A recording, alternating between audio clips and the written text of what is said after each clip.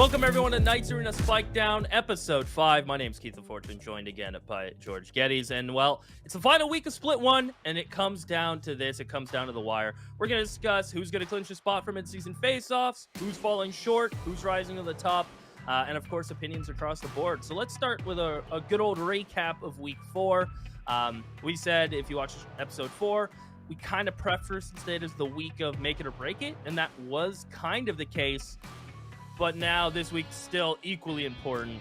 Let's start with the Wednesday matches. We had M80 beating Disguised, and then we had TSM beating OR. I believe those were also our predictions. So, woo! Yeah, I think it's because that day was like the easiest to predict kind of thing. Because I feel like the other days, I feel like we kind of disagreed on some things. Yeah. But I feel like that day was like, yeah, like come on. I feel like this is pretty obvious here. I think TSM always kind of would have the upper hand over War Esports, and then M80 obviously are M80, so I think them taking a win over Disguise doesn't really, shock anyone. It's the other days, man. The other days, I feel like I was right on one of them. Which one did you get right? Was it the Turtle Troop G2? I think it was either G2 Turtle Troop or Shopify Moist. I'm pretty sure I chose either TT or Moist for one. I can't remember which one it was, but I'm pretty sure I got one of those right. So I'm quite happy with myself with that one. So I think, speaking of G2, so Thursday was G2 Turtle Troop, the Guard Mad Lions. The Guard Mad Lions one was an easy Fred. Turtle Troop G2. I think you said Turtle Troop. I copped out one G2. And then for Friday was Shopify, Moist, FaZe, Oxygen. I think I took Moist and you took Shopify. Maybe. I think I said something about it's Moist game to win. The pressure's on. They need a win. And FaZe, Oxygen. I mean, did either of us pick Oxygen? I don't think so. I can't remember. I'm not sure. I don't think so. I'm not sure. But I mean, so obviously a very what a crazy victory. week, right? Yeah, Oxygen 100%. win, Moist Moguls win. I mean, what a week. And it creates such an awkward situation where, like, Group B is locked. We have our 4 teams. We know who's making it to the mid-season face-off. Group A, which at the start of the season, you would go, Group A is, it's going to be easy-ish. It should be okay. Group B, I mean, it could be some upsets. But it seems like the story now is Group A is madness. Group B is locked. And now we're kind of looking at what's going to happen here. Because we said Shopify needs a win. Moist Moguls needs a win. But Shopify should win, and I mean, they fell short. What a crazy week, and what was your biggest takeaway from last week, really? Honestly, I think Turtle Troop actually really surprised me with how well they've been playing. Because I think before, we kind of mentioned about how they're kind of going through this bit of a honeymoon period. The introductions of the new players, especially Tig, I think has been incredible. I've always thought that Tig was a great player. I remember I was speaking to Vanity, actually, and Vanity was like, yeah, Tig is like, I think he was on like Luminosity at the time. I can't remember exactly, but yeah, he was telling me about how Tig is one of these players that you should look out for. So yeah, very impressed with Turtle Troop. Obviously disappointing for G2. Very much but so. Yeah, I mean, they kind of had that spot locked down anyway, but still, it's not great when you kind of lose to a team like Turtle Troop. But I guess you could make the argument that, they're coming off kind of like a back-to-back victory, that kind of thing, and they're kind of finding their form, bringing in new players, and I guess I think they look like a completely different team, really. Absolutely. Because when I was watching them, I was like, oh damn, like this team's actually pretty, like they're pretty what's the word, like close knit. Like they actually feel like they have a game plan. So, really are a unit. And to add to your Tig points, second in rating for the week, second in ACS, second in ADR, and second in KPR. So he is he was the highest rated initiator, the second highest rated player all of last week, and I think a win over G2 will prove that. And I guess my biggest, I mean, if I could pick 2, I don't know if that's cheating. I mean, but we make the rules. The Friday matches, Moist Mo is beating Shopify. Shopify continuing this downward spiral, just lacking across the board, and Oxygen just demolishing FaZe in a really cool, fun series to watch. If there's any match to go back and watch, it's Friday's games, I would say, if I could pick 2. What a really fun day. And then that sets up this week perfectly. So I can't wait. And let's talk tweet time. Let's jump into some tweets. We asked the community for some tweets, and did they deliver? And of course, we're just talking about them. G2, they asked who's the best team in challengers right now, and why is it G2? Well, you know, we might have been inclined to agree episode 2, episode 3. After week 4, it's clearly M80 who's the best team. Yeah, it's right pretty now, arguable now, I have to say. Yeah. I don't know. I don't know if I don't know about that one. G2, it's like, again, I still kind of have this like idea in my mind that G2 are still kind of up there with M80, and it's like pretty difficult to decide which is better. And I think right now, if you go off of form, then yeah, obviously M80 is looking better. But I always kind of factor in as I mentioned last week, the fact that G2 has these players that are known to actually perform when the going gets tough. You know what I mean? Like they kind of have this, you know, they have winners. That's just what it comes down to. They have winners on the team. Winners win, losers lose. And it's like, you know, they've kind of got these players, and I think that definitely helps them. Whether they're the best team right now, in terms of form, no, it's M80. But again, I'm still kind of holding off that I feel like they will perform quite well in the face-off. It's just whether M80, when the pressure's on, will they be able to deliver performances? And I think I don't really have that worry with G2, but I kind of do with M80, if that makes sense. So, yeah. I mean, I can't blame you for having that, but it's just going to throw this out there and see if it lands. G2, only +6 in round differential with a 3-1 record, which means a lot of their matches have been really, really close. They're 6 out of 4 maps, so 6 wins, 4 losses in their series, and 4 maps. Meanwhile, M80, 8-1. The only map they've ever lost has been to OR so far, and they're +60 in round differential. So they are dominating their group. For sure. And I guess to your point, until the midseason playoffs, right? Until the midseason face-off, until playoffs, can M80 hang when the pressure gets higher? That's ultimately the question that kind of looms over top, and that defines a team that's the best in challengers, really. And the next one in from Patrick Climb. What player is the most overlooked in the challenger scene at this time? I mean, man, there's so many players. It's so hard, right? Like, it's so difficult. So it's such a good question, because it's like you kind of don't really want to mention somebody that is kind of putting up those, because it would be so easy for us to go like, oh, like EU, Nismo, Koala, like Tig even now. Like, there's just so many like players that you could kind of say don't really get that kind of recognition. I do have one in mind though, and I will go with Tex actually on this one.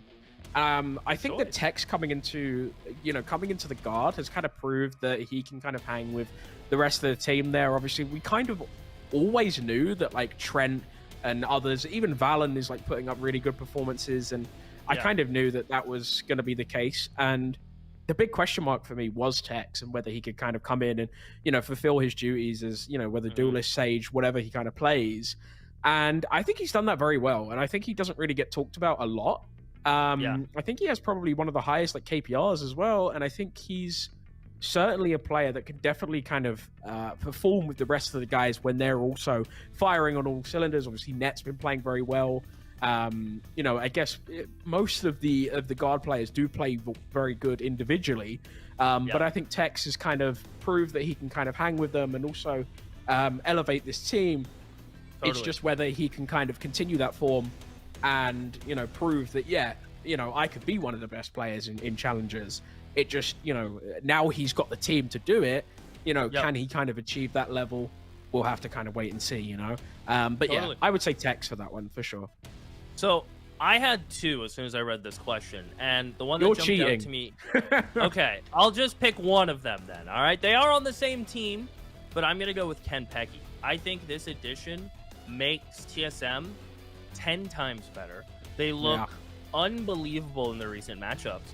And I mean, realistically, if you want to jump into it, he led with Nature, the 2 newest additions to TSM, who was my other option, I'm just saying. But Kempeki went +4, 33 assists. He is an absolute monster on Initiator right now, sharing that responsibility with Nature. Kempeki's kind of like a flex. Initiator, Nature's the Viper, and plays Sova Fade. And that duo has been unreal. And I think Kempeki, we kind of harped on it a little bit, like, why Kempeki? Where did this come from? There's other options. Oh, yeah. And I think he has proven that he fits in the TSM system. He's leading by example in how he's playing. He was a big reason they beat the guard. And I think we're going to continue to see the upward trend of Kempeki if he can continue this form. Again, we've talked about Turtle Troop in a honeymoon phase. Is this the same situation? Possibly, but I think Kenpeki is one to really look out for moving forward, and definitely not talked about enough.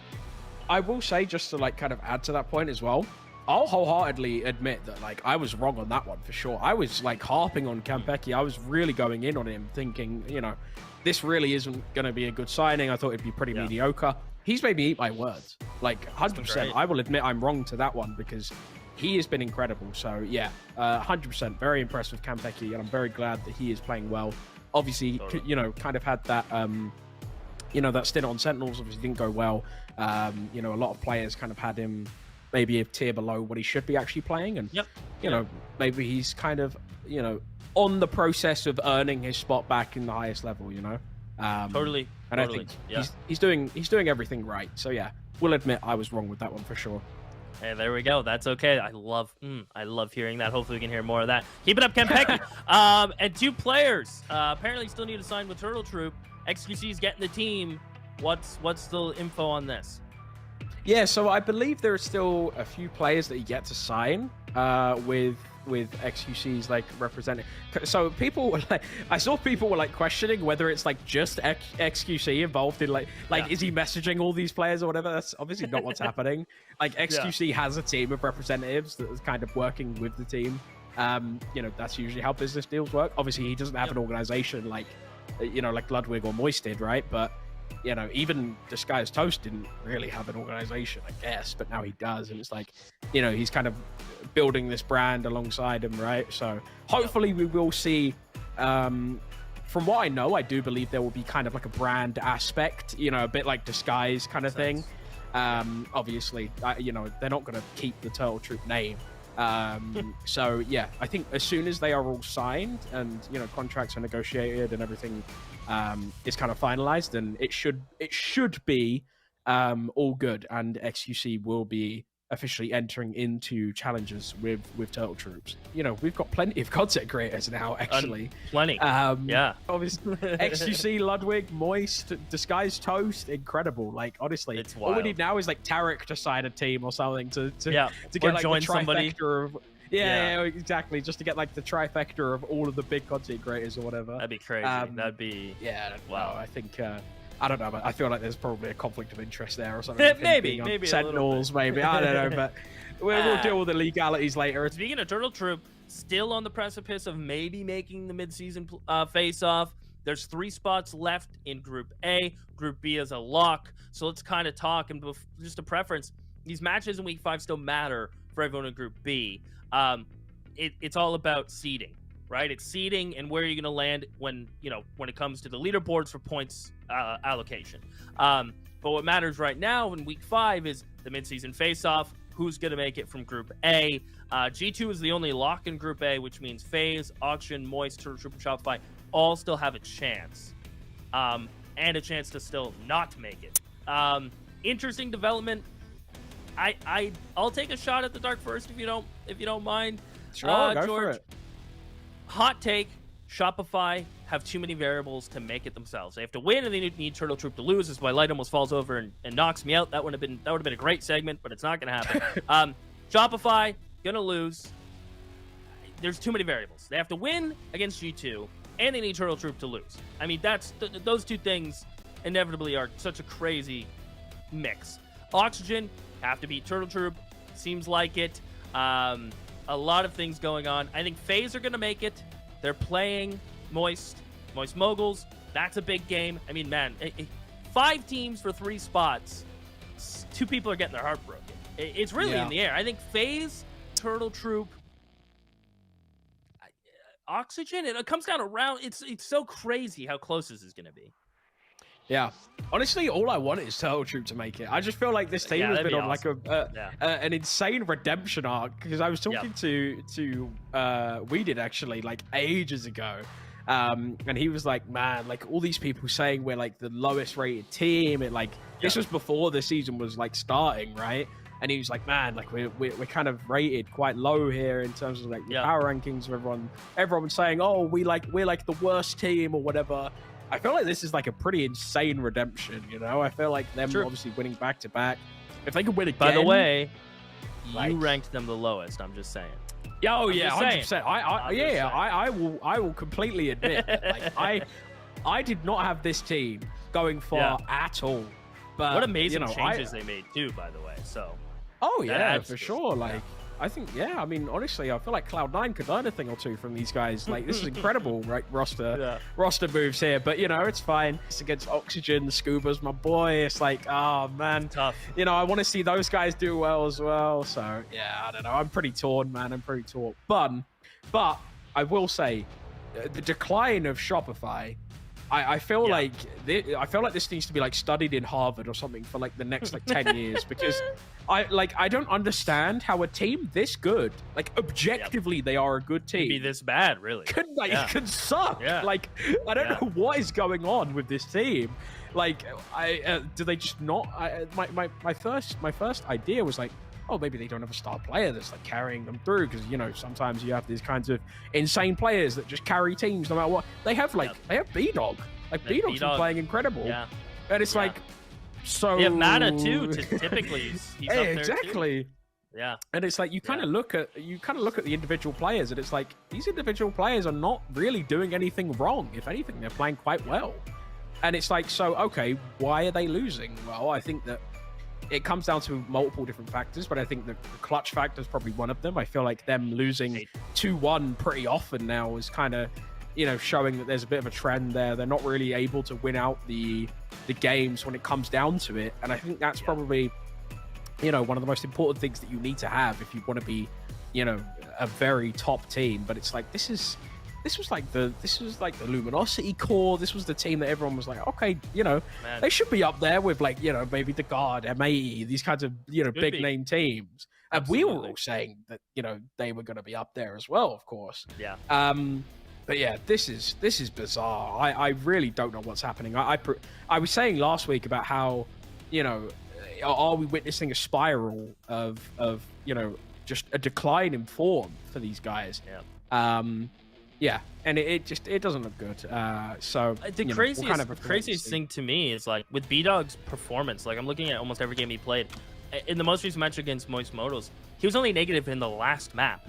And I'm looking at his first kill, first death, 5-4 on Lotus, which is the third map. He was 8-2 first kill, first death on Fracture, the second map, and the first map he was 6-3. So they're getting the first picks and losing rounds and unable to close out rounds when they have man advantage or in retake certain situations. It's almost like your fundamentals are losing. I don't think it's a skill question. It's you're falling apart at the core. Like, you're not a team. If you're, I want to look at the stats. Like, how many 5vx's have they lost? Like, it must be way too absurd. And it blows my mind how close that series was, and in my opinion, shouldn't have been. I mean, this week it's do or die for them. Are you making the mid-season face-off or not? It's kind of like step up or don't, really, for them, and we'll see if they continue to spiral down. Because I mean, man, they have the talent. They just really need to maybe revitalize, look over some comps, really figure some things out. They're definitely looking down, not out, but really looking down. And that leads us into week 5. I mean, what a crazy week we've set ourselves up for. We'll start with Wednesday. We have TSM Disguised, the Guard M80, the match we've been waiting for, because we finally get to answer that question. At least it's a little teaser. We might see in the mid-season face-off again, but it's a little bit of a teaser of who is the best team in Challengers. Is it the Guard? Is it M80? I'm taking out TSM out of the equation because the Guard and G2 are playing, so right. I don't know if G2 would have something to say about that one. That's true. That's true. But the Guard M80, TSM Disguised. I mean, look, Disguised making roster change. Exalt is gone, right? You have Riku coming in the 6-man. By the way, so bizarre. Odd situation. I mean, shout out to Exalt being very humble in the whole situation, saying, it was mutual, we just couldn't see eye to eye, and, I'm going to go my way, and I'm going to prove I want it, and I'm hungry, and they're going to do their thing, and I respect it. So he's handling the situation like a true professional. But now they're in a situation where they've made the mid-season face-off, they have one more game to play, and it's Riku's chance. He's been around, multiple FPS titles, always playing at a decent level. Now finally has a chance to prove himself. I don't know if that's going to be enough to get over the TSM hump. I want them to. You know what? I'm going to do it. I'm taking the Skies over TSM. I'm saying it right now. Sorry, Kenpecky. I got to go with my boys. I got to take some hot takes. The Skies over TSM. The guard M80. I mean, what a wild one to pick, too. I'm going M80. I rest my case. Okay, I mean, saying like M80 over the guard, I think is pretty fair. Okay. You don't like what these guys I think TSM 2-0 them, to be honest, but I think that's way too wild. I don't know, man. I think TSM 2-0 them, to be honest. Like, I don't know about that one. That looks pretty cut and dry for me. But yeah, the guard M80 is going to be the one that everyone's going to be like, okay, like, you know, we're kind of going to see who's the best here. So absolutely, yeah. That's kind of the one. And then Thursday, OR Mad Lions, the 04 brothers face each other. I'm pretty sure they're both 04. They are. So somebody's getting a win. Somebody is putting a win on the board. And then FaZe Clan and Moist Moguls. OR Mad Lions, I have to lean towards OR. I think they've shown more consistency, more growth in their matches. Mad Lions, they've looked the same. They made a roster change. They still look the same. I have to go OR. FaZe Clan Moist Moguls, I mean, man, that's a tough one for me. I'm gonna have to go Moist Moguls. I feel like I've always rooted against FaZe Clan, but it's, to me, FaZe, again, it's Baby Bay, go get a kill, coin flip, throw utility for them. They win the round or lose the round based on how that works, and it's crazy that still seems to be their biggest approach is, okay, can Baby Bay open this round for us? Yes, no. If no, okay, we have to mid-round and come back sometimes from a man disadvantage. It's just, I feel like I'm watching the same round play out almost every time. Yeah, I mean, Poised has been fragging, though. Fair play to him. He's been owning. That is true. So, that is true. But yeah, it's like OR Esports versus, like, or OR Esports, sorry, like, against Mad. I think that matchup is basically just to see who could put, like, the opponent to sleep first, to be honest. I feel like they both looked absolutely woeful. And then honestly, I don't even know who's gonna. Honestly, I wouldn't be surprised if it ends in like a draw after like overtime or whatever. Like they're 40-40 and they're like, can we just? Yeah, it's like, okay, guys, we'll be done here. We'll be done. It's fine. FaZe Moist. Honestly, I'll probably say Moist. I feel like, oh god, it's. I will never get over that name. But I feel like Moist Moguls will probably win that one. I think. Yeah. You know, with the loss to Oxygen, it's like, you know, our FaZe really gonna be that good. So, I think Moist. I think they'll take that one, to be honest. I think it'll be close, but I think they'll win, yeah. Yeah, and then let's talk about Friday. Turtle Troop, Oxygen, G2, Shopify. Shopify has to win. Turtle Troop need to lose for Shopify. Man, that Friday is going to be spicy. Turtle Troop, Oxygen, I'm going to go Turtle Troop. I think they're looking unreal. Tig's playing out of his mind. Adder's back consistently practicing with them. That team has a lot going for them. Do not play them on Fracture, or you will get rolled. By the way, Jet making a reappearance for a lot of these teams on Fracture, generally not a Jet map. Generally a Raze heavy map, and we're starting to see Neon, the Jet. We're starting to see a bit of a shift up again. So it's interesting to kind of start to see that shift, and I think Turtle Troops are really pushing. They're playing Sky on Fracture. People are like, what's going on here? It's a cool comp. Don't play them on that map. I'm taking Turtle Troop over Oxygen. The vetoes, I think, are going to just favor Turtle Troop. And that unknown entity and flare they still have. And then G2 Shopify, I mean, man, Shopify have to win and G2 don't. That's ultimately how it is. Like, G2 are kind of chilling. So what are we going to see from G2? They want a good seed, obviously. They want to make sure they get second or third so they can get the most challenger points. I have to go G2, though, based on everything you said about Shopify today. Yeah, I think I'm going to go G2 as well. I think G2 have just looked good. I think it just kind of comes down to these kinds of matches where it's like towards the end of the season, or I guess the split, and it's like, oh, you know, will they kind of take their foot off the gas and they don't really I wouldn't say they don't care as much, but it's like they don't really kind of give it their all as they would if they were kind of down and out, you know what I mean? So I don't know, maybe Shopify could take it. I mean, obviously they need to, but I'm not sure. I feel like it's just, I don't know. Actually, you know what? I'll go Shopify. I think Shopify may be able to take it. I think G2 will take their foot off the gas, and I think Shopify will be able to take it. But Turtle Troop Oxygen, I don't know, man. It's like, I feel like Oxygen are like, they're just this team where it's like, I feel like they do have what it takes to be good, but it's like then they lose to like a bad team. It's like, oh, man. Yeah. I don't know. I'll go Turtle Troop on that one. I'll go Turtle Troop. I'm going to rep the boys on that one. Welcome. I think that they'll probably take it. So yeah, perfect. I feel so bad for my boy Scuba. I feel like I talk about him every episode. No recognition, by the way. I don't think I've ever spoke to Scuba in my life, but it's like I'll still harp on him. I still think he's great. Yeah, no, he is goated. I mean, what can you say? Well, everybody, that's the show. Thank you so much for watching Knights Arena Spike Down. Follow Knights Arena on all their socials, Twitter and YouTube, to stay up to date on everything Challengers. And the most important games of Split 1 are coming up soon. You won't want to miss them.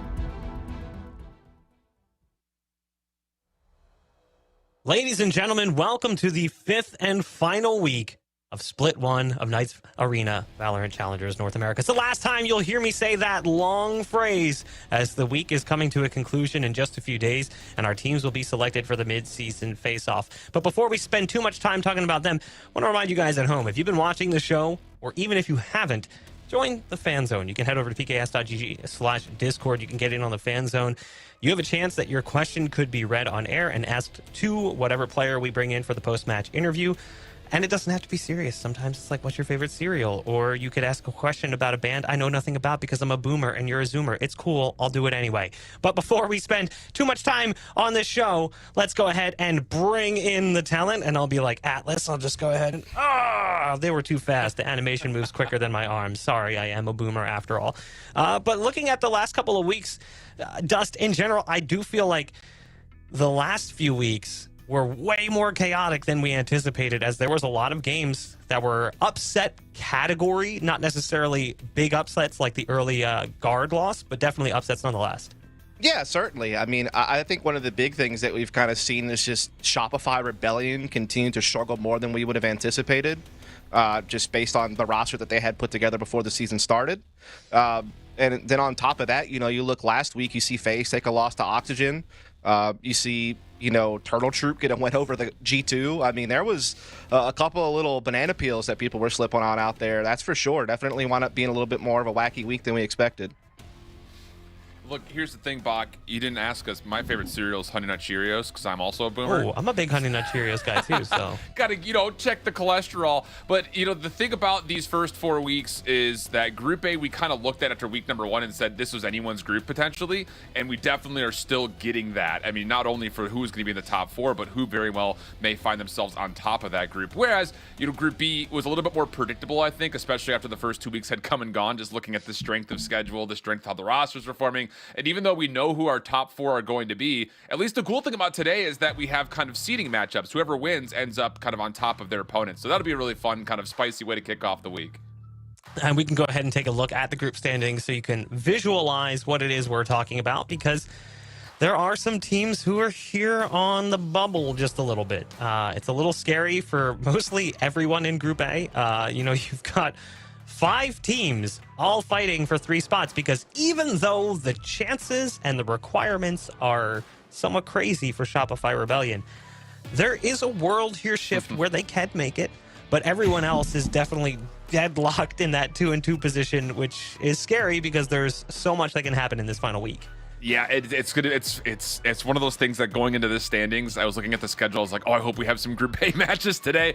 Unfortunately, we do not, but just means that, hey, tomorrow, day after, it's going to get unreal when it comes to trying to figure out who's going to get out of this A group. And like Dust was mentioning kind of briefly at the top of the show, the fact that Turtle Troop beat G2 now all of a sudden makes this group a total question mark, because you have a lot of Team 8 beat Team B, but Team B beat Team C, but Team C also beat Team A. So it's like this whole world of wackiness when it comes to possible tiebreaker situations. And yeah, it's definitely one of those weeks that you come into your final matchup in Group A and say, it's a must win. You have to have it. Yeah, I mean, basically just to simplify it without getting into the weeds, because I'm sure we'll do that more and more throughout the week as we actually start covering some of these teams, but just to kind of help everyone out at home, basically everyone in Group A controls their own destiny except for Shopify Rebellion. Like, not only do they need to get a win this week, they also need some other things to go their way with some of the other teams in order to get out. But as far as Oxygen, Moist, and Turtle Troop go, they all control their own fate, whether or not they make it to the mid-season face-off or not. Same with FaZe. G2 pretty much already has that locked in. And then you look over at Group B, and basically everyone's already locked in already as far as the mid-season face-off goes. I mean, Mad Lions and OR Esports go on 0-4. They're out of it, obviously. And basically, M80's already secured themselves #1 in the split, and the Guard has pretty much already secured themselves as #2 in the split.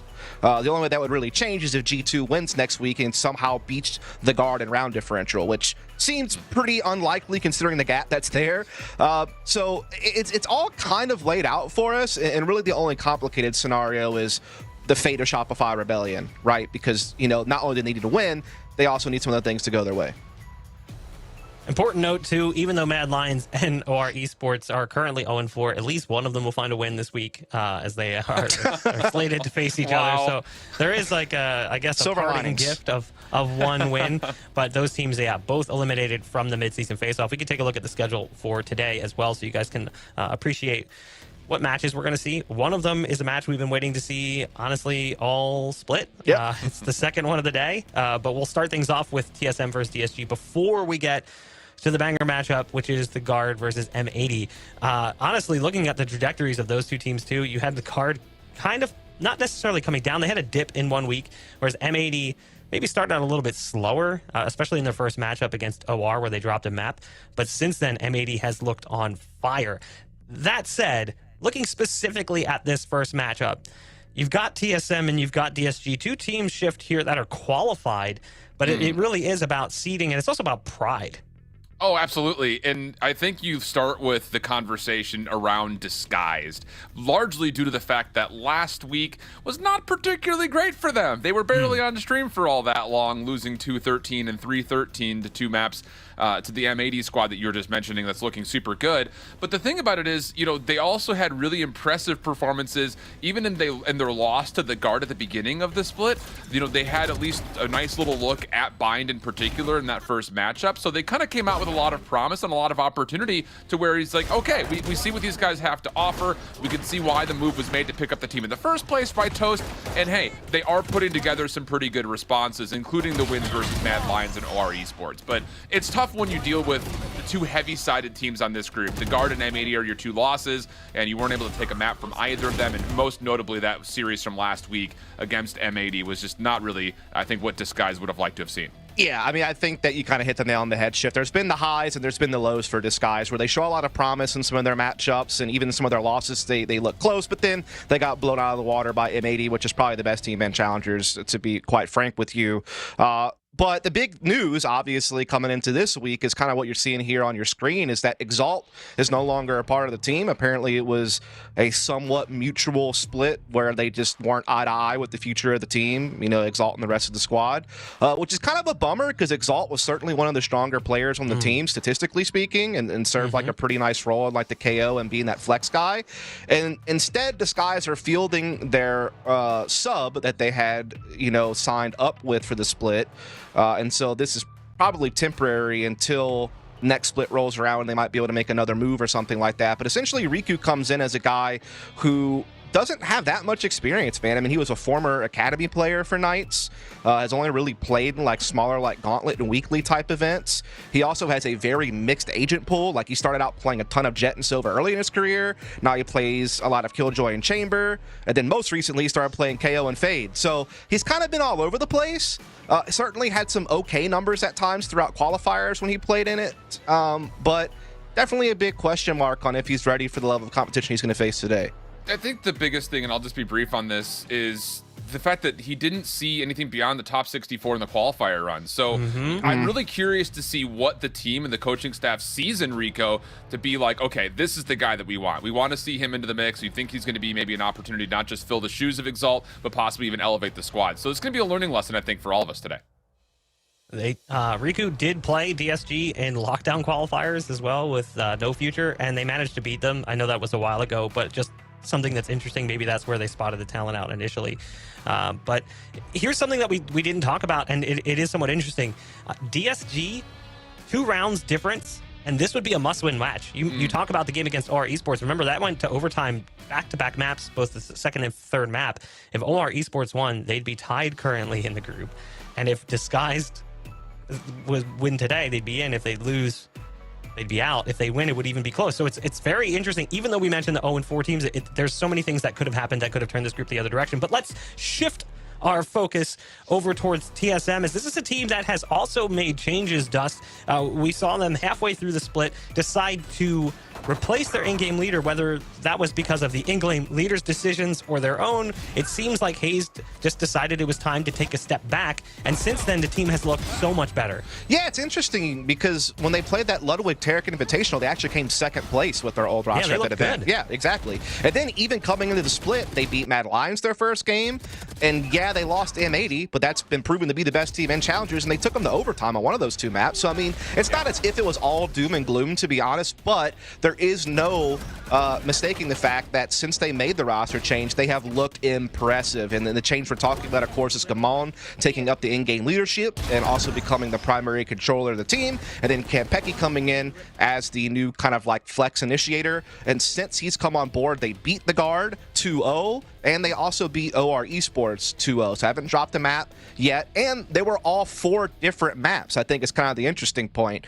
So showing some diversity in their map pool. And Campeki, I mean, the stats speak for themselves. He's been spectacular since he's joined the team.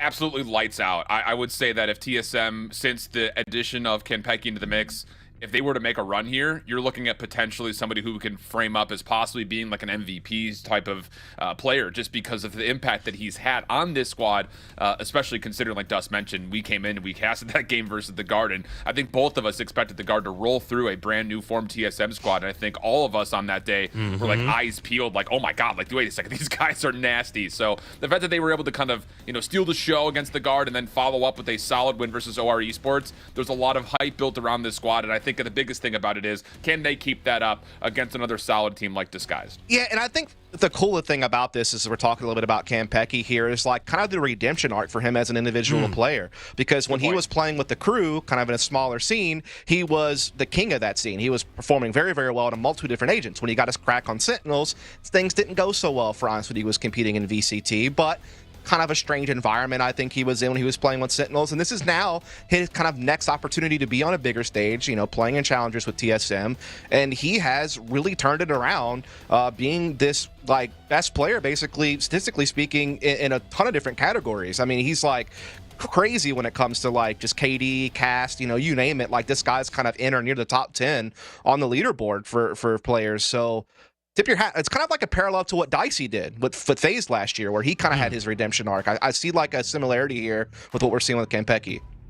Yeah, I mean, 2 teams made mid-split moves, and two teams that had successful mid-split moves. I would say it's Turtle Troop, who brought in Tig and Mame. Tig is playing fantastic. Campeki also playing really well for TSM. But enough about that. We did have a chance to sit down and talk to the players about this matchup and what it means and the importance of what many might just call a seeding match. Let's take a look.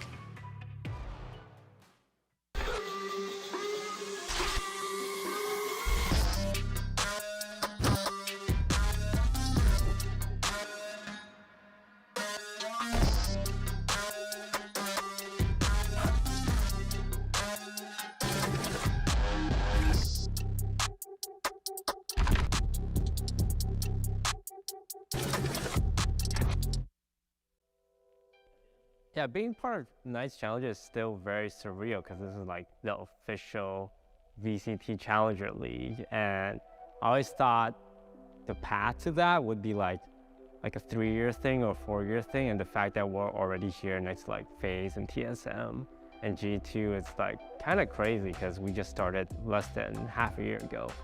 And yeah, just very surreal, humbling, and exciting. Well, obviously, it means a lot to me, like the playing challengers, because you need to. I mean, you have to work your butt off to like actually make it the franchise. Like you want to make it this way. But yeah, it's been like I've played MDL like a lot in CS, and it's just you gotta grind. You gotta be like the best team to make it, which is like you can't like mess up. You gotta give your all for a couple months, and I like that. I feel blessed to be able to focus on that. Since I'm on under org and stuff, you can just focus on winning, which is, I mean, that's what you want to do, right? Just focus on winning. I'm still getting used to the whole like esports thing. You know, I'm really new. I'm 17. I'm really new to like the whole just having the camera in my face or just play a game professionally. And it's been like 2 years now, but like I don't know, every single time I do like something like this, it just feels surreal. It doesn't like feel like, I don't know, it feels like a dream. On their team, like on DSG, I would probably look for Ziff more. I think Ziff has like that type of like game that you can take over to like, be more of the defense maker. I feel like they're like consistent, like player-wise. I feel like they're all like really like mechanically they're good players. I feel like they're pretty even out. Really, there's no like one player to look out for. I feel like you're gonna be playing slower against these kind of teams. You kind of have to like read their game plan very early on, because like if we just kind of do our own stuff and like realize it's not working and like just continue to keep doing it, you can lose 6-7 rounds like really fast. So I feel like you have to first figure out like what their plan is, and then you have to figure out how to beat that plan. And that's just the GSG, bro. We should play Among Us soon, bro. You know, get toasting. Josh, you better like try to not tilt too much, because it might be a little tilter whenever Korean 7s tell you like in the dumbest ways, and it's just don't get too tilted. You'll be fine. My message to all the other teams, please don't beat us. Like, I know you ask my players like which team they're afraid of, and their answer is always like, oh, we're not afraid of anyone. My answer is like, I'm afraid of everyone. It's like, or esports, Turtle Troops, like anyone we meet, I'm like, please don't beat us. So yeah, that's my message. An important message, no less, but still interesting to hear from both players and I guess technically owner. It's a weird position to find yourself in as a content creator who also owns a team, because I'm sure that's not really how they see it, but they are, but they're not. It's an interesting dynamic, to say the least. But as we get ready to look at our map picks and bans, one of the things we've been asking ourselves all split long is, who are the teams that are going to expand their map pool into the further reaches of Valorant space? Because we've now got this improved or expanded map pool, improved depending on who you ask, Shift, and we've now included maps like Lotus and the new, technically new Split, but still feels very much like the old Split. Yeah, depending on who you ask. Let's make sure we mention that again real hard. No, I think, you know, Dust brought up a really solid point, thinking over the fact that you've got TSM since the move, since the little break. They've now showcased the ability to play 4 different maps in the span of 2 weeks. This time, though, they will go back over to Lotus. This was one of the maps that really opened up our eyes to TSM's potential when they played up against the Guard. 13-7 win there with 8 really good looks on attack that they were able to take away. So I definitely appreciate the pick when it comes to them getting back onto a map that they looked really good on. Whereas for Disguised, going over to Ascent is a bit of a surprise. Have not played a lot of it, and when they did, it was during week 1. They kind of got beat up on it. So hopefully we'll see something new here from Disguised. I'll actually counter that a little bit. I'm not too surprised by the Ascent pick, just simply because it's like a personal comfort map. Like, while they haven't always beaten the best competition on the map, it was huge for them throughout the qualification process, right?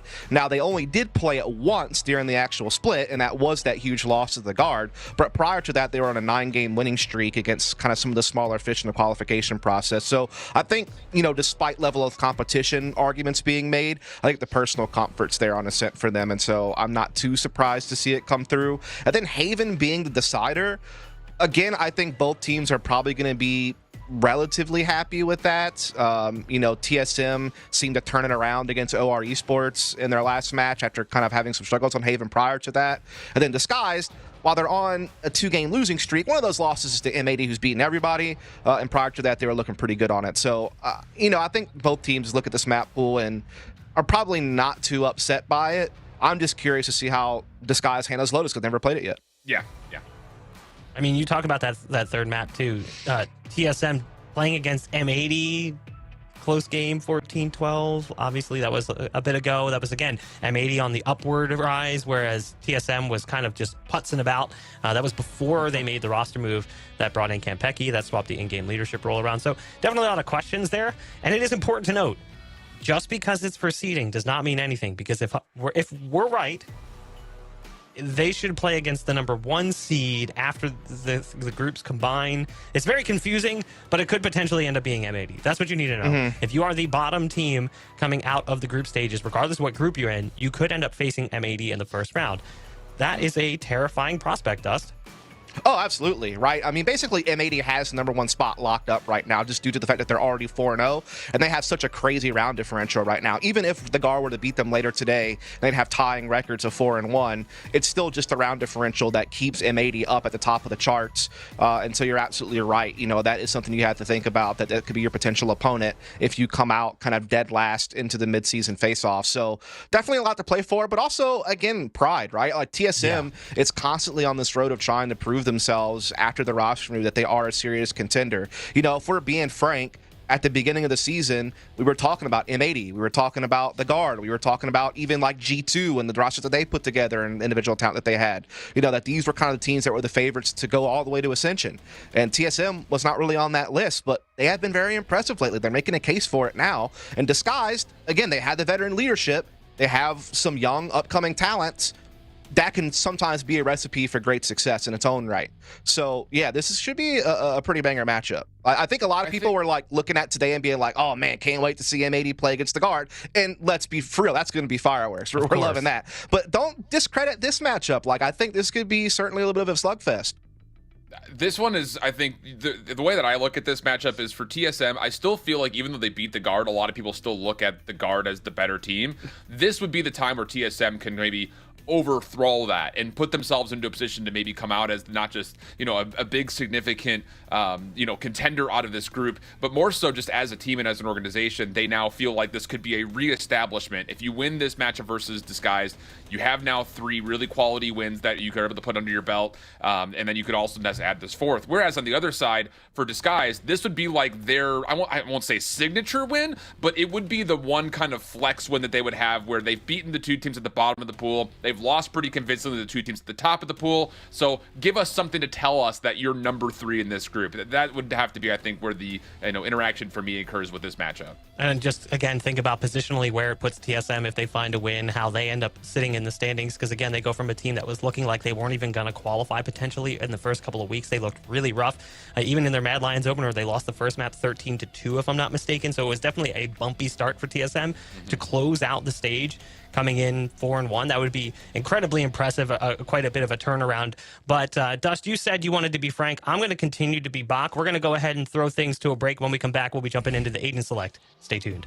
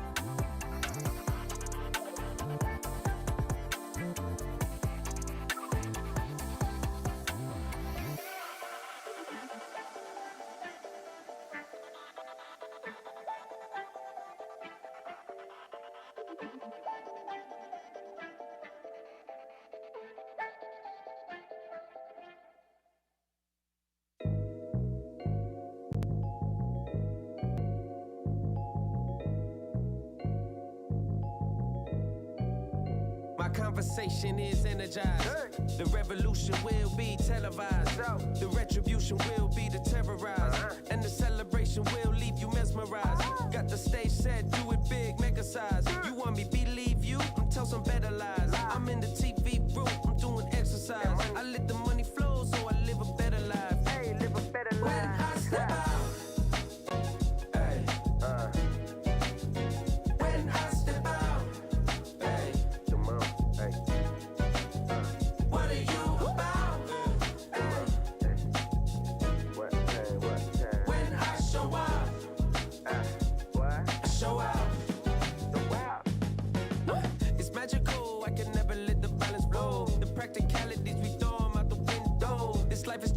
But I set the tempo. I got a grip on the day that I let go. Ooh, it's so simple. Don't be so vengeful. Keep up the mystery, keep it suspenseful. Roll with the vets and watch what the vets do. Cause one day they gon' respect you. When I step out. Hey, come on. When I step out. Hey, come on. Hey, what are you about?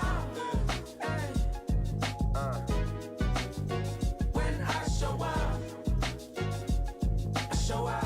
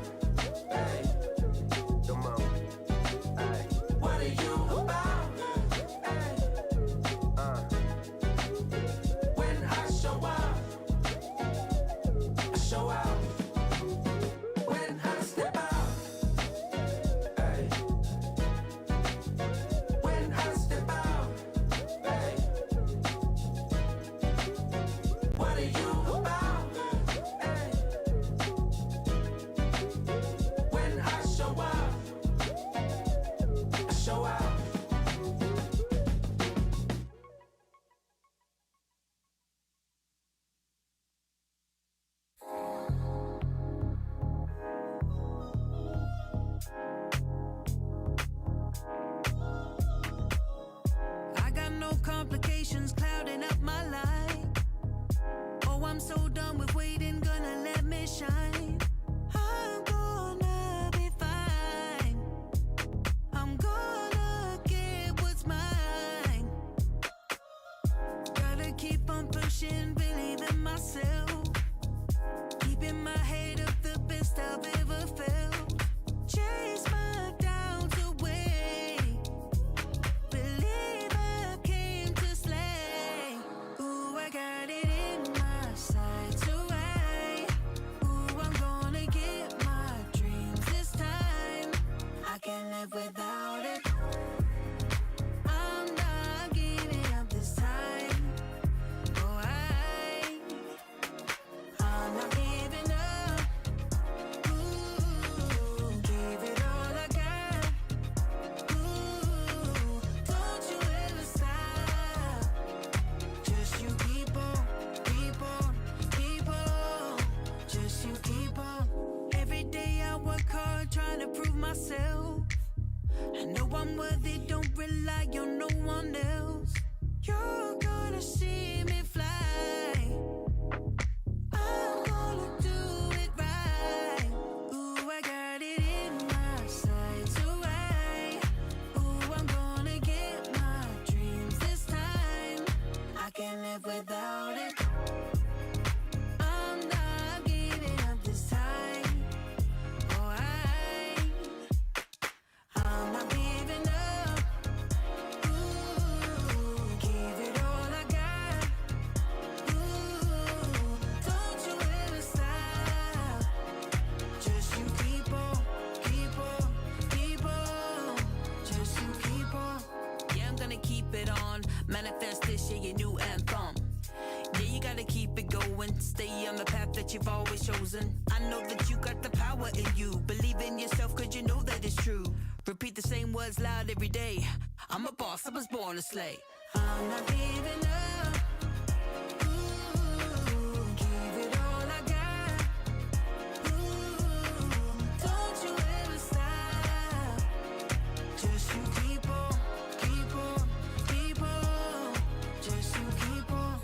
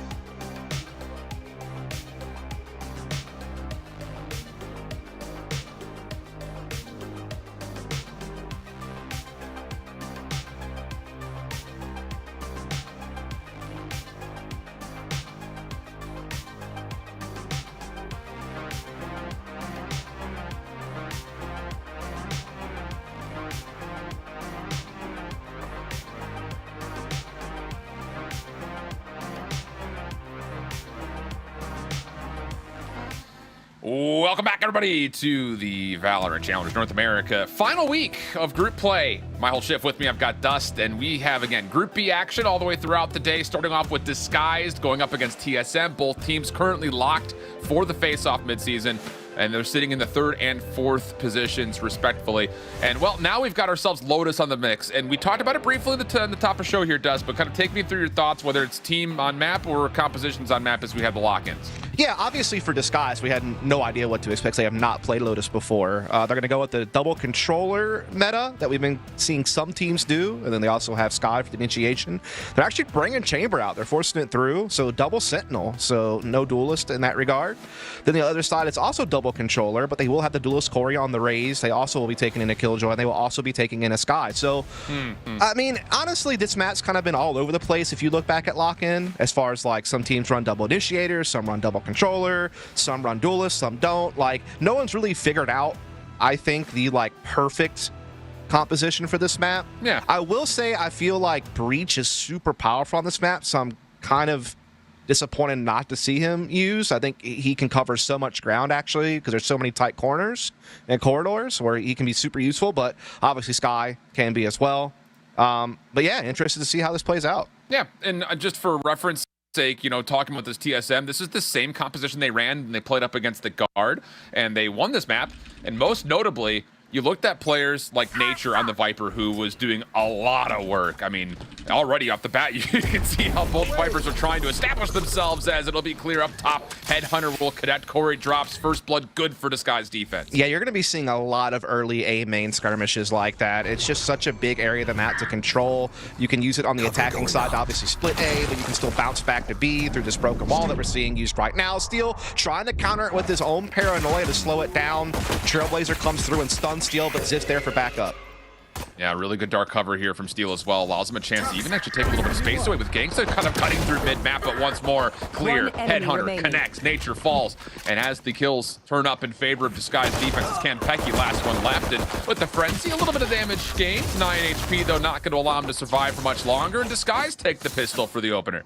Yeah, they really do, and it just comes off the back of the fact that they get an early pick to kick things off. TSM tries to scramble back to B, but a really good counterplay from Steel and Ziff to really kind of hold that down, swat them back towards the A side, where the rest of Disguise are ready to go, including Clear, who picks up a second frag.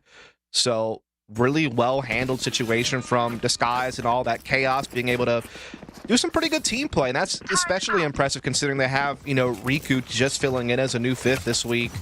You know, probably didn't have a whole lot of time to practice with them, especially on a map they haven't played an official on yet, this, you know, being Lotus. So crazy stuff. It's Gangsta. You know, he gets a little bit of one for free there. Yeah, again, these walls that we're going to see from the Vipers are going to allow for a lot of pre-fires. We saw that from TSM's perspective on the guard a couple weeks ago.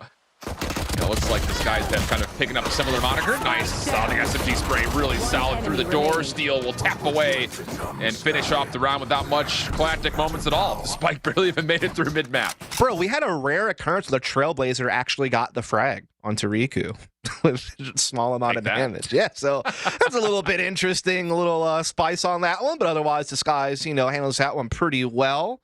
Gangsta getting a couple of big frags there, so up 2-0, now on to their bonus, though it's a pretty hefty one. You got the Guardian for Steel, got the Vandal for Clear. Sheriff only, though, for Riku, so that is going to be a little bit of a setback, as we're going to see some aggression here from Disguise on the C side. Yeah, they look like they want to move really quickly. Actually, it's just a sentry turret initially. That will be instantly deleted. Steel throwing out dark cover, and the double stack close for Disguise will be helped by way of the Paranoia, which does actually connect, but DSM were not at the front door. They were a little bit beyond it, and from the top of Mound, no problem for those ARs to lock things up, no worries, leaving Clear by himself for a 1v5. I mean, that's just such a wide area for a Paranoia. Yeah. I mean, it's only going to cover like a subsection of C main, and so there's going to be one whole side that's completely unfazed, and DSM really reap the benefits of that fact, as they're going to go ahead and take it. So I like the idea from Disguise, but again, you're just not covering enough ground with that Paranoia to be able to bank on it. You need, I think, like a true flash to have a safe peek there. And so there you go. The timing is also a bit weird on that peak. You know, just knowing that you've got essentially just a dark cover down, you have Corey on the other side who hits a really nice paint shells in that archway. It almost feels like if DSG were going to try to pull that off, you wait for a little bit of that offensive utility to try to catch them a little closer to the archway. But sure, small things early, not a big deal.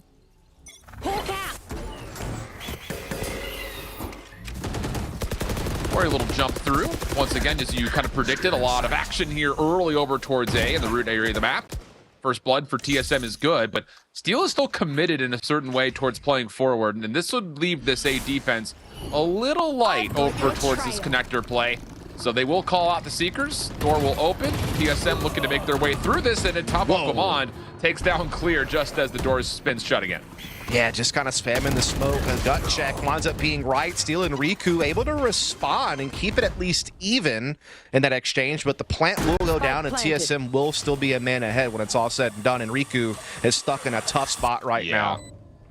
You've also got a long flank from 7 on the way, so the defense need to find these kills quickly if they want to have a chance, and well, they find absolutely nothing. Clean from TSM 2 rounds in a row, punishing in the last round, and then here just playing a little bit more discipline, and again, like we continue to mention, maybe a little bit of luck spamming through these toxic screens and smokes. Yeah, absolutely. I mean, there's a couple of spots that you just know that someone could be standing. You might as well give it a try, and luckily Gamon finds it, but also Riku getting stuck on that corner is always tough. Like, that drop position is basically just death asking for it if you fall down defensively for the retake and you don't have some way to get yourself out with support utility. Kind of just allows TSM to pin him there and have no trouble. So we're going to see a fast attack from TSM here on A with the satchels. Just pistols for DSG. Feeling things out just a touch early, as TSM still try to work their way over towards C lobby. Yeah, this is another aggressive play from Disguise. They force their way in towards Mountain. This sentry turret's actually getting a lot of damage in on those aggressors. So call it a 6v3 right there for a moment on that side of the map. Riku now by themselves through mid-map. That's not bad. One tap headshot, spike down. maybe a chance for a couple of more, but TSM will get their numbers stacked up. Riku's hoping for an orb, but the timing wasn't what I would call spectacular, and 7 will walk away with 3. Yeah, those two guys weren't letting them have that orb, that's for darn sure. And TSM's winning these rounds clean, which is exactly what you need to be doing in these anti-ecos. They only lost 1 player there. The round prior, they only lost 2, so they're building up their credits pretty nicely. They also come into this round with the only ult on the table, though I will say there are like 4 people from Disguise that are 1 orb away from ult, so definitely could have them come into play here if they're able to get a frag or collect an orb off the map. So you are going to see TSM once again loading up for some pretty early C pressure, while TSM, or excuse me, the Disguise looking for that A press again. Yeah, this is a different setup this time around for Disguise on their full purchase. You've got Clear with the operator in hand. You'll use that to kind of watch mid link, and then all of Riku and their utility will be stacked over towards that C bend area. So this is a lot of trust that the new guy up can handle the pressure of TSM if it does come that direction, which the lockdown will give us at least some insinuation that it should be. But look at the defense, already kind of not just stretched in towards C, but you've got a long flank on the way from Steel. This could technically collapse, pending, of course, that TSM don't get a clean plant here. Yeah, I mean, this is your classic 5-on-5 situation, but the Viper's Pit is going to go down. Steel, though, has his flank work. He catches Gamal over at C mounts. That gives them every angle of attack possible to get back into this. But again, that Viper's Pit is down. There's a turret up. It's still going to be tough for DSG to find a way in this. The Trailblazer actually doesn't quite see 7. Does connect at the end of it. That allows at least a trade to come out. But Kanpeki still locking things up. And it's just not all that clean, is it? Nature still holding inside of his own smoke. Although Zip is able to turn the tides just a touch here, but Nature still alive and well inside of the green mist. Leaves Zip by himself. 1v2, flashed in this attempt.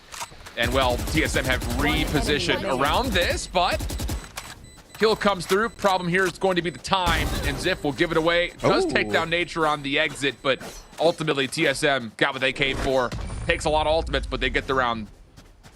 Yeah, I mean, the lockdown at C is pretty powerful. It basically covers the entire site and the majority of Waterfall, and a lot of back calls as well. So it really forces the defense back, gives you a lot of breathing room to work with on the attacking side. The one thing going for Disguise with Steel was able to get the flank off on Gamond at C to give him man advantage, but again, you're still contending against that Viper's Pit, you know, trying to use their Trailblazer and flashes to burn through it, but just could not find it. TSM hold firm. Now they go up 4-2, but now they're up against 4 ults from DSG, as well as pretty much a full buy, right? Because Clear is going to be able to get the Tour de Force out. Yeah, 100%. Oh, and how about the quick play from Corey? Just darts right through mid, shuts down the potential threat of the Viper's Pit in the showstopper counter. DSM now looking to stay aggressive. 7 holding down the trigger, but turned away. DSG fight back. Numbers now with them. 4v3 as the spike is planted just in the top side of B, and TSM are looking to go greedy. Pushing through, trying to get into the defensive spawn, where they're met by the Tour de Force with a little extra help. Now Kanpeki, 1v3. Overgrowth is here. Footsteps come out, but Steel still catches Kanpeki by surprise, and the retake is good. Yeah, just lost a little bit too much after that initial pick. Sure, great move by Corey to get the Viper's Pit down, get the instant 5-on-4 for a spike plan on B, but everything else crumbled from that point forward for TSM. Steel gets the frag onto 7 over at A, and I don't mind TSM trying to press into back calls. If you stay inside B site, you're gonna just kind of get pigeonholed there. So they try to extend out. Not a bad trade initially, but Kanpeki still gets stuck in a tough 1 versus 3 at the end, so couldn't really expect much, but full buys are still back for both teams. Riku, though, still has that lockdown for retake. Both Omens had their ults coming into this as well. Really paranoia on their way around through mid. Flash is gonna follow, and TSM, they just have better overall execution with the utility, don't they? DSG just a little bit caught. Shadows. You saw how many players were affected by flashes. So now a 5v2 very quickly after the opening A skirmish. That's just one of those situations where Clear, I just feel like the inexperience kind of hits him a bit. He's just seen by so many angles when he's perched up with that operator. He just has way too much to worry about at once, and so he can't really pick a target, can't really pick an angle to hold. And so he gets cleared out pretty quickly due to just the overwhelming numbers TSM launched out at A. Kind of won the utility battle in that regard, I guess. And that's something that Clear just has to kind of learn. Like, sometimes you just have to give it up. You know, when you're exposed to that many angles and they're already out, you're taking a big risk by staying perched up there.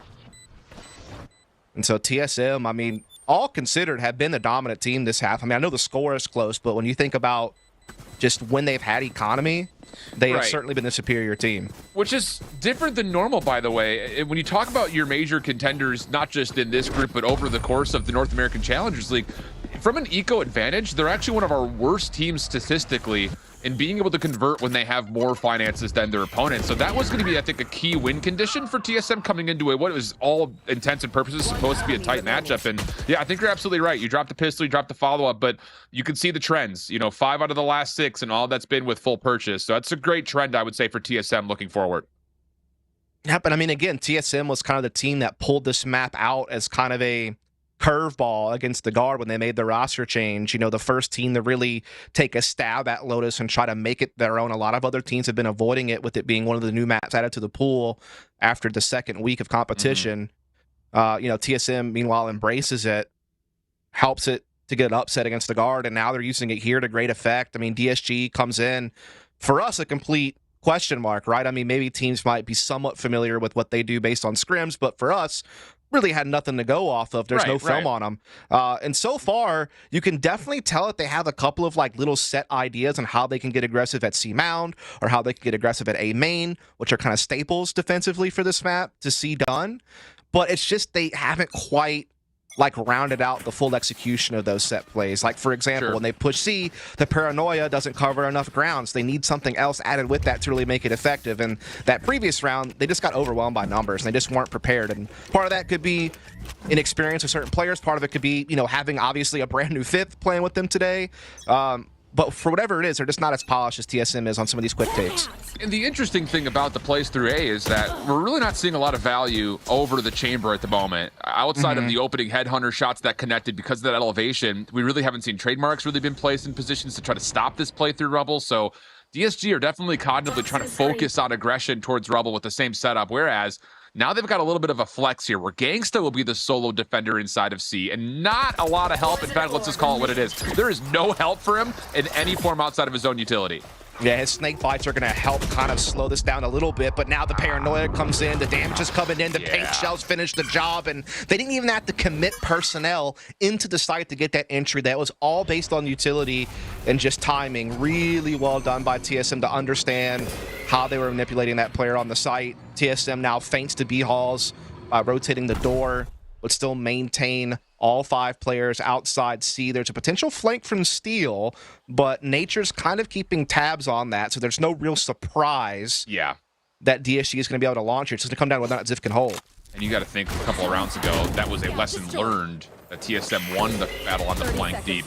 So Steel is definitely going to be considerate of that. Ziff has done well to try to keep this a little bit more at bay, allows the defense a chance to respond to this, including the lockdown now in play from the shadows being called, but the spike will be committed to this. So TSM are going to try to get this forward, but no, actually they fouled off just at the last second. There will be a detainment here though, as Goman should have been affected, but he gets away from it just in the nick of time. So missed call there, 5 seconds before they need to get this plant down, and well, they need to just get it done by way of kills inside the smoke. Riku trying to stay alive and had a couple of low HP members in front, but the clutch is actually going to come through as there was just not enough time to get the spike off.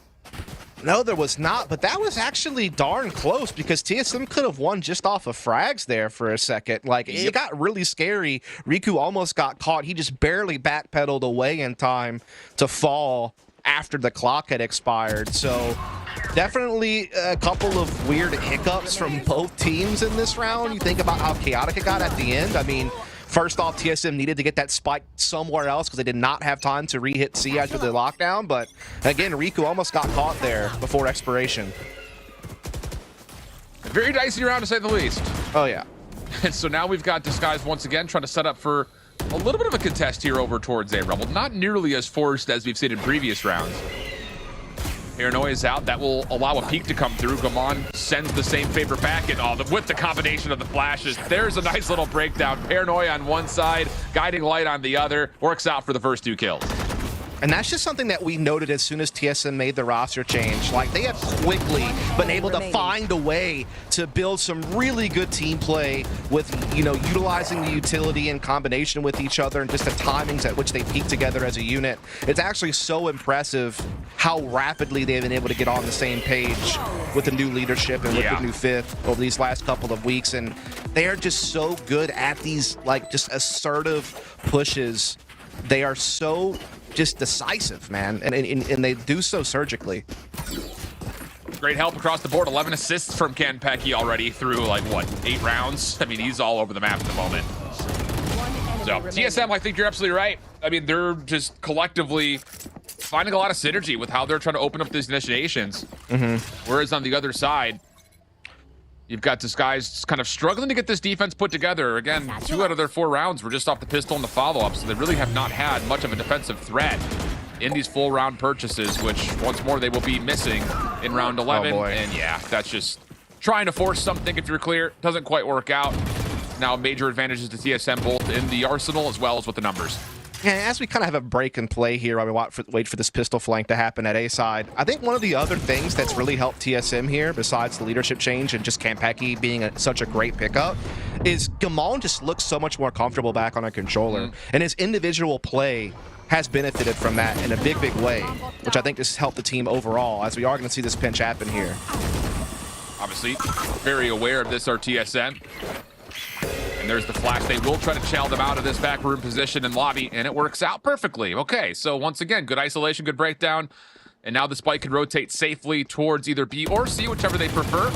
Nature trying to cut off the rotation as Guamond in his left pocket, and that will work out for the 4th elimination, leaving Ziff by himself.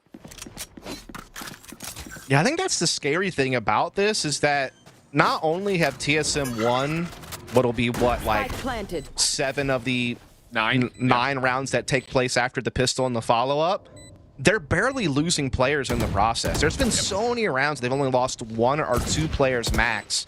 That's really allowed their economy to stay strong for the entirety of the half. Like, they've never had to save, man. Even when they took a couple of losses, they've always had the credits. So there's never been an easy round, so to speak, for Disguise. Well, meanwhile, Disguise have been caught on saves like at least 2 or 3 times. Right. So TSM is just really dominated. Now they come to the final round with a huge ult advantage. And just the momentum, man. They just seem so comfortable. And it definitely feels like for Disguised on paper, and we got this in the first quarter of this half, so to speak, you know, the aggressive stance that the defense is trying to take, trying to get proactive through A and C, just largely has not worked out. And it's been good counterplay from TSM, and I think just good execute and just initiation on paper from what TSM wants to do with using things like the paint shells, boombot, obviously guiding lights, trailblazers, all of their utility to enter have found a lot of value. And now Corey's going to do it the hard way. Showstopper right down Main Street. Steel gets a lot of them, but not enough. And that will be good for First Blood. And the spike will be moving in towards A. This is Corey by himself, by the way. And if he catches a second for free here, oh goodness, this could put the defense in a bit of a tizzy. But now, of course, the spike is down. Maybe a chance to do the little from the shadows pickup. Sure is. And now the execute's on towards C. Yeah, thought there was a bit of a mistake there, but with the From the Shadows being available, easy to pick up that spike and kind of use it as a bit of a fake. And now they have full control of C site in this 4-on-4 situation. Snakebite slow down the plant just a tight bit, but Nature responds with his own, and now Gamon's able to get in. He's getting spammed up. Lockdown will now come in from 7 to really make this retake a lot more difficult. Oh, yeah.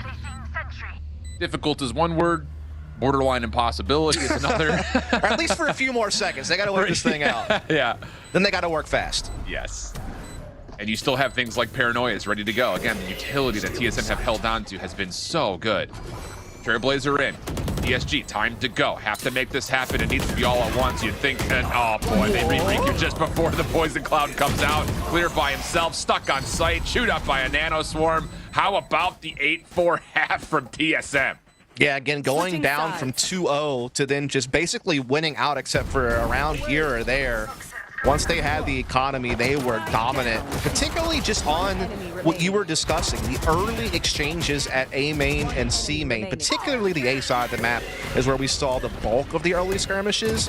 And TSM, you could tell, were just a lot more comfortable in how to handle those moments early in the round. And a lot of the rounds were won based off of those moments, like who came out on top of the early trades. And often it was TSM, and often it was by like, you know, 2, not just 1. And just gave them so much flexibility for the rest of the round from that point. So big half from TSM to get 8, and now we switch sides. And maybe, you know, we'll take a second. I imagine Bach's going to want to talk about it after this map, no matter how long this second half goes. You know, the combination, you know, of Exalt not being here, plus also the Chamber in the mix for Clear on a team that is dealing with a new 5th and playing a very bizarre comp. You know, not to say that there's a meta figured out for this map, as you had mentioned earlier, but definitely some things we have to evaluate. And through the first half, I think there are some arguments that can be made based on the results we saw. I love this play from TSM on the defense, by the way. That was a really cool paranoia to allow them to open the door and peek down B Hall, get a turret very forward on C Mound, which frees them up to be a lot more heavily rotated towards the A side as this attack is coming in. So they're in position. Now they just got to win their fights. Well, here comes the execute. Trailblazers the first thing out. Guiding Light allows a chance for Pamon to try to peek, but he gets caught off guard through the dark cover. Zip's able to find the elimination. Now pushing forward. Kampeki next one up. And he wants to play up close, but this is a 50-50 guess, and he guesses incorrectly. But TSM from behind actually able to kind of sneak around, make it a little bit more punishing, but overall DSG clean on their attacking approach. Yeah, they kind of absorbed that pressure at B, were able to fall back into A. And like you said, Kampeki is stuck in a really tough spot, center site, where you have to play the 50-50 on which side to watch, gets caught in the back, and that really kind of opens up the site for DSG. They trade effectively from that point forward. And so they've won both pistols now in this map, and that's what's allowed them to keep it close. They should be grabbing this one as well. No real investment from TSM. Mostly just base pistols. In fact, all of them will be just playing classics. So this should be a walk in the park for DSG, all things considered. Definitely should be. Should's a very key word. Yeah, should, yeah. Even that you take a look at the utility, Corey doesn't even buy into a boombot this round, so they're just hoping they win gunfights and classics. Not even light armors. So it should be casual. Again, we keep using that word, but based on what's at bat here for DSG, lots of rifles, it needs to be clean. If it's not, we have to have some conversations. Yeah, DSG still doing their due diligence, though, just kind of slowly grabbing some map control, clearing their corners, trying to make sure they don't run into some type of stack or some type of gamble rotation from TSM, which is very likely in rounds like this one. Yeah. So I like how Clear's, you know, making sure that he's staying very safe, not really giving anything. Is forced to fall back. Lamont is chasing, but Clear able to get the shot. Some good damage done, though. You've got a shorty in the corner, and it does connect for one. Ultimately, 7 does his job going 1 for 1 there. DSM trying to contest, just dive on in towards site. Early in the classic teamfire does work out for another trade, so definitely not as clean as we were expecting. Seekers are out as a part of this, and that will eventually allow things to kind of turn, but goodness. Quite the investment there for DSG just to get through what was a very soft pistol from TSM. Yeah, soft, and that actually forced Seekers out. It did so much damage. Like, that's actually pretty impressive to be able to burn an ult off of classics only. I mean, but certainly these guys were feeling the heat, taking some casualties over on that C site. You almost wondered that was going to spiral out of control, but these guys do hold on. But we're back to a full buy now for TSM. Looks like they want to set up for one of those A aggressive plays, and it will just be Clear here on his own to kick things off. Yeah. Needs to be careful. He wants to go quick. Right into the face of TSM. Boombot paranoia come out. TSM follow behind it. First blood is guaranteed.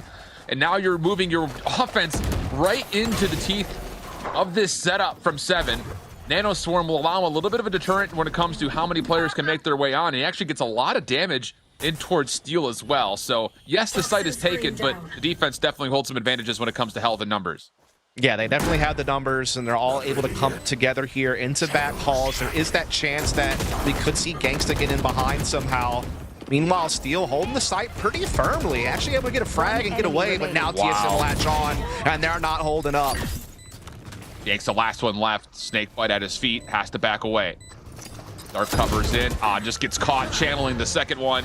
Nice little double swing from TSM.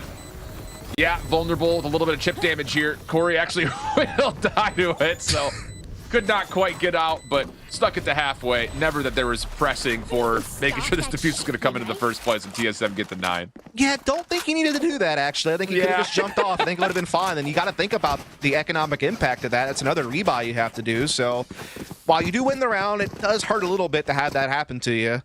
So maybe a little bit of a miscue there, but ultimately round still won by TSM. And again, that was just an odd move by Clear to just go out that far forward by himself, no support utility. He commits to the fight rather than teleporting away when he gets overwhelmed by utility. And again, I just think that's the inexperience that shows, because Clear, mechanically, very gifted. And he definitely can put up big stats. He's got a crazy ceiling. But it's just the decision-making in those moments where he's off on his own that can sometimes haunt him. And I think the value of the chamber has been obviously diminished with his recent nerfs over the course of the last couple of months, but I don't know. It's just we haven't really seen anything, at least from my mind, where you look at how Clear is playing Chamber and saying, oh, I get it. That's why you're picking Chamber here. It doesn't really feel like there's anything in particular that says, oh, okay, cool. This is why they're going with this little pocket pick. Paranoia's exchange over through the front side at A. Gaman still on top. Has a couple of shoulders to peek at, but Steel eventually gets around the back for first blood. Yeah, couldn't really get anyone in position to help Gaman out. He was kind of stranded there, trying to just be an anchor, but overwhelmed by DSG, able to break through the choke point and just get him with the numbers.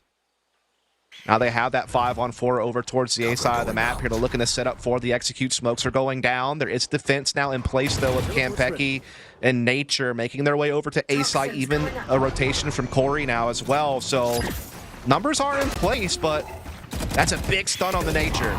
Yeah, follow-up flash.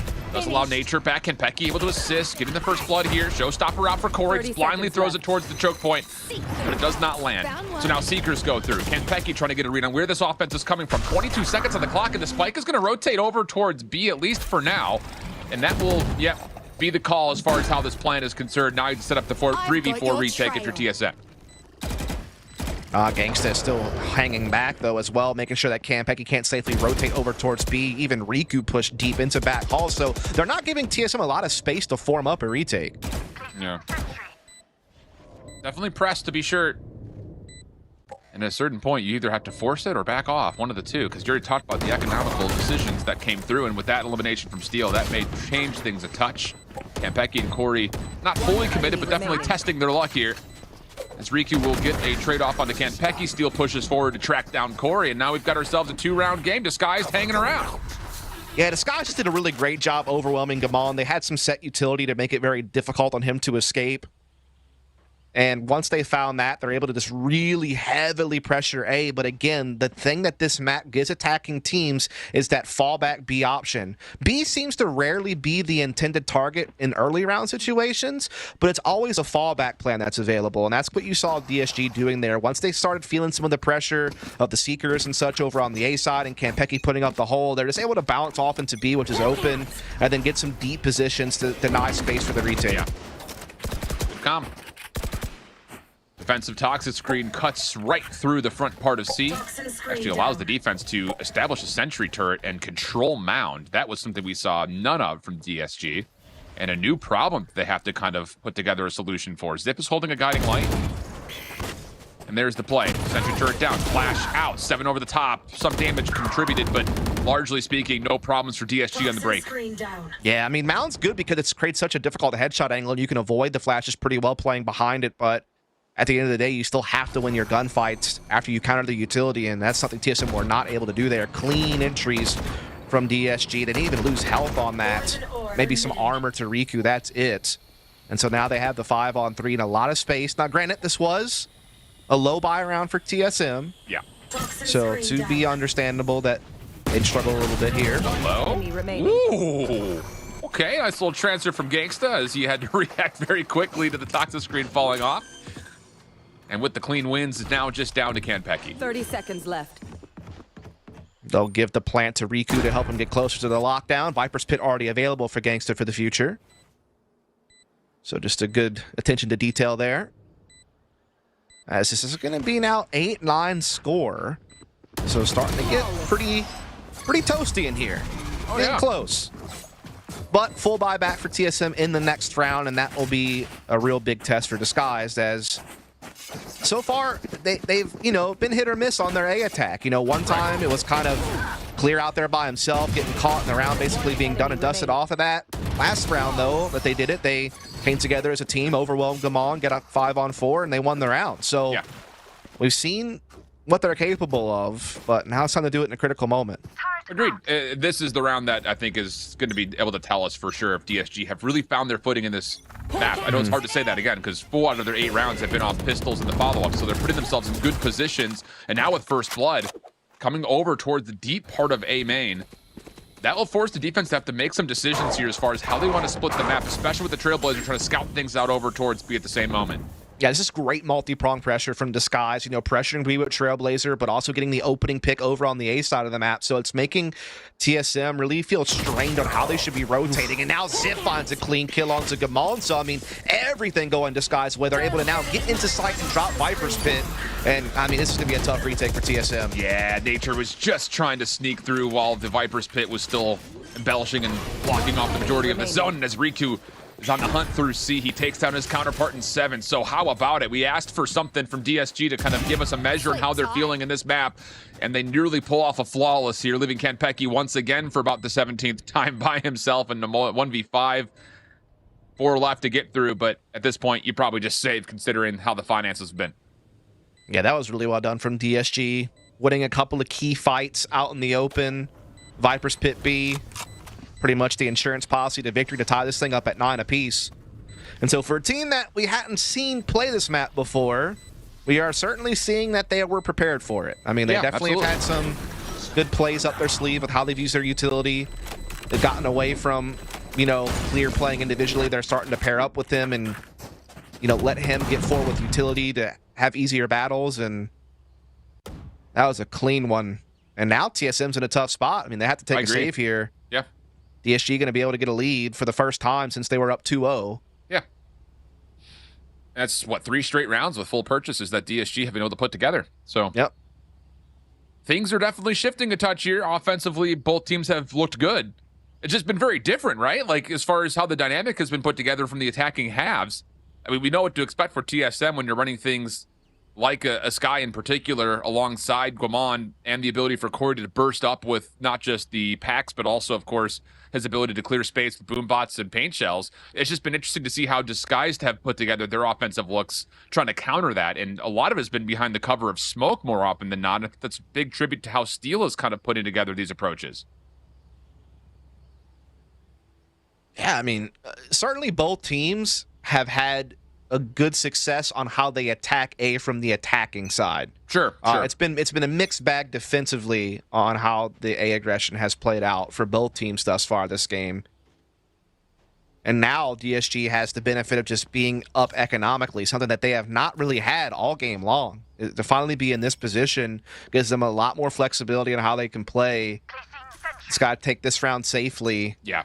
It should put them up 10-9, and then from there, you swing for the fences. As there's been a minor investment here from TSM right at the end. A Marshall for Kanpeki, a Stinger for Corey. Same defensive toxic screen placed just in front of Mound. DSG not going to contest through it. Want to wait for that to dissipate before they make their challenges. At the same rate through pillars, Gangsta's tossed a lot of his utility through mid, so the defense has to kind of be considerate of an early B hit. And there's the dark cover to try to hopefully clear out some space. Trailblazer will see, yep, completely vacant is this play through Mound, and the offense will start to stack up for what looks to be a C hit.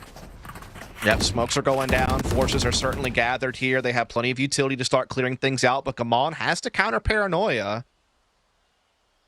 So, could lead to some interesting interactions as Riku drops the lockdown, though, and that's going to alleviate a lot of pressure. They're also faking that they could go back to B with that door. So, at this point, TSM's kind of at a standstill, and eventually they're going to have to fall back off this site.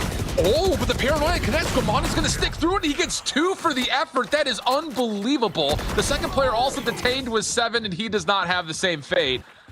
So we go to a 3v3, and initially the lockdown play sounded great, but TSM make the hard decision to stick in it, get detained, come away with a couple of kills, and now the trade on the backside will open up a rifle to be picked up.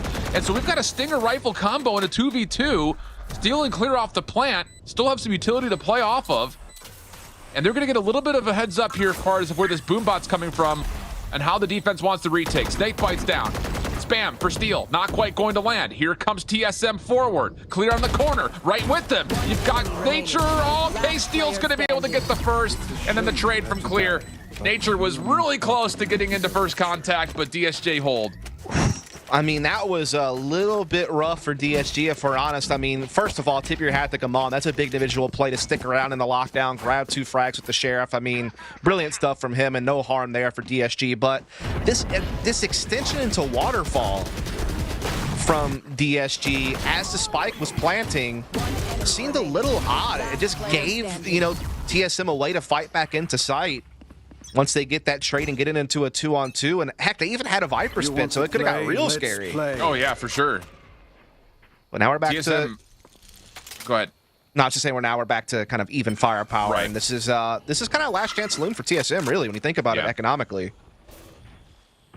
And TSM are doing what they can in these eco rounds, but ultimately DSG still with huge pockets to play with. TSM's defense going to use the alarm bot as first contact, possibly towards B. You've got just sentry turret defending C. And this will be one of the first times that Disguise are not going to get any information in the first 45 seconds of a round. I mean, TSM are giving them nothing. So the Seekers are called defensively just to make sure nothing's over towards the front doors at A, and look at the defense all automatically running on over to try to help out this setup that 7 is placed. Yeah, those Seekers finding that C was clear was so huge for Disguise. They will plant safely away from the Nano Swarm. They're going to have a 5-on-5 here. Now, there is a lot of utility for a retake, including the lockdown from 7. So, and the Viper's Pit, once they press them off the site, could be used to shroud a defuse. So, Disguise aren't out of it yet. Clear, gets really far forward, but Ganks is right there with him, moving through the lockdown. And now Gaman is the next one up, catches Ganks just before he could slip behind cover. 4v3 situation, retake with the numbers. And on, 7 goes for the defuse. The spam comes out. Snakebite will deter the play over towards Mound. And here comes TSM through the poison cloud. Spam shots are decent, but they're not good enough. It's just Steel. Last one left. Tries to teleport onto the site, and 7 says, how are you doing? More than enough time for the defuse, and we're going to get locked up at 10. Yeah, it's one of those situations where it's a clever move by Steel, but 7 also knows that's the only thing he can do to salvage the round, and so he's prepared for it. So, a little bit of a battle of the wits, and 7, you know, just being prepared, able to take care of it. Again, just great calmness by TSM to kind of, you know, understand, yeah, we lost C-Site due to being out of position, but we can use the lockdown, keep our wits about us, and we'll be able to work the retake, and they do just that. 7 does a great job that round and gets diffused, and like you said, now we're all squared at 10. Ult advantage for TSM. Economy fragile, though, man, for both teams. This is a big round. Yeah, this really is. Not a lot of ultimates from the side of DSG, even close. Whereas Nature... Oh, it's Corey! How does he get both of those? Another impressive transfer. I was just about to say, if you feel the pressure on this hit towards B, you could put the Viper's Pit down if you're Nature, but Corey says, hold on to that. Let me just get this double real quick. Yeah, I mean, just great use of Paranoia, then a great double up by Corey, no doubt about it. Clear, putting that pressure over towards A, so he's starting to force a little bit of a rotation. Meanwhile, Spike is not committed to this at all. It's actually still waiting outside B, but again, that Viper's Pit could get dropped at any time by Nature if he feels threatened to really be able to anchor this B side if necessary. There's plenty of Killjoy utility still watching the C side of the map as well. Yeah, I mean, this is just Ziff. He has to be able to confirm some information on what this defensive setup looks like. Alarm bot, double nanos down. Trailblazer gets denied on entry.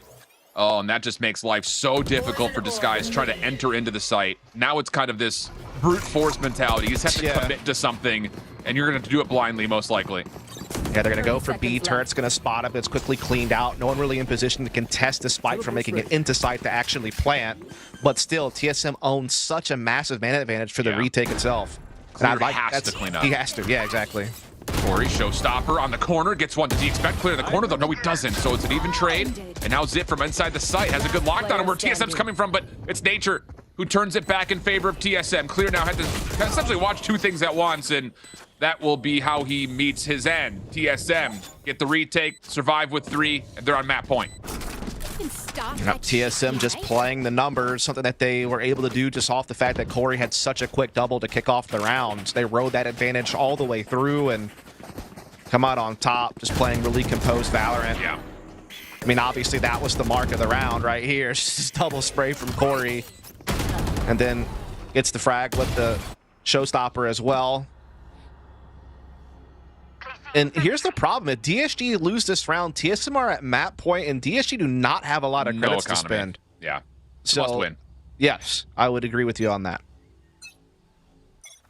See what they put together here. Defense is going quick. Viper's Pit early in towards B with a triple stack over towards A Rubble. And DSG are going to respect this. Not a lot of information they're going to be able to pull off of this. Steel's holding on from the shadows, maybe just trying to scout something out before they can commit to either location. There's the dark cover in, and Steel will send this back behind C and commit to it.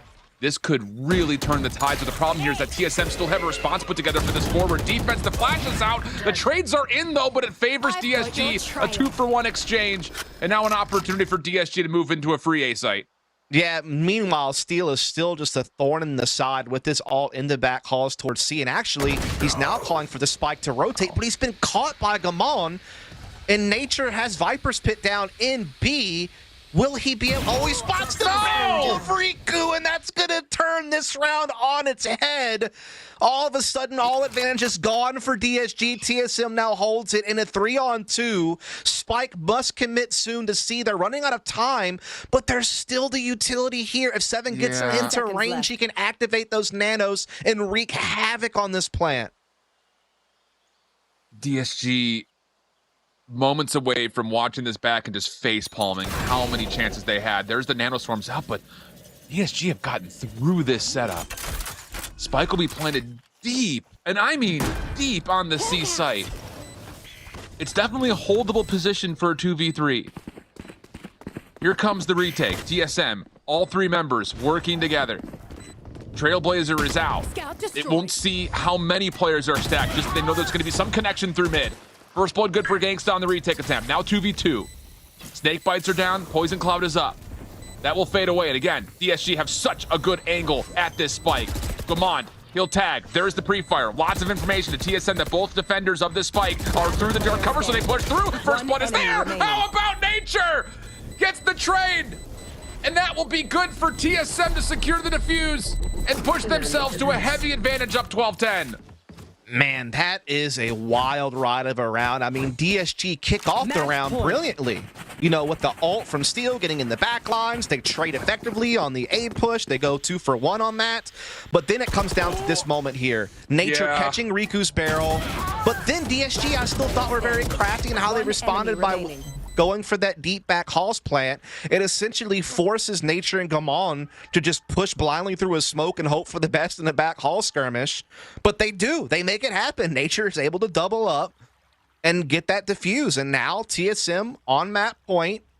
Now that spike plant, it gives DSG a couple of more outs as far as purchasing power goes, but they're still well behind the ball, you know, this round as far as what they're going to be able to bring to the table in comparison to TSM. Yeah, not ideal, I think we could say. Someone's going to have to make some sacrifices if they want to get utility and full armor out. That's all I'm saying. Yeah. And with how this map is fared, the utility is going to be arguably more important than the weapon, just based on how TSM have been able to kind of work around the map defensively. But man, DSG are fighting, man. I will say that much. 18 yeah, they've been and 15 crafty from here. Steel. I mean, that's an impressive stat line for him. I almost feel like they've just gotten out brute forced a couple of times. I mean, that last round's a perfect example. Like, they actually played that as well as they could have. You know, granted, they made some mistakes along the way to get to that 2-on-2 point, but once they got there, I thought they did the best they could, and they just got out-fragged, you know, outgunned in a key moment. And so here we go. This could be it. Let's find out. TSM, once again, triple stack over through A. Behind the cover of the toxic screen will get Rubble control. Gangsta with this orb will have Viper's Pit available. Alarm bot down.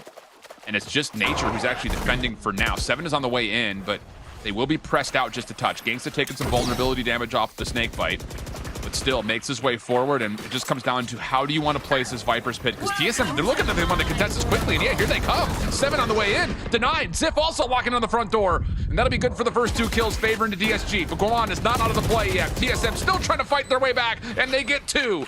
The trademark slows things down just a touch. A little bit of overgrowth healing coming in, but we have a 3v3. TSM still trying to surround this Viper's Pit. Gamond up top. You've got clearance from Corey, just trying to spam through some corners, but DSG counter. Now a 3v2 to the offense. But here comes Kanpeki. On the way in, flashes come through. The Nanostorm chewing up Guamond, who's going to be down to about 1 HP. But as Kanpeki finds one, Guamond on the edge will try to force out more spam. Another Nanostorm in. Snake Bite gonna fade away. Guamond, now the 1v1 to try to save this map, but time has been a problem, and Guamond will back away, but will not be allowed to get out. Yeah, that was a very chaotic play inside the Vipers, but you could see TSM were trying to grab an edge with some good fights before the pit even went down. Unfortunately, they kind of lost out on that regard, which allowed DSG to get the pit down safely and have man advantage. But you got to give credit to Kanpeki, man. He was out inside the pit, you know, taking a couple of cracks at the skies and making things interesting. But in the end, the combination of Riku's, you know, Killjoy utility and just the composure of the skies, they're able to hold off that retake. And now we bring it to the final round of regulation, and it's actually TSM in the back foot now economically with 2 stingers. Yeah. So no aggression this time from TSM's defense. A 5-man stack for Disguised early. Snakebite on the cross. Orb collected. Zip will now have Seekers, which he throws out immediately. Nanoswarm popped early here for the defense of TSM.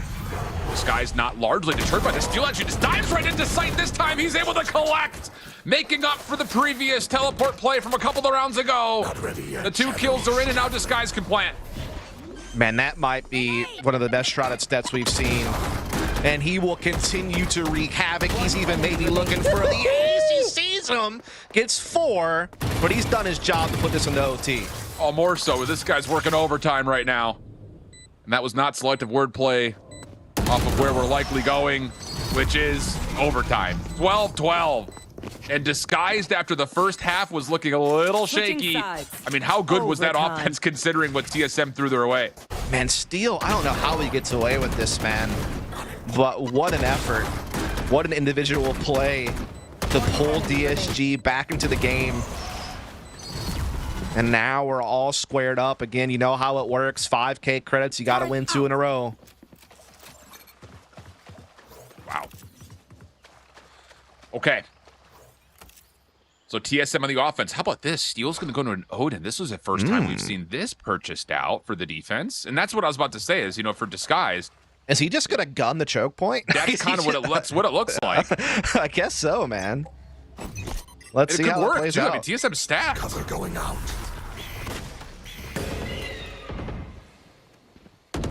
Oh, boy. This could get nasty. Yeah. Corey doesn't know. Now he does. It's like, all right. It's not safe. Yeah. Able to get healed by the regrowth at least, and now they know what they're up against. Ooh. Clear once again is going to get picked. That's on the A site. Steel back to work with the Odin, still chipping away at Corey. And Kanpeki will have to use more of the overgrowth just to get him back to full HP for the second time. I mean, he can spam everything from in there. For real. The problem is the more he overstays his welcome, the more that he could get punished because there's really no fallback. He does have support inside the site from Ziff, but it'd still get a little bit scary. In the meantime, Riku's looking to maybe pop a surprise here. I think it's TSM are taking their time, and all Riku just gets blessed with some timing. Nearly looked and stepped away. Affected by the Trailblazer. That will be good for the trade. Gangsta, next one up. No, nothing. Kanpeki gets the shutdown immediately. That's the B site completely open and vacant. Kanpeki with the plant. 30 and now DSG down to 2, one of which is still wielding the Odin. Blinded. And that as well with that guiding light. So, I mean, TSM not only have the numbers, but they have perfect intel now. What a play from Kanpeki, by the way, to reel this round back in. Saves his teammate with the Trailblazer, who was getting pushed in, and gets a huge frag afterwards. One enemy remaining. Ziff, Steel, trying to work this one back. Makes it doable. This would be a 1v3 for Steel. 2 more to find. Dark cover is out. Alarm bot, Nanoswarm, both going to be depleted. But this is tough. I mean, it's a double P crossfire situation. On the corner, Kanpeki will not need the assistance. And TSM take the advantage in the first set of overtime. Yeah, Kanpeki was huge that round. Again, things got real dicey on that A to B link area, but that Trailblazer saved the day. Then he connects on a frag. He maintains the advantage for his team going forward from that point. And then just closes out the 2 versus 1 there, where Steel stuck in a tough crossfire in the back halls. So we will see it go advantage TSM in overtime. This time a bit more of a standard buy from both sides. No shenanigans. what do you go to here if you're disguised? They've had a lot of success on these approaches towards C, and TSM have actually moved around their defense a little bit here. Instead of what has been a lot of their back half, which was either Nature or 7 in the site, now they're both occupying forward positions on the site. Yeah. I think they realize kind of what's been going on here, and they want to try to develop a bit of a counter based on what they've seen. Now, Steel is trying his best to really create a lot of pressure at A solo by touching the door, you know, forcing out some utility. And now he's even starting to get a rotation, so it looks like they might be actually thinking about hitting A altogether. But all this noise that Steel has made has caused a pretty big rotation from TSM. Yeah. Kampeki's going to step a little bit further in towards door. Definitely isolatable, though. I mean, Corey is not anywhere nearby. Trailblazer is out. It won't see too much, but it does actually catch Kampeky, who still gets one. Are you kidding? And then has the flash to get himself out. 8 shells to give him a little bit of a deterrent. And now 7 on the cross through mid. Oh, it's all gone wrong here. It's just the timing. It's just the timing, man. The Trailblazer got there way too late. Yeah. Kampeky was still able to get the frag before the Trailblazer could actually get the impact of having intel. And now Gamon comes up and finds Zip up close, and this might be done. 7 are on the back. Able to find one for free. Riku just trying to stay alive while his lockdown is still channeling, but it's not going to work out. TSM pressed, tested by DSG, but ultimately still find themselves on top 14-12, the map 1 count. Yeah, very scrappy game. Let's be real. It looked like it was going to be dominant at first from TSM based on the first half. I mean, and even at points in the second half, it was like, yeah, they lost pistol and such, but they're still winning all the gun rounds, you know? But I have to give credit to DSG. They're able to be pretty crafty. Even when they made a couple of little slip-ups, they were able to recover and find some round wins and keep things really, really close. But when it came to the OT, TSM were just a step ahead. You know, Kampeky in particular was just so damn good, just as he's been ever since he's joined TSM 2 weeks ago. Yeah. Man, tight affair though. I mean, again, this first half, it looked like TSM would have held the advantages. I mean, we were talking about clear on the chamber. It didn't really feel like it was bringing the value that maybe we were kind of anticipating based on the kind of off pick, so to speak. Riku also, as the new guy in, was being tested a lot, I will say. On his defensive setup, he was solo playing C. And he did pretty all right, but then we swapped the sides around, and Disguise started to put together some really solid responses to TSM, considering that there were some convincing rounds for either side. Yeah, I mean, I think that is a sticking point you're going to have to talk about. You know, was the chamber pick really worth it? Answer, no. Just didn't seem like it had really any impact at all in the way that you would want to.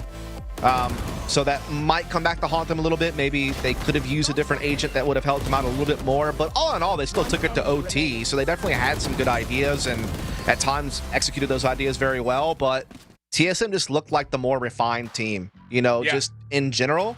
And I think a lot of that has to do with the moving parts on Disguise coming into this week with the new 5th. And also just that's their, I mean, you can practice the map all day long, but it's a bit different when you're playing an official match and just not having that same amount of reps, I guess you could say, on Lotus available to them. A close one, though, and that could lead to some really interesting conversation points about not only what happened, but more so what's still to come. Map 1 down, though. TSM find themselves up on Disguised in a matchup that largely is just for points, for seeding, and try to improve your condition going in towards the face-off. We'll send things over to a break. When we come back, more breakdown with Bach included, and then set up for map number 2. Don't go far. Do you want to ask your favorite player a question after their match? Forget their in-game settings? The Fan Zone encompasses fan banners, a player settings channel, and a lot more. Here's how you can join to gain access to interact with fellow fans, cheer on your favorite team. Firstly, join the Discord at pks.gg/discord. Select NA Challengers Fan Zone. Pick your favorite team from the drop-down menu. And don't forget to show off that banner in Discord and on your socials. And that's it. You're in. You can now interact with fellow fans, ask player questions, and rep your team properly.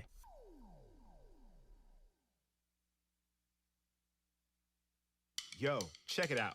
Want to know if the price of those Wave Runners is too good to be true? Or if I Wear My Kicks 49 is truly selling dead stocks? Or if that Jordan 1 Royal Box is original? eBay checks. See that little blue check mark? Behind it is a team of independent authenticators who check. And we mean everything. Every tongue, check. Every toe box, check. Every corner of every box, check, check, check, check, check, check. Every logo, every label, every lace loop. Yeah, it's checked. The luster of the leather, the topography on the tags, to the straightness of the stitching on the sole. Everything you can see, and even some things you can't. Really?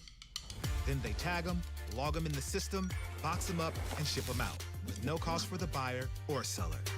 eBay checks, so the moment you open that box is as real gets.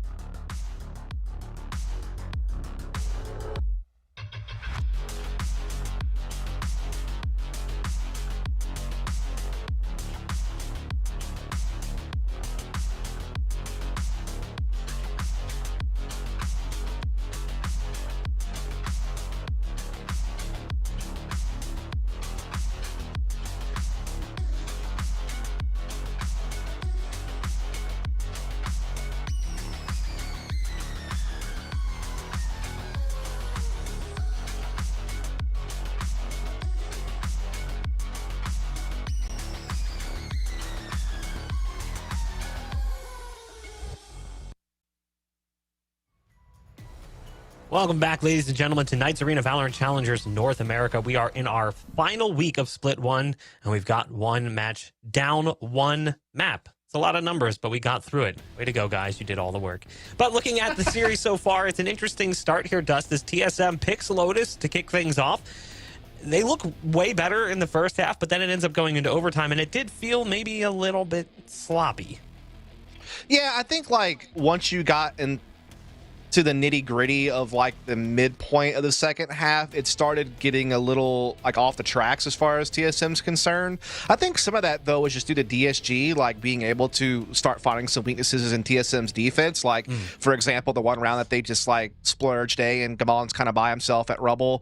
They're able to kind of just overwhelm him and then eventually just take sight. You know, there were like little moments like that. I think also the economic pressure started to get felt by TSM at a certain point, kind of in the mid to late part of the second half as well.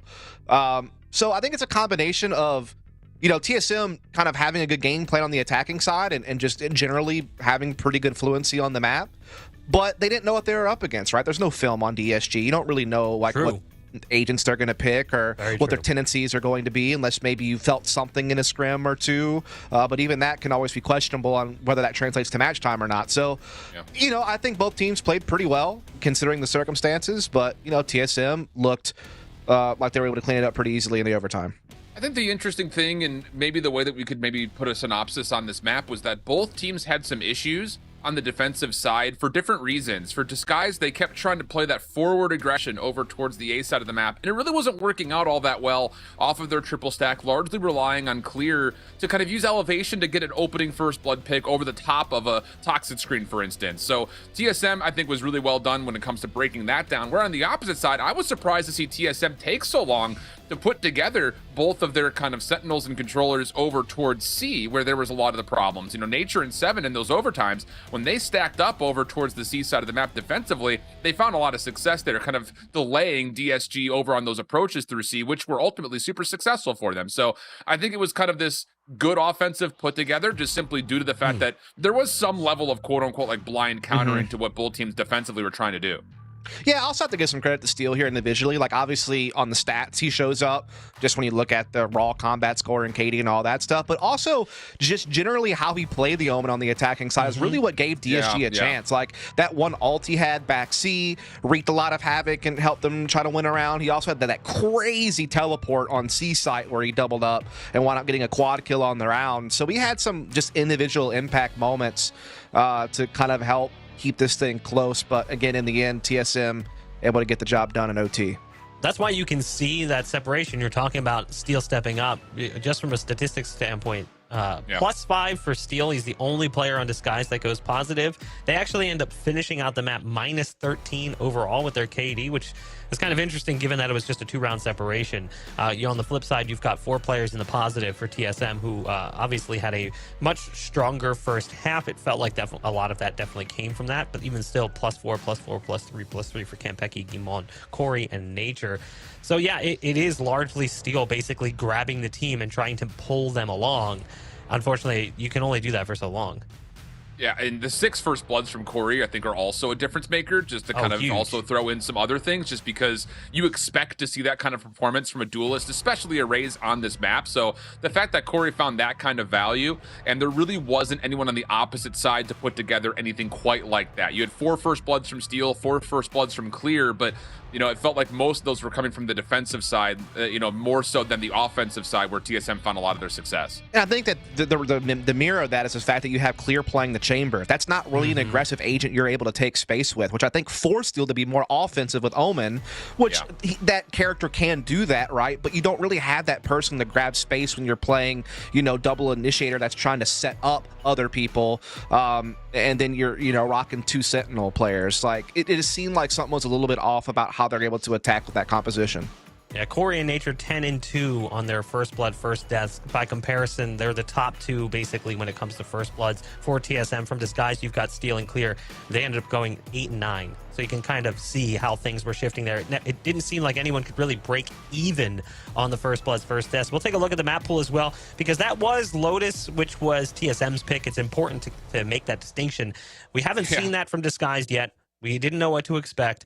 Even though it was kind of a clunky map from both teams, the fact that they kept it close is promising. And now we move to Ascent, which is their map selection. It's one that they should feel much more comfortable here on, Dust.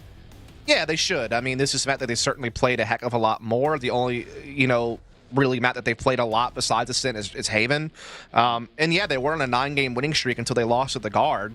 They did lose to the Guard pretty brutally, to be fair. And it's also fair to say that a lot of their wins were against way lesser opposition than what they're facing against today. But generally speaking, you're right. Like, they should be more at home on Ascent. I think it's just a more common map in general. They certainly have at least somewhat of a proven track record on it with their initial roster. But TSM are no slouches on this map in their own right. Their only losses have been to the best teams in the league, the Guard and M80. And they've also had some quality wins along the way since December moving forward. Some of that obviously goes back to when Hayes was still on the squad, but you get my point. Like, I don't think TSM are going to feel out of place here on Ascent. And I think just another important thing about that slide away from the long winning streak, Clear did not have a particularly great game on Jet, which I would assume he's going to try to pull out again here when he was playing up against the Guard. So coming off of a chamber pick that we had some questions on, didn't really walk away with much confidence in, I think you look towards this map right here, right now, and you have to put some focus and spotlight on Clear to bounce back, likely pulling the Jet to try to respond and get this to a third map. I mean, important consideration as well here, Shift, is the fact that, again, there was a roster change for Disguised coming in. And yeah, we've seen them play one map. Lotus was a map that is likely on the fringe of a map you're going to work with when a new player comes in. You're probably focusing more on the core map pool. And I'd say Ascent lands in that. So chances are, with the limited time they would have had to work with Riku as a starter on this roster, Ascent was high on the priority list, right? Of course. I think that's a fair point. Yeah. Think so. I mean, you have to assume that this is going to be at least a slightly better map for Disguise, but at the same point in time, we don't really know. The only way to find out is to jump into it, and I'm told the agent select is ready. It's time to see if Disguise can fight back in Force Map 3. Take it away. Yeah, well, it's pretty interesting because, kind of responding to Box Point right there at the end is, hey, they still were very competitive on a map that we've never seen them play before with a new player in the mix. So yeah, I think I'll be curious to see if Riku's going to just be trusted still to play the Killjoy, which is locked in, which really kind of not only puts a lot of stress that, okay, we need to see Clear really pop off if he locks the Jet in, but what does Ziff want to do here? Yeah, it will be the responsive KO. So mirror matchups for the most part. Only thing that's really different is the Fade on the other side for Nature. Yeah, a little bit of a difference here. Double initiator. This is not something that, we were seeing from them earlier on. They were actually playing Sova KO instead of Fade KO. So a little bit of a change up there. Obviously, also the change up of Gamon taking up the controller and Kampeki taking the KO, but that was to be expected. That's been the role swap that's happened ever since Kampeki joined the roster. So everything's pretty much in line with what you expect in that regard. Yeah, it's just a difference of controller, obviously coming into play with the Astra for Steel, which is kind of more of setting things up on the board for the rest of your team, where Gamon can be a little bit more of a playmaker as the Omen teleporting into smokes and things of that nature, alongside Corey, who's going to obviously be doing a lot of dashing into areas of the map to try to grab some control. But let's see how it plays out. DSG starting on the attacking side, looking like they just want to go hot and heavy at B right off the rip. Meanwhile, TSM totally has some type of set piece mid-aggression planned here. It's just the sentry turret at B main door. Knife is out. Haunt over towards A lobby. No information for TSM off of any of that, so now you should definitely have the idea that this is going to be coming towards B, and there's the dash on in towards the site. TSM, like you mentioned, we're looking to play through mid, but kind of have to give that away in order to kind of recontest through market. Yeah, it's going to be a really scrappy 5 versus 5 situation here. Spike planted in the corner of the site, but with so many players still standing, and one of which is on this long con mid, this could get interesting. This interaction right here. Oh, Kampeki expects it though. With that elimination, now everything could be forced forward. Recon dart for Sova is out. That will stop the play a little bit longer. The Paranoia actually connects onto 2 different players. Ziff may have to respond with his pop flash. And as the hit is on the way, even exchange comes through. 2v3 situation, number still with TSM, time becoming a little bit of an issue. Gangsta in the back, by himself, isolated. Ziff on the corner, traded out, just down to Gangsta for the 1v2, gets the first, dashing close. Oh! What a shot from Gangsta! He gets 3 in the round in the eBay 1v2 clutch. Oh my goodness, Gangsta. Stealing one there for sure, dude. I thought he was done for when Corey dashed behind him. I mean, he's basically getting split front and back at that point, but he took Campeki down so quickly it gave him the time to pull the 180 and be able to pick off Corey. What a great play, because honestly, up until Gangsta pulls that off, TSM were the superior team that round through and through on how they were setting up their retake. But man, what a play from Gangsta. Yeah, huge save. And now DSG, that's all 3 pistols we've seen their way. Yeah, that's so true. far, which has been really important, I think, for them staying competitive in the first map, keeping the tally tight, and now starting off strong here on Ascent. Wow, man. That was a plot twist. That's definitely not how I thought that was going to end. Me neither. Either way, DSG, as you said, all 3 pistols go on the way. So once again, they start with the economic advantage here, grab an orb at A lobby. Outside of that, though, keeping presence across the map, they still got their Killjoy here in B Link. That's Riku. We might catch Corey being aggressive on Catwalk here. This is a dangerous sheriff position, though, and yeah, the respect is there.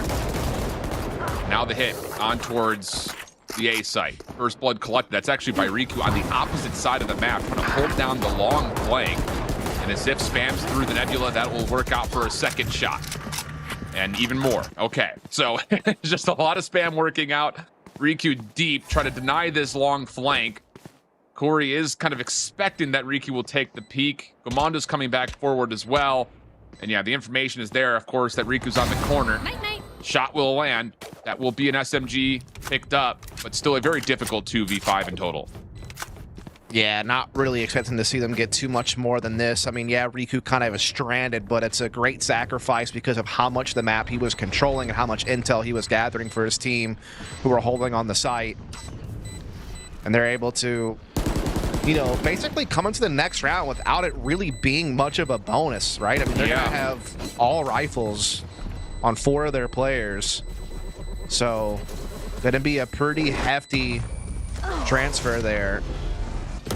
Gonna be pretty much on equal footing with TSM, really. Yeah, absolutely. And you got to think, after the not getting many eliminations here, TSM may not get the full purchase that you would normally expect. And yeah, light armor for Gomond here too. So definitely an opportunity for DSG to go 3 straight in this quote-unquote bonus round. Yeah, Riku being the only sacrifice, obviously going down, so losing that Spectre, but picks up the Sheriff. Placing swarm grenade. Other than that, even keel here, as we are going to see, again, just kind of split pressure from DSG. Yeah. Trying to control both orbs. No fragment in this round either for Campeki. You want to talk about how limited the buy is coming in for TSM. Orb collected by Disguise. Not really going to do too much to threaten anything early over towards B main. Just kind of taking their time feeling things out. Aggression at A lobby defensively just misses, but they did see Steel drop down, so they will re-peek and claim him. As we are going to see DSG try to rapidly move to the other side of the map after Steel falls, using those smokes to get deep into mid, start testing the boundaries of this market position. There's a heavy defense, though, on the side itself. 3 players and so much utility. This is going to be a tough egg to crack. But if they go back calls to A, things get interesting. That's for sure. I mean, TSM are really putting a lot of focus on where exactly these offensive Disguise members have made their way through market, just in case the flank is there. You've got the Fate of Nature now watching it, when crosses Corey on the close angle. Takes down one and nearly gets the focus over towards Riku for a second, who fights back with that Sheriff. How about that elimination for Disguise? But the Nano Swarms will hold just a little bit longer on this hit. 3v2. Numbers the TSM. 30 seconds left. Nano Swarm pushes off Nature. Still have to find a way to get into the site, though, if you're Disguised. Trying to make their way through back sidewalk. Lots of damage through the walls, but Zip will get on for a plant. Just comes down to how do you hold this with like a collective 20 HP between 2 members. Well, that helps. Nature takes down the first. On the corner, caught on the reload, but Riku. They made it punishing, I'll say that much, considering the health situation, but ultimately not terrible. Yeah, just TSM doing a great job there, catching Steel on the periphery, getting that instant 5-on-4, and they had such a stout defense set up on B. Just 3 players in place, plenty of Killjoy utility, and so even with DSG getting a lot of mid control and threatening that market position, actually breaching the site itself without taking casualties along the way was just going to be a tough ask. And eventually it was TSM that had the numbers to work out that retake. But as you said, it was punishing. They come into this with a Judge, an Ares, and a Spectre, so their economy has been quite limited all game long thus far. And that could certainly eventually lead to a breaking point. DSG full buy here. Battle of macroeconomics right now between these two. At least early on. I thought I got away from that when I left college. I didn't have to take the course. I didn't either, thankfully. Yeah. I don't know what's going on in the world. What No are one does. economics? Early All I need to know prowler. is Valorant economics, right? That's true. That's all I need to know. At least for right now, this moment, yes. Good shock dart. 7 on the corner will be tagged by that. Nanoswarm at his feet. Second shock coming out. There's the null command. 7 with the Judge on the corner. The Nanoswarm will delay a little bit further. Here comes the hit for DSG. 7. How about that? Just it completely ignores clear. Oh my goodness, that is so good. But the regen so and the hard to revival do. come out. It's man. so hard to have the discipline and just forget about it and just focus up. He delivers the 3 frags to the Judge, but now we're in 2 versus 2. Still some time. Spike has not gone down yet. Riku's kind of trapped in market right now, getting pressured heavily. Kanpeki now just cleans up clear a little bit. Oh, huge win. But that's a big win, yeah, like you said. Okay, Kanpeki now 1v2. Flash out, trying to quickly take care of one, and that's very well done. But now it's just the null command left. Do you really even need to spend that against a Jet? Surely not. So it goes into a pretty raw 1v1. Clear on 48 HP. Kanpeki a little healthier. And they're on opposite sides of this double stack box from one another. But as Kanpeki continues to clear angles, maybe he expects on the corner. How about it? And a clutch up comes through for Kanpeki with a 1v2 of his own. Dude, Kanpeki has been such a huge add to this TSM team. He has helped breathe life into this squad in the second half of this split. He's done it so many different ways, whether it's through his utility usage, whether it's through his clutching, whether it's just pure raw fragging and KD ratio, whatever the case may be, the man has been worth his weight in gold. Obviously, 7 has to get a lot of credit for how he just held firm with the Judge up front. Able to get the nano off right before the null command came in to slow him down. Just, you know, throws caution to the wind about a clear and lights him up. And now TSM steer out in front. Huge advantage here. This is their chance to kind of reap the economy back. Yeah. Just got to win this one clean. Both of our teams have seen a fair number of ecos. TSM maybe a step above as far as what we've seen from them so far. Knives out for Corey. Dangerous. I mean, he is looking for the paranoia. There it is. Just looking for a one-way. The dash will expire, and that may mean Corey has to give up this early play. Yep, does have to fall back into sight. Chooses to do so just at the right time. Gravo does not catch Kanpeki, so he's able to back up. That forces a fragment to be spent to clear out Wine due to the pressure that they were feeling there. And you're in a round already with limited firepower and utility, so that does hurt to have to burn it on that. Yeah. Clear in the meantime pulls out his own Blade Storm. We're about to see them try to split A. They still maintain some A lobby presence here with Riku. Now they're starting to try to take into Tree with this Blade Storm. Corner, come on, denies. Such a nice off angle. For real. Now he also gets back. He's got a little bit of help. His supporting Kanpeki KO. Knives also at range from Corey can make a play. Fragment will deny the entryway. Corey taking his attention back towards main, but Disguise are on the way out, looking to refocus this attack with not a lot of time. They're going to go straight towards Nature on market. Yep, he's got assistance as well, though. He's not alone. He's got 7 right here with him inside B main, so they can set up the crossfires. They come into the site, that spike down, and this might be it. Yeah, 7 just collapses on it. It was one of those desperate times, calls for desperate measures situations. And with that, everything will fall away. So a decent opportunity for DSG, but as soon as that first blood pops through a tree, everything just kind of falls apart. Yeah. Hit the nail on the head there. So TSM starting to gather a little bit of space back on this map. They'll come into this one as well with a couple of key ults, but the same can be said for the opposite side. Gangsta having that Hunter's Fury can cancel out 7. Both teams have that lockdown available, though.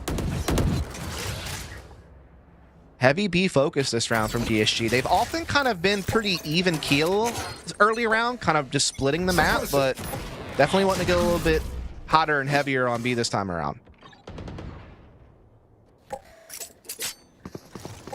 The defense is one. This is very similar to the opening pistol round, isn't it? I mean, 3-stack through tree, 2 up towards mid, trying to get around the back, but the lockdown will force TSM's defense to have to kind of track in towards the site a little bit more, I would say, orthodoxically. I think that's TSM just realizing, hey, they have lockdown, so we're going to get pushed off the B anyway, so we might as well just try to get aggressive at mid and do something, and then we can just play the retake as normal. That's fair. Here's the issue, though. Steel is in the back lines. Will they even think about this? How would you? Prowler's going to make a play over towards mid double doors, but the focus for TSM's all through the front. No command shut down. Riku up close, gets 2. How has he done that? Corey trying to stay alive, but as you mentioned, he's kind of stuck here. Has an isolation on towards Ziff, but this would be a 1v3. Toggles the spike, and yeah, Steel is there on the flank to take care of the final 2. Well, I guess technically Kanpeki was already gone, but regardless, a clean setup for DSG. Yeah, just obviously a clean take with the lockdown that's going to gift you, and then Steel being able to get such a great flank off through tree, have such impact with it as well. He catches Kanpeki right away. No chance at a revival on him either. And so that's going to do it. We're all even 3 apiece. TSM still able to full buy, though, including an operator for the first time in Corey's hand. So we'll see a defensive sniper. Meanwhile, some A aggression perhaps in the card for TSM. It's very stable aggression, though. Just knife allows the early peek. Nothing too crazy. Disguised have the utility to try to counter. Knife is out. That will get the information on the reveal. And that'll be enough for TSM to back off this aggressive setup. It does force a lot of utility out, though.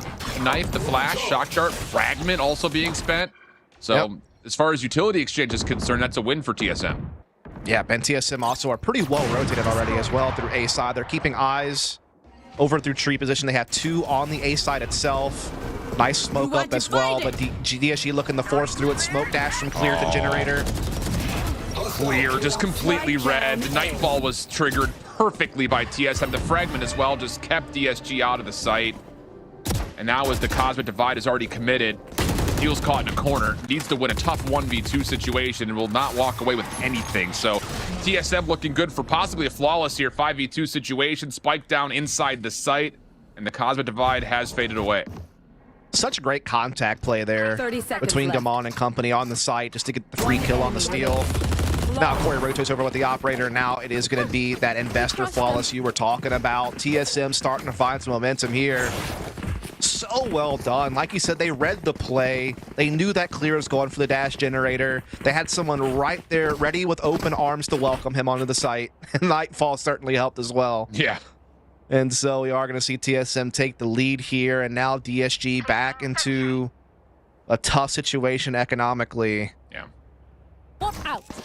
And another buy a slow couple start. of rifles, though, so they're trying something. I was about to say that's another slow start from Clear as well.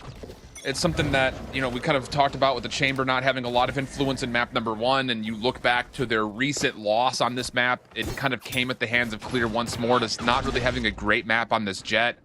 So I know it's early, we're just 7 rounds in, but would love to see this Jet start to get a little bit more active for sure. Speaking of an active Jet, yeah, Corey getting real active with this operator, and Riku with the classic right click could really make a problem here in the corner. Oh, he dashes away, and Seven's got his back. Perfect Guardian Angel moment there for Seven. That's just Sag pain for Riku. He's got literally everything you could possibly want on that information. But Clear does find a double of his own. Spike collected and will be quickly transitioned on towards A. And Steel's actually up top in heaven. This is a very winnable round here. Dude, in the 2v3. Steel's been doing some crazy stuff, man. He's just been maneuvering his way into some really crazy positions. Clear will get some information that there are 2 members on this backside A pinch. So now he's got to kind of back up and join Steel away from this play. The thing about this is, does Corey get a read? The contact's on the way in, and no, he does not. But in the same breath, Nature finds the elimination down towards Clear. So now it's just down towards Steel. 1v1 situation, Nature down below him with a much healthier situation to work with. Stars are now expended. Spam coming through. Nature once again, toggling for the defuse, and then just takes the heady angle. No worries there. Time will be a little bit tight here on the defuse. Nope. Does he get this? No, not gonna happen. So it works out for the eBay clutch in the end. Indeed it does. It's just Steel being ever so crafty, sneaking in the back lines. Always got to watch out. You always got to look over your shoulder, apparently, for this guy. And also just great timing of the use of his stars to relentlessly stop that spike from really being able to even get halfway diffused. Certainly looked like it was going to be a TSM round from the start, just based on how the initial play went, but Steel just does such great work by himself. Kind of similar to the last map. He was making a lot of individual plays to try to help force his team across the finish line, and he gets him tied up here.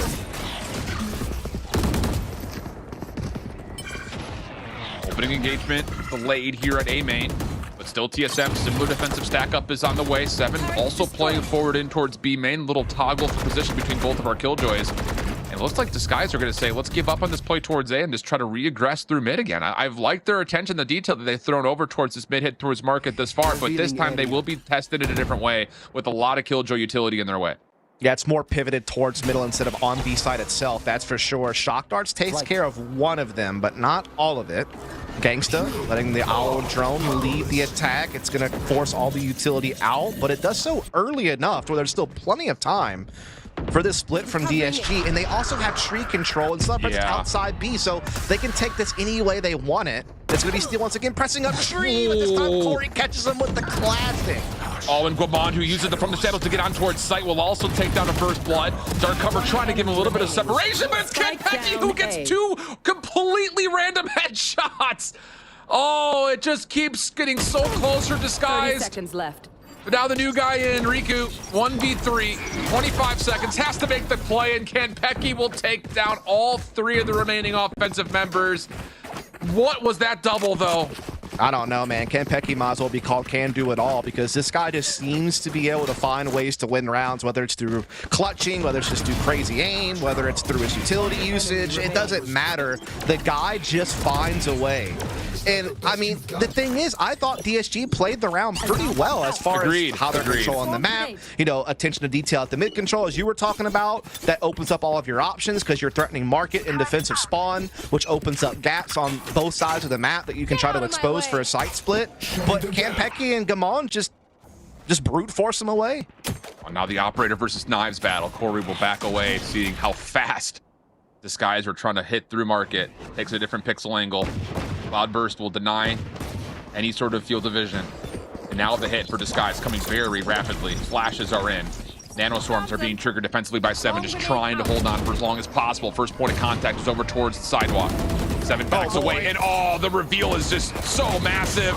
But it only turns into a 1-for-1. Nature, the next one in, kind of has to decide how he wants to finesse this, and Disguise are putting together a take here pretty darn cleanly. TSM will take care of Steel at mid-map, but the spike will still be planted. 3v2 we go. And then now they're both on site. Ooh. Rico still able to collect one of the rifles. Now it turns into a very 2v2 with now the lockdown earned. Next contact, Gangsta takes the forced fight versus KenPecky. So Corey trying to come through quickly. Gangsta expects it, and how about it? First thrifty of the day, and Disguise tie us up at 5 because of it. Man, that's a tough one if you're TSM, because again, it looked like they were playing that right. 7 was doing a great job. Nature gets everything he wants from the haunt, all the intel, but like you said, they didn't really find the frags as quickly as they hoped for. Then Riku gets positioned backside, catches a key frag, able to put the lockdown in place, and that pretty much kills any idea of a retake. I mean, I thought once they caught Steel here, and they're in a 3-on-2, you think it's done for, but man, Riku played it so well to get that frags he needed to get the ult in play. And I mean, look at this seesaw battle that we're seeing here. Yeah. No one has gotten 2 rounds in a row the last 6 played. It's just been back and forth, man. So scrappy. How cool this has been, though. Again, we talked about it pregame, though. We said, hey, look, we know the main event is M80 guard. We're all here for it, trust me. But you can't sleep on this match, man. These are some good teams. Agreed. I was just about to make the exact same point. I was like, on paper, both these teams are very even. The only thing that really differentiates them is TSM's big win versus the guard, whereas Disguised at this point had not found a ton of tremendous success versus the top 2 teams in the group, but they also kind of at the same rate asserted a little level of dominance against the teams that are at the bottom of the pool. So it felt like this one definitely had a chance to be entertaining. And boy, has it ever. It's like a great music festival, man. Yeah, you're going to have a big headliner, but you got to have some good opening acts, and this match has certainly served that role. I mean, they're out there jamming, and we're here for it. So TSM will have 2 Guardians and a Sheriff. Everything else pistols with the potential support of Kanpeki's Null Command. On the other side, no ultimates earned here for Disguise, but of course, plenty of arsenal to go around, and that is a big first blood taking care of Command over through mid. Dude, again, Steel's kind of doing it all right now. Agreed. This game, Yep. I mean, he has just been really fighting for this team to try to get them out in front. And DSG wasting no time off that pick to follow up with this B attack. Cosmic Divide will help reinforce the take. It's going to isolate Nature on the site. Oh, but Nature still takes down 1, and the second comes around the back. So now all of a sudden, TSM could surround the play. Nature, if he can find any damage, that would be okay. 7 trying to follow up, but turned aside. So now 5-5, the round count, 3v2, the current status and numbers. Spike planted. And it's just down to this disguised post-plant defense in the site. Can it hold? Corey, dash charged. I don't know how he finds just an entry here, though, with that. And no, he will not be able to get in freely. So it's down to Kanpeki. Rifle collected, but 44 HP and just a fragment. How do you choose to use that? Try to turn this to your favor. Double swing comes out, and that's just good proactivity from Disguised, holding the post-plant and taking the edge. Yeah, just getting a huge entry for free right off the rip and pressing the advantage as quickly as possible with that Cosmic Divide B split. Credit where credit's due. Nature slowed them down a good bit. Actually looked like there might have a chance. I will say, I would have liked to have seen 7 hold back a little bit on stairs and wait for his 2 teammates at B lobby to have the full 3-on-3 retake. I think that could have given them a slightly better chance at turning that one around. But credit where credit's due. Disguise just being so snappy to respond to the pick that they got. Very decisive take and really well done. And now they had the lead. Full gun round, though, coming up for both teams. Ultimate still kind of in question and limbo for a number of players over towards the side of TSM. Nature really close to the Nightfall. Gomon getting nearer to it from the shadows, but on the opposite side, Gangsta does have the Hunter's Fury in this final round of the half. Aljone doesn't get too much intel there. Just make sure that no one's pressed up close. What you'd like to have that to clear your way to market or clear your way to tree, so that's gonna hurt a little bit. Oh, this is new. Hunter's Fury's out. Wait a second, Gangsta's kind of stuck here. Paranoia comes out. He has to put away the Hunter's Fury, and the aggression for the first time for TSM works out on the backside of the site. The rest of TSM are holding nearly flawlessly, and talk about that for a little curveball for TSM in the final round of the half. That was the chef's kiss of an aggressive defensive round. That A dude caught Steel completely off guard. Gangsta's literally caught his pants down, essentially, as much as you can be with Sova. Hunter's Fury out while you're getting thrown a Paranoia at you and you're getting run down. Man, what a crazy half. We wound up all square, but we had so many brilliant individual moments. Kanpeki had a couple of them. Steel had a couple. Gangsta had that crazy clutch on the pistol. I mean, then you have this play here to end it. One enemy remaining. Wow. What a slugfest, man. For real.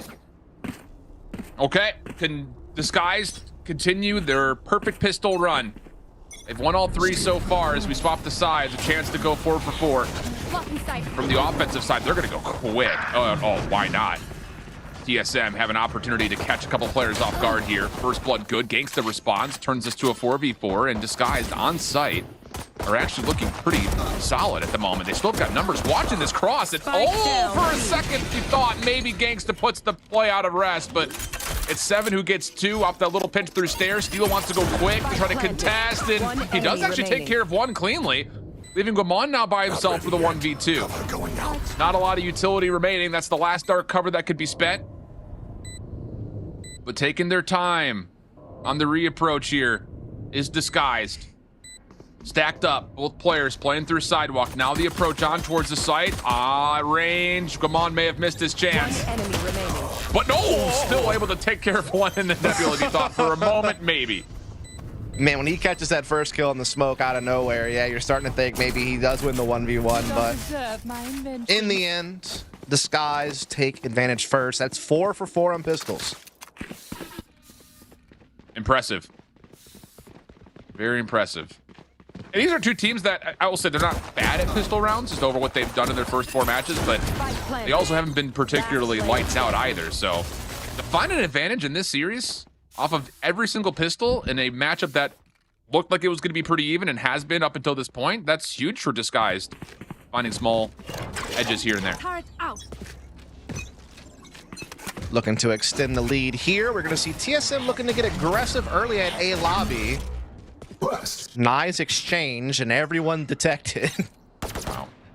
And Zip's going to go probably quick on this, maybe. Thinking about it, he has a flash and a fragment to use. The quick corner. Oh, the sentry turret just enables this play, plus the follow-up gravity well. Zip wants more, but TSM fighting back here. Maybe a bit of an overextension from Disguise, not being able to get the reload or the follow-up out of play. They're going to get a spike plant, that's for sure, because that fragment's going to stop Clear from being able to swing early enough to stop this plant. Now, the retake's still very, very doable with this weaponry. For sure.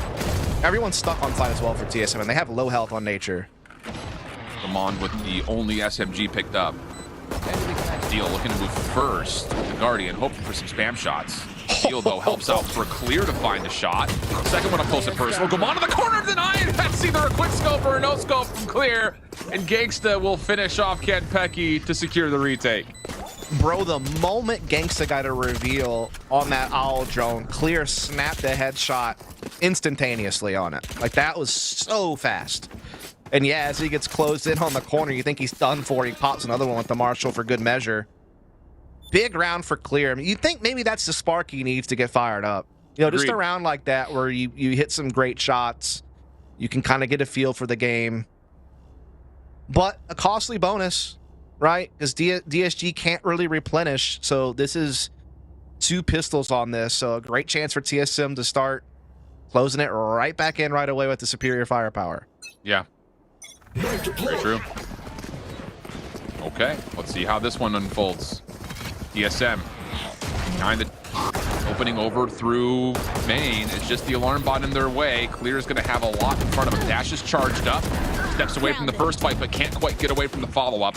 Steel inside the nebula, catches a rifle. First one's good. 7 in the corner. How about Steel? Oh my goodness. Locks down the headshots. TSM not done yet, though. Still cracked their way in through B. But Kenpecky with the spike is actually not on site yet and is possibly going to be held for a moment. Finally, a smoke will allow him to move forward, and Steel, who's upgraded from Guardian to Phantom, will have to wait for teammates to help here in 3v3.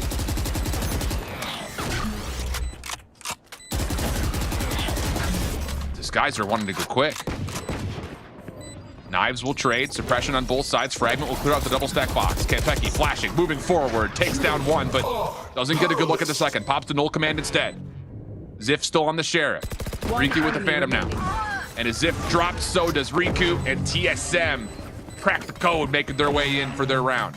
A scary one, though, you must say. I mean, Steel, again, is just wreaking havoc at different points in time. He's having impact.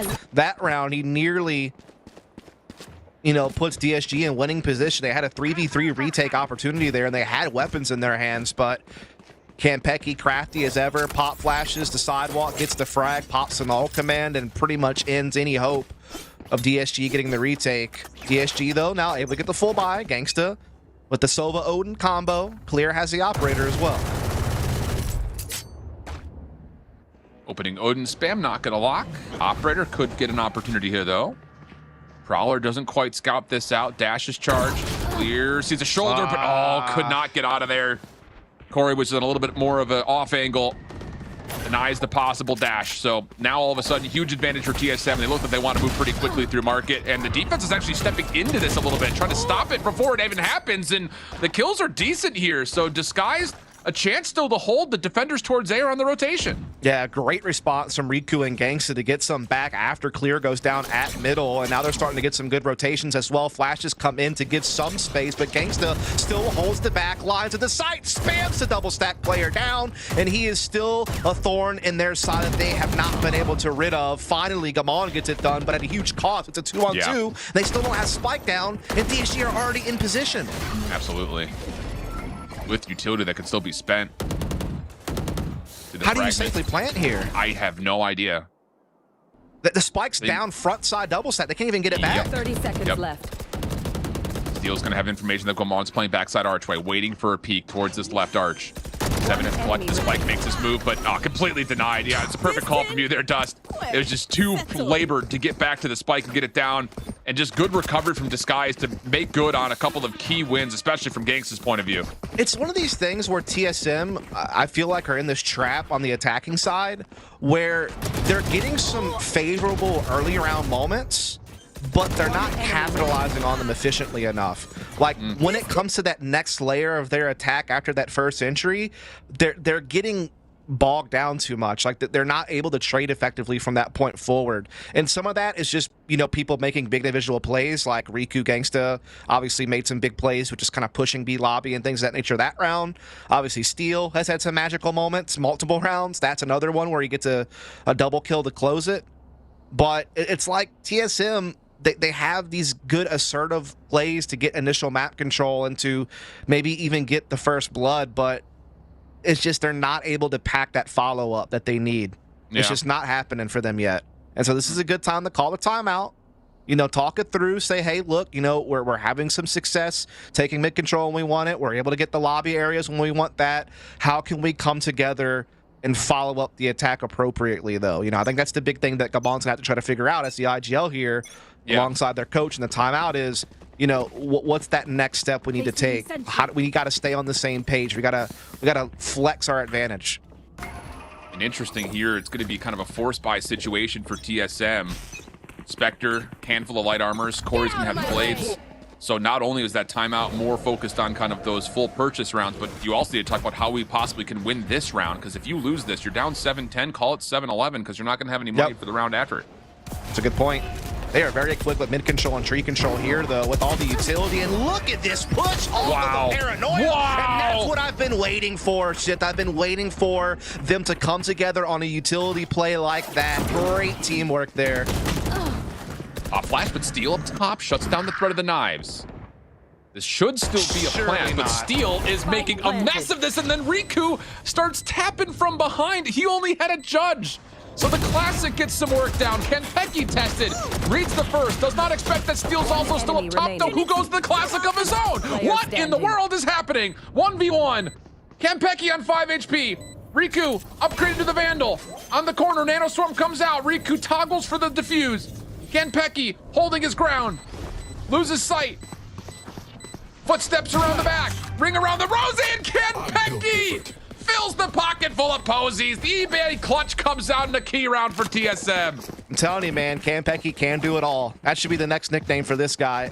I mean, saves the day, right? Because, again, I finally got what I wanted from TSM, a clean double entry with some great utility usage. But then they immediately fell prey to the point that I was making during the timeout, which is they seem to fall apart on that next layer of the attack.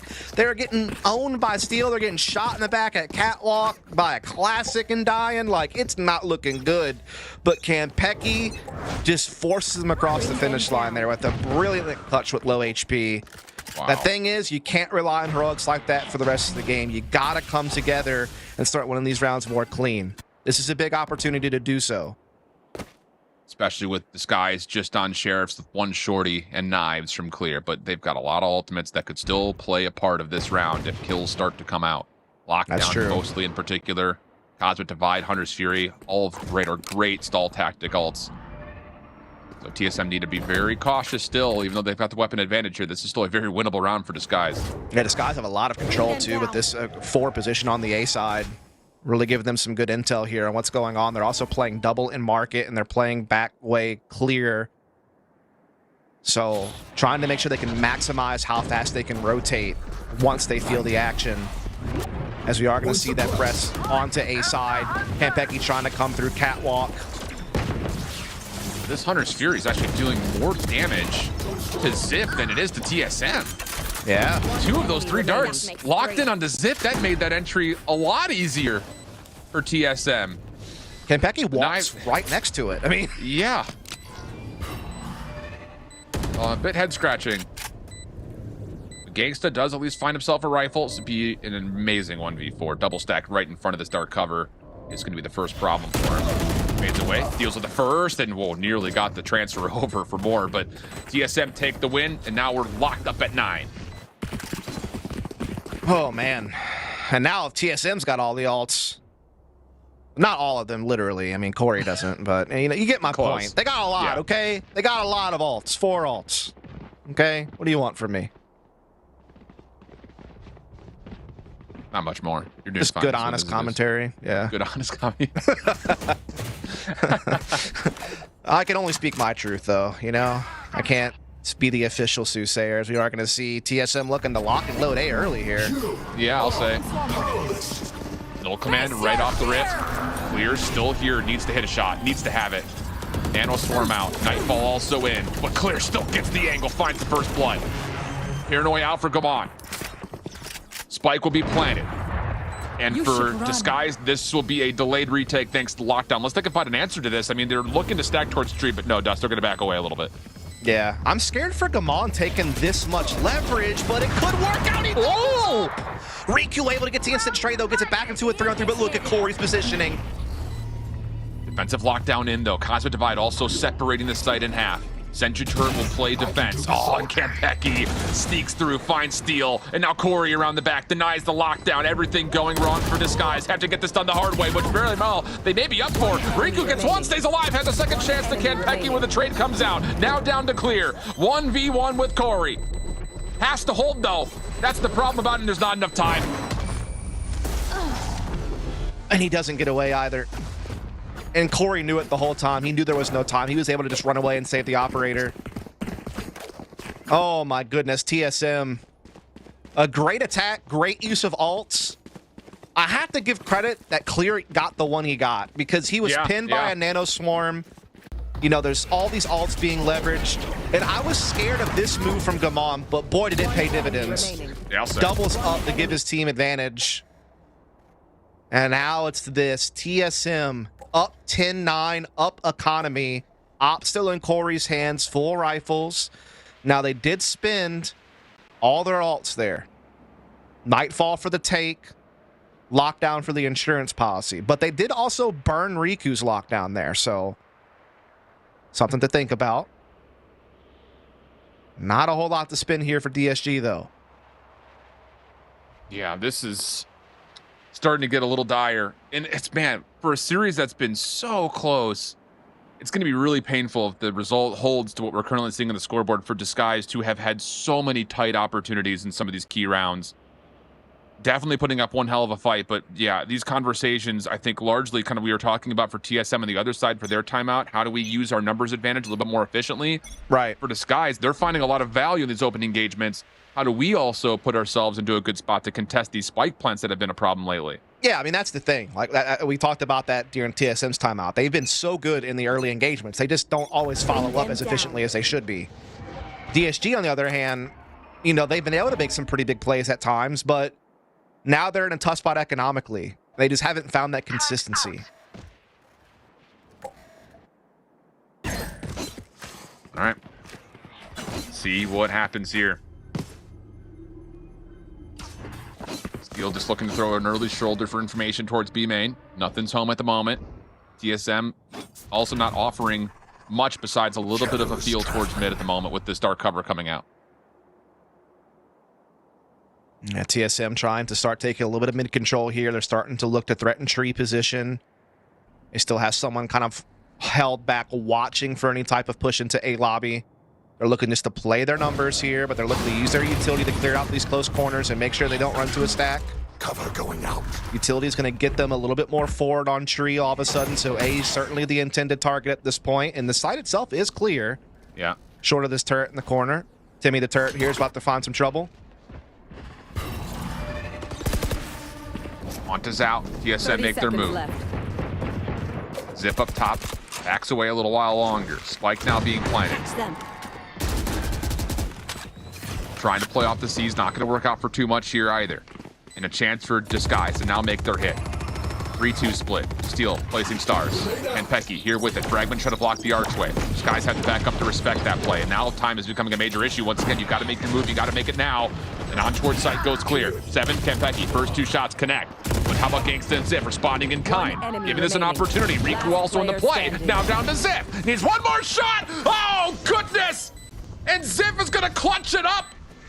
in the most unlikely of rounds, Disguise get the retake off with pistols and an Ares. That is unreal. The eBay Thrifty coming out of Disguise. I mean, TSM, they look to play that round so well. They use their utility so good over towards Tree for that initial phase of the post plant. But then once that utility burned, they just crumbled as if falls from heaven with the Sheriff, finding the hat trick and the clutch and the tie game. I mean, my goodness, man.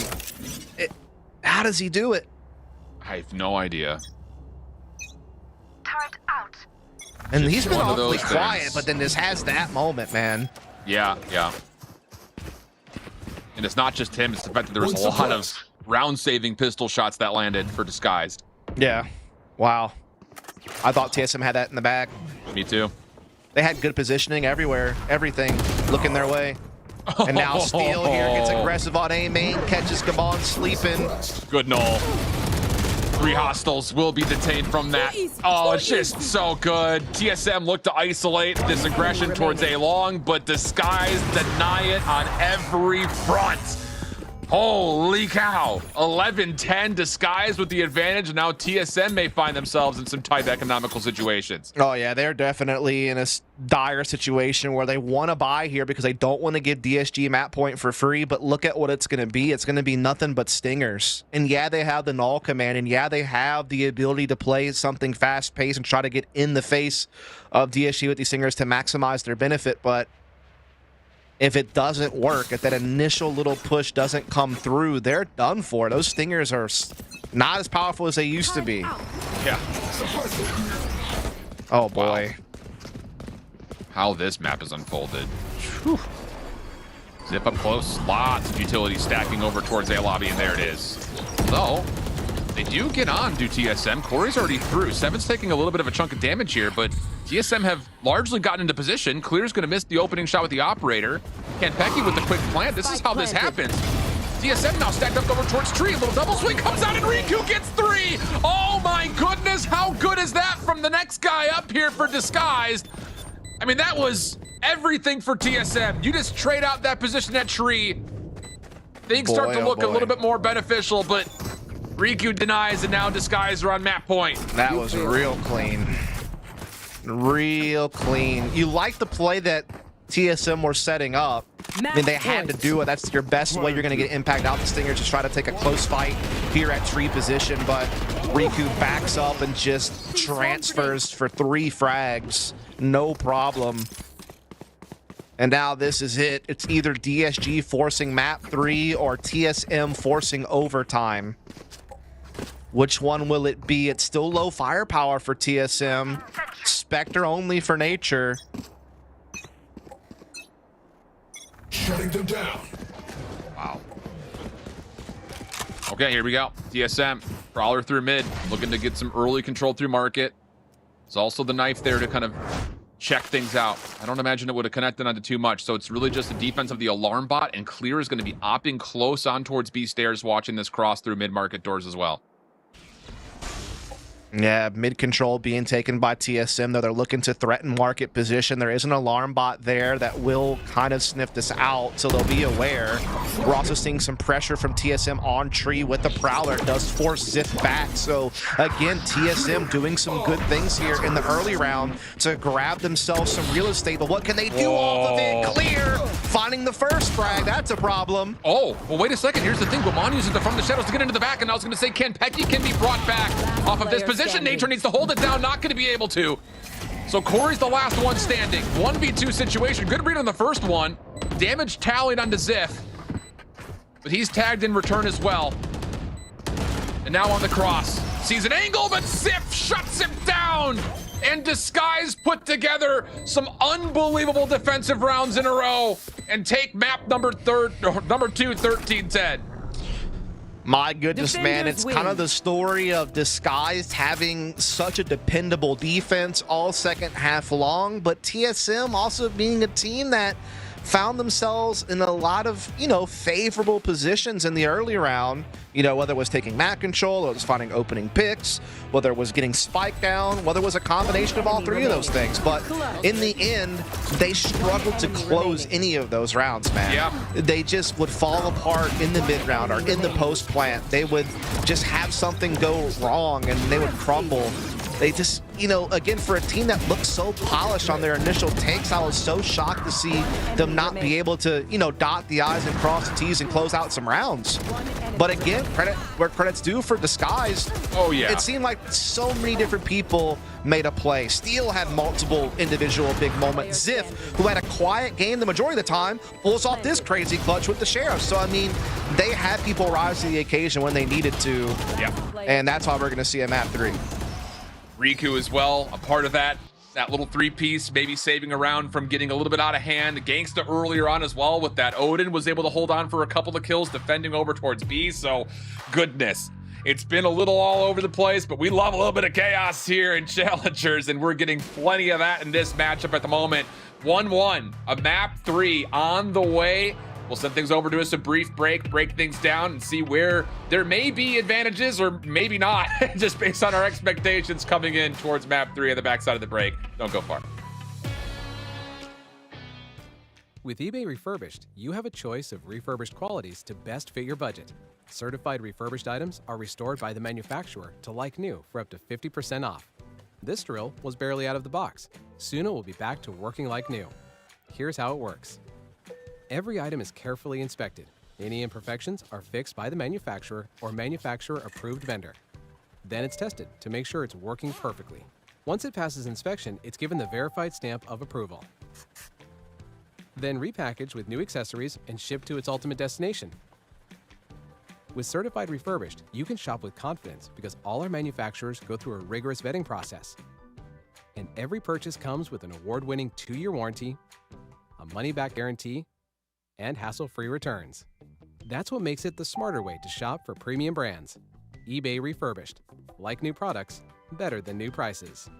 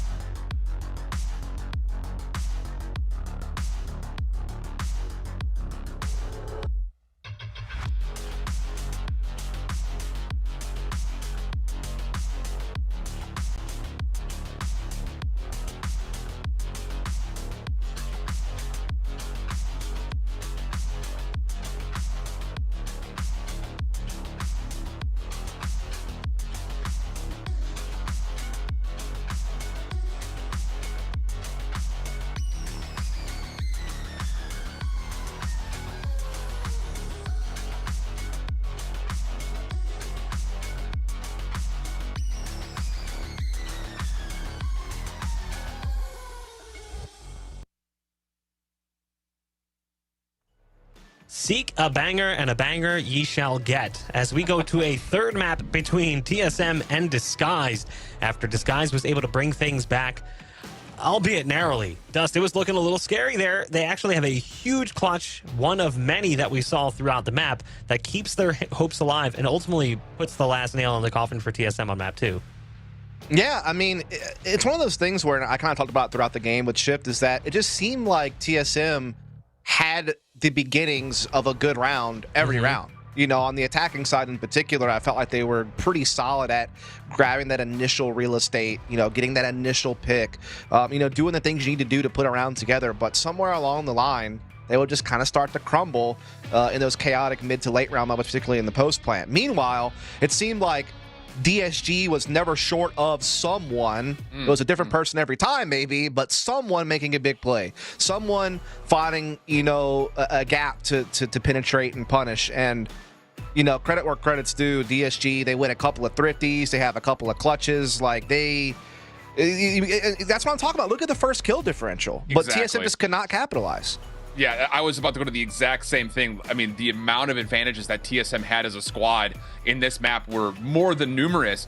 But the thing that, you know, we kind of harkened back to when we were initially looking at this Disguised roster before gameplay even started was these are a lot of great individual players that can make some big individual plays if given the chance. If there's a mistake that's been up, you know, TSM could get punished, or any team in that matter could get punished. And that's exactly what happened. Not only was there a great differential in the first kills, you would think that was going to lead to TSM, but they were also very unsuccessful in holding post plants. So, you know, they were getting the spike down, they had numbers, and they were still losing rounds. So it's a lot of credit to DSG individually, and being able to, I think maybe even more so in odd number situations, 2v3s, 3v5, stuff like that, of keeping these rounds really tight and even walking away with a handful of them. Yeah, I mean, the post plant number is what's killer. You know, your opponent's getting 6 out of 8 post plants. You're only taking 4 out of 9. And you have such a massive first kill advantage. Like, that just is a stat that kind of supports the whole theory of TSM being able to find themselves in good positions, but not able to make the most of them. As we take a look here overall, I mean, hats off to Riku, the new guy coming in, the new fifth, you know, playing the Killjoy both maps. This map, he winds up having a hell of a time. He had a couple of clutches, but also just played overall very intelligently. And really, again, everyone seemed to have a moment at some point for DSG. Steel had multiple. Ziff had a crazy, like, 1v. He was quiet all game long, then had this crazy, like, Sheriff 3-kill clutch. Cleared it a little bit better this time despite a slow start. Yeah, man. It's just DSG, they grinded it out. They found a way to win. The interesting thing, too, is usually when you see a Killjoy do really well, I mean, Ascent has always been a map that definitely plays to a strong defensive Killjoy. You assume defense is where the numbers are going to be made up. The attacking side's going to suffer. Actually, it was pretty even. 11 and 10, both sides. Yeah. Strong performance from Riku, who topped the charts both on the attacking side and on the defensive side. Did Steel share a little of that one with Steel, who was 11 and 6 on the defensive side. But overall, that's a really impressive performance from someone coming in pretty much like recently. It was within the last week they had time to adjust, and we talked about it, Shift, coming into this one. This is a map that a new player is going to feel more comfortable on because it's a standard map. It's been in the pool for a while. Everyone knows how to play it. It's easier to plug into. I think the other thing that's really impressive about what we've seen from Riku is not even just on this map, but even if you harken back to what we had in map number 1 on Lotus, there's a lot of trust that this team has that Riku's going to handle business. I mean, even a number of setups here for Riku were kind of by themselves. Sure, a little bit of help from Gangsta here and there, Steel and Ziff being able to throw out some utility when needed, but Riku is kind of largely playing a defensive island and is doing very well. On the other side of things, when you have the ability to trust a player like Riku to kind of hold their own, you have the ability to use your jet in more flexible areas. And Clear, who did not have the greatest of performances on the opening chamber in map number 1, definitely came into play with a lot of clutch operator shots here on Jet in map number 2. And that was another difference maker that I think individually helped DSG kind of find those advantages and those bounce backs, which have been kind of framing up. As we get ready to jump into our third and final map in the series, reminder, it's going to be Haven. We can take a look at the picks and bans just so you figure out how we ended up at Haven. Not surprised to see some of the bans come through. I think that DSG has perma'd Icebox. Kind of curious to see what they're going to do on the map should they ever have to play it. We did get a little taste of their Lotus. And it wasn't bad. It wasn't good either. It was just sort of so-so, kind of like my cooking. But as we get to the tail end, we end up on Haven, which is a map that should feel, again, comfortable for both teams. And just a little bit of big picture storytelling. If TSM wins this series, they'd be 4-1. Regardless of what happens with the Guard series later, that gives them the number 2 position as they have the head-to-head with Guard. So even if Guard beats M80, 4-1 tie, TSM has the tiebreaker. That's actually massive for TSM compared to where this group stage started for them. I think at the same rate, though, kind of starting where we are at the beginning of this broadcast, we're talking about this Disguise team not being able to hold a candle to the top 2 teams. TSM have been able to do that. What happens to our power rankings as we get ready for face-off if Disguise can beat this TSM squad and maybe kind of crack the code of being a major contender for not just the group that we see at the end of this week 5, but also potentially not, a pretty lengthy playoff run if they were to find themselves a favorable seed, kind of leapfrogging potentially this TSM team. I don't know. I'm excited about this squad. Yeah, there's so many question marks, and they're all going to be answered in just a minute as our third and final map in this series is ready. It's going to be Haven. It's DSG and TSM fighting for seeding, and it is so incredibly important. Dust, Shift, take it away.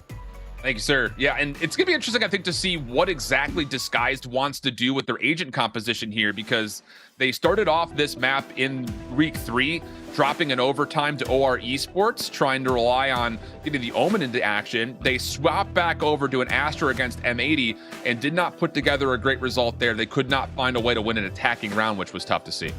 Yeah, I mean, the thing is, both teams feel comfortable with Haven, but both teams have had mixed results on this map, honestly. Like, we've seen some big things at times, from Disguise on this map, but they also lost their last 2 games. And then TSM, they've lost when they've had to play against the better competition. Their only win is really against OR Esports. So it's kind of a mixed bag, but as far as the picks go, Steel sticking with the Astra, both teams sticking with the Breach, which has been a staple on this map for quite some time now in North America. We have at times seen double initiator without a Sova. This time both teams will play Sova. And yeah, you're going to get the 2 Jets and you get the 2 Killjoys. So, I mean, it's pretty standard stuff. It's just a difference in controller, which it's kind of been the trend, honestly, throughout the series. So, not surprising. I'm just excited to see this Corey versus Clear matchup again, because it was a tight battle with a number of face-off 1v1s between both of our Jets. And if Clear can find a way to keep up what he had done last map, you start to feel that this Disguise team could kind of ride that momentum. We'll see. A lot of focus also over towards how the Breach utility gets into play, as we're going to have an opening play for Disguised towards B. Alarmbot will get a read on this, but you got to keep in mind, Disguised have been perfect on their pistols so far, 4 for 4. And now with an open B site, they may actually look to choose to put the post plant together kind of towards C-Link as TSM come around the back. Yeah, they're looking to take a lot of space off of B. They're looking to try to take garage and everything, which is nice. I like when teams do that, but they are dealing with this big flank from TSM. Great paranoia there is going to force them back. And can Pecky able to grab a frag here? Oh, and then through the wall, 7 gets more, but Clear puts together the double. Now towards the site they go. Clear! Oh! Still one more to get for the ace. This will be a 1v3 as well on top of that. Come on, in a little bit of trouble. Dark cover will allow him a chance maybe to get on towards the site. The dash will expire. There's the toggle on the shoulder. Has to check for it, but time's becoming a problem, and Clear will get the ace. How about a start for Disguised? And how about a start for Clear? We talked about how he was quiet the first map on Chamber. We talked about how he even had a slow start on Ascent, but he's pedal to the metal right away here on Haven. TSM were looking pretty sharp on the retake there for a moment, but Clear took matters into his own hands, and he winds up getting all of it. All 5 knocked down. What a play from Clear. Just fearless as ever. And you got to give credit to a young guy who's inexperienced, who's had some struggles to keep their composure and pull off a big play like that late in the series. Martial off for Corey does tag, but Gangsta stays alive through this, and Disguise will say, okay, if you're going to pull out a hero Martial, we'll let you just hold that angle. Reposition on the way, as 7 will step in towards C Cubby defensively. And Disguised, who really did not put a lot of early attention towards A lobby, are actually looking for the pick through mid on the cross, and Riku's kill may lead to huge advantages for Disguised to take over the middle of the map and possibly overwhelm this A set if they commit. Yeah, it's just that multi-pronged pressure that DSG like to do. They're doing it all game long on Ascent as well. Just never focused on one area, always kind of leaving options open. Big pick there on the link allows them free passage on to B here. Obviously, they have the firepower advantage as well. Clear will use it to good effect there against 7 inside the garage. So they will have a 5-on-3 post plan and should go their way, no problem. Yeah. Once again, it's just about does TSM find any success trying to crack through the back here. Steel's watching it this time, though. Alt line will push him off. Steel trying to cover his own tracks, clear on the cross, no worries. Deals with one of the 2 contestants around the back. And the second is also put together, dude. Clear has found everything. Oh my goodness. And another investor flawless. And that's the thing I've always said about Clear. Like in any game that we've ever covered up the skies, in any type of pregame segment, the mechanics are there. It's very clear. The ceiling is definitely there. Like you can tell that he's one of those up-and-coming duelists that have the capabilities to be a fantastic player. The biggest thing for him is just dealing with the mid to late round chaotic decision making. When to, like something like Quad Noob's so good at, like having the intuition on, you know, jumping on a timing or knowing when he can make a big aggressive play and get away with it. It's just about Clear trying to find his own rhythm in that regard. And I think a lot of that will just come down to getting reps. Ziff is going to be allowed to get this orb for free off the peak. Lots of utility for TSM defensively at the choke point at C, but no one was contesting the long angle. So now closer towards potentially a Rolling Thunder comes Disguised, who have still a lot of advantages in this round. Even though TSM have full 5 rifles, they're going to get in towards Garage. Not commit to it though, but still the idea of this is to get TSM to rotate and deal with this potential play through Garage. Clear gets caught though by Corey trying to jump back through window to A side, which is going to kind of alert the defense to the intentions of Disguised, who still have Nature playing this forward angle on long. He will spot Steel, quickly backs away to the site. Meanwhile, Riku still holds on to some real estate here at middle, can still maybe poke and prod at B, but Kanpeki keeping tabs on that. Nature just playing the corner. He's going to get some support. He's got Corey inside the site with him. Kanpeki not too far away. So defensively, they have all their angles covered, but it's about whether or not they can connect the frags. Well, you have Riku who's continuing to make this play over towards Link. If there are kills on site, maybe this becomes a little bit more flexible for Disguise, but it's Corey who gets 2 from inside. Now it has to be Riku, and 7 picks him up on the cross. Steel, any more heroics from you today? Not a lot of time to make the play. Shotgun out, that works. Back over to the Guardian. Oh my goodness, he nearly tallies another elimination. And TSM will still hold at least for their first round. I would have lost it, I think, if he pulled that one off. That would have been absolutely disgusting. But nice little bait and switch play there from Corey and Nature. I mean, Nature knows he's stuck in the corner. He tanks a fault line. He draws the attention, and then Corey just slides out for a double. Really efficient stuff there from TSM to put around on the board on the DSG quote-unquote bonus round. Now we're fully bought up for both sides, though Corey's just going to be on the Blade Storm initially. And Corey wants to go quickly. Dark cover to block off the A entryway. Recon bolt just to reveal if anyone's in. And the fault line to gain the space, but Disguised are not at all interested. They're going to make their play right on in towards C, which is wide open, save just the sentry turret, which will be somewhat of an alert for the side of TSM that they need to make a rotation, but there's no way they can test this plan. Yeah, of course not. They're going to have to play retake. They have no ult or anything like that, so it's going to come down to raw utility. Meanwhile, Ziff and company looking to use the breach to get back inside Garage and cut off this retake point, but like you said, a great paranoia helps them out. Steel still playing forward alongside their breach. Corey trying to work his way back in, and the kills for TSM are coming through. Time becoming a bit of an issue, though. Fault line's going to miss Steel, who really needs to put together something here, but only gets 1. The follow-up from Corey is good, leaving Clear by himself. Clears out the back first. Now has to take his attention back forward. Corey sticking, gets it to halfway. But the final kill for Kanpeki will put this one a bit more out of question, and TSM will tie us to 2. I tell you what, Clear wasn't far off a Kanpeki headshot, and that could have maybe put him in a chance to win the clutch. I mean, that was down to the wire. Really good counter, though, from TSM. I mean, I like what the guys were doing there. They didn't want to be forced onto C site only or forced to play long C only. They wanted Garage. They wanted to cut off that retake point, and they used some of the breach utility to get the Garage itself, but Gamon countered so well with the paranoia. And then they just had some great trading to get onto the site here and wind up with the dub, time things up 2 apiece. 7 does have a lockdown available here for TSM once again if they need it for a retake. Clear's going to go in. Shorty knives. No defenders on. And how deep has Clear been able to get already? 7 around the corner, really can't do too much. And Disguise, you got to keep in mind that last time they made a play like this, they didn't even commit necessarily to playing back towards window, but this time they may need to. Nature secures a kill on towards Ziff. Spike is still in hand, though, for Clear, as Gangsta's going to try to get a little bit more information with the Owl Drone, but at the moment, Disguised, I'm sure, are going to feel a little bit pressed until Steel can come around the back, and he has gotten a lot of space to work with here. He could blow this play wide open.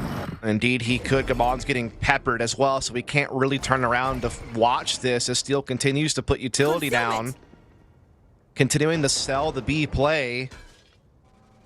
I tell you what, though, TSM are holding back as if they're anticipating this. Yeah, for real. And you feel like Steel's done this so many times this series that you have to be aware of it.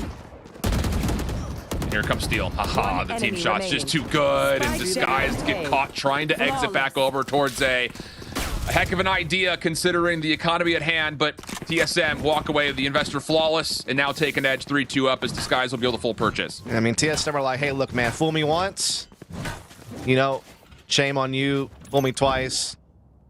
Can't fool me no more. You know what I mean? For real. One of those.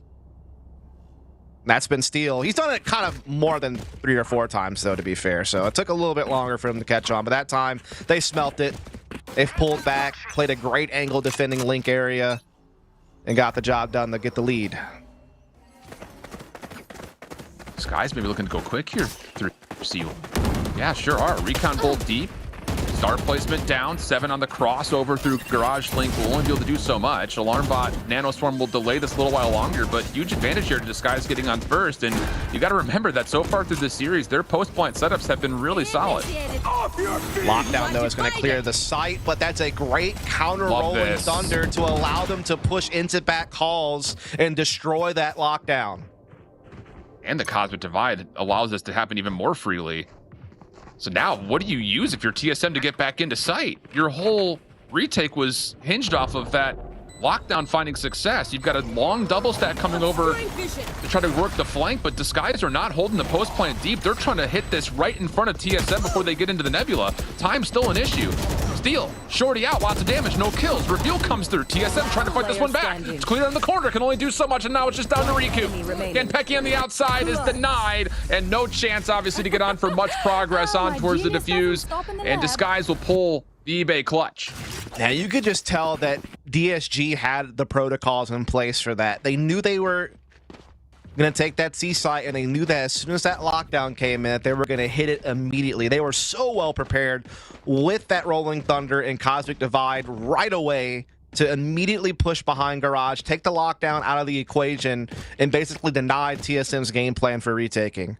And TSM are very keen on playing retake setups right now, but for real, DSG are doing a good job at taking sites and then pushing it to a deeper level to just deny space for the retake. All right, key round here early on. 3-3 the count, full buy from both sides. And TSM are not going to try anything wacky or crazy here. No pressure through A, sewers or long. Disguise still kind of stacked in towards mid, kind of taking the same moniker of a methodical approach here. And I will say, Disguise have been putting a lot of pressure on mid, and it's kept Corey here a lot longer than he would have liked to have been, but that first blood frees up the defense just a touch more. Yeah, it takes no damage either, so a clean kill from Corey. Meanwhile, we do see DSG looking to take some control over on A side. Also, we see Riku's trying to at least keep a little bit of presence over towards Garage, but Corey keeping an eye out for that. Takes a lot of damage, I will say. DSG, meanwhile, does contact into A, find it's open. TSM will once again be playing retake, but this time they have main advantage in Rolling Thunder. That's a big X factor to have in a situation like this. Gangsta for the plant. And once more, Riku's going to watch the mid cross. TSM will not give him an opportunity to catch anything through B. You still have Campecki, who's avidly watching this. Rolling Thunder at the ready. 5v4 retake. Both hands up. Here we go. Smoke over. Dark cover will kind of force Ziff into a difficult spot to contest. Paranoia is also in the way in, but the Aftershock actually delays this a little while longer and clears the one who actually gets first blood in the retake attempt. Ziff still with flashes. Gangsta in the corner. Nearly gets one. But Riku on the flank is the big difference maker. 2v2. Nature tagged, but as Riku falls, now Clear has to move forward, and 7 watches it the whole way. The post plant was set to hold through sewer. And as TSM worked their way back on towards site, they deny the potential retake of being squandered. That was so close, though, man. I mean, TSM, obviously, Rolling Thunder gets them onto site, but Clear, unaffected, playing deep and long A, is the first person to grab a frag in that scenario, as you were kind of indicating. Then that sets up Riku to be able to get his flank in, gets a couple of kills on his own right, and all of a sudden, it's wide open for the taking.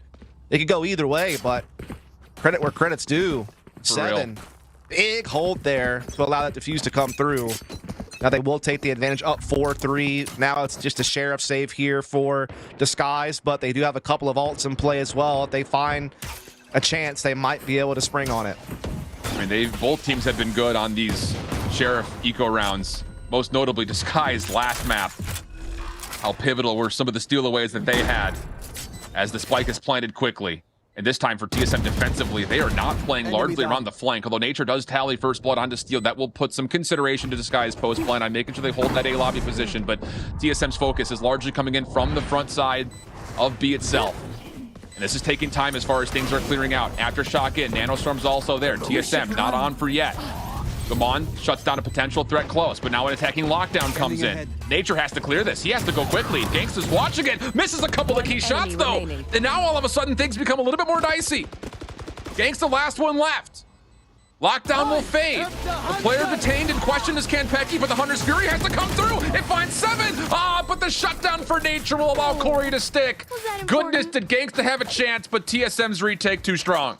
Yeah, DSG certainly very crafty. They knew exactly what they had at their disposal, and they used it as well as they could have, honestly. Again, TSM's been very keen on playing retakes where they need to. DSG kind of uses that advantage to get that spike down. Again, they had some pretty nice utility between the lockdown and the Hunter's Fury to maybe pull something off, especially after they used the nanos and aftershocks to slow down the initial diffuse. But a good push to chase down Nature is what made it the big difference here at Gangsta, excuse me. Allowing there to be no additional Hunter's Fury shots to stop that diffuse. And so TSM will now go up 2 rounds. Few alts on the table as well. Full buy for DSG, but no alts available. Yeah. Ziff even has to go to half armor here just to get utility. Slim pickings, man. And if you lose this, you might be saving again. So this is a big round for DSG. Yeah, I just want to re-hit this again. We mentioned this in map number 1. But when they're on an eco advantage, have not been particularly great this season. 64% win rate. That is the 3rd lowest. Whereas for Disguise, they have been actually above average. 76% of their wins have come with eco advantages. So these full buy rounds are crucial when it comes to those potential statistics, making a difference in how this series has gone. And largely speaking, Disguise have kind of retained their percentages while TSM have tried to kind of fight back and find improvements in that category. So, yeah, it's not just the fact that you're looking at the potential of eco being kind of buy, sell, but for Disguised, a chance to really put some bad motion in for TSM. Hunter's Fury out very quickly for Nature, trying to contest over through C Garage, and 7 actually steps in towards Clear to find first blood. Numbers advantage now with the defense. Yeah, good combo there. 7 playing off that Hunter's Fury to take a little bit of space and find a peak. He's able to capitalize with the frag. Now, again, Steel. Up to steal things. We've seen it all series long. Looking to make himself a little bit of a lurk into A. Going to find it wide open and empty. So that spike will get called over. But again, TSM has been fine playing retake. What's haunted them is late flanks through B. That has been kind of the thorn in their side a few times. This time, it might be just Steel taking it all the way that they have to worry about. He will just decide to lodge in this corner, though. Ziff will plant on the corner. Spike planted. And Pecky just on the opposite side of Link from Steel. Riku setting deep. Riku's only responsibility is making sure no one peeks through a window. Everyone else has got all the other cover that they need. Aftershock up top as the Aldrin tries to wake its way on. This is taking time. Rico gets to work, tapping away. Steel still in the corner. Nebula's to keep him safe. Paranoia is out. Aftershock as well. This here comes TSM, but they do not clear their corner. Steel gets one. Nothing further. Not needed though. Riku on the site. Trades back and forth. Leads us to a 2v1. Now it's just down to Nature trying to drop out of heaven, but Ziv, who never had armor and was left on 5 HP, gets the headshot and Disguise bring us back to within 1. Again, it's just Steel making these little sneaky plays. They did not decide to spend utility to clear the left corner. Instead, they used the Aftershock to clear under heaven. That means Steel is left to just lurk in the corner and grab a big frag as they're coming through the low side. And then from there forward, DSG are able to stay 1 frag ahead all the way through to lock in the round and keep it as close as possible. Big round here as both teams have a lot to use. Oh, this time TSM going to make Corey get active early. Fault line did connect. Our cover was also there. Here's the quickness for DSG again through the middle of the map. And Clear is going to have full control of any A defenders lurking out. So this 1v1 between Steel and Corey could determine so much in terms of the post plant. Defensive lockdown in play. Gangsta tapping away, finding a lot of damage.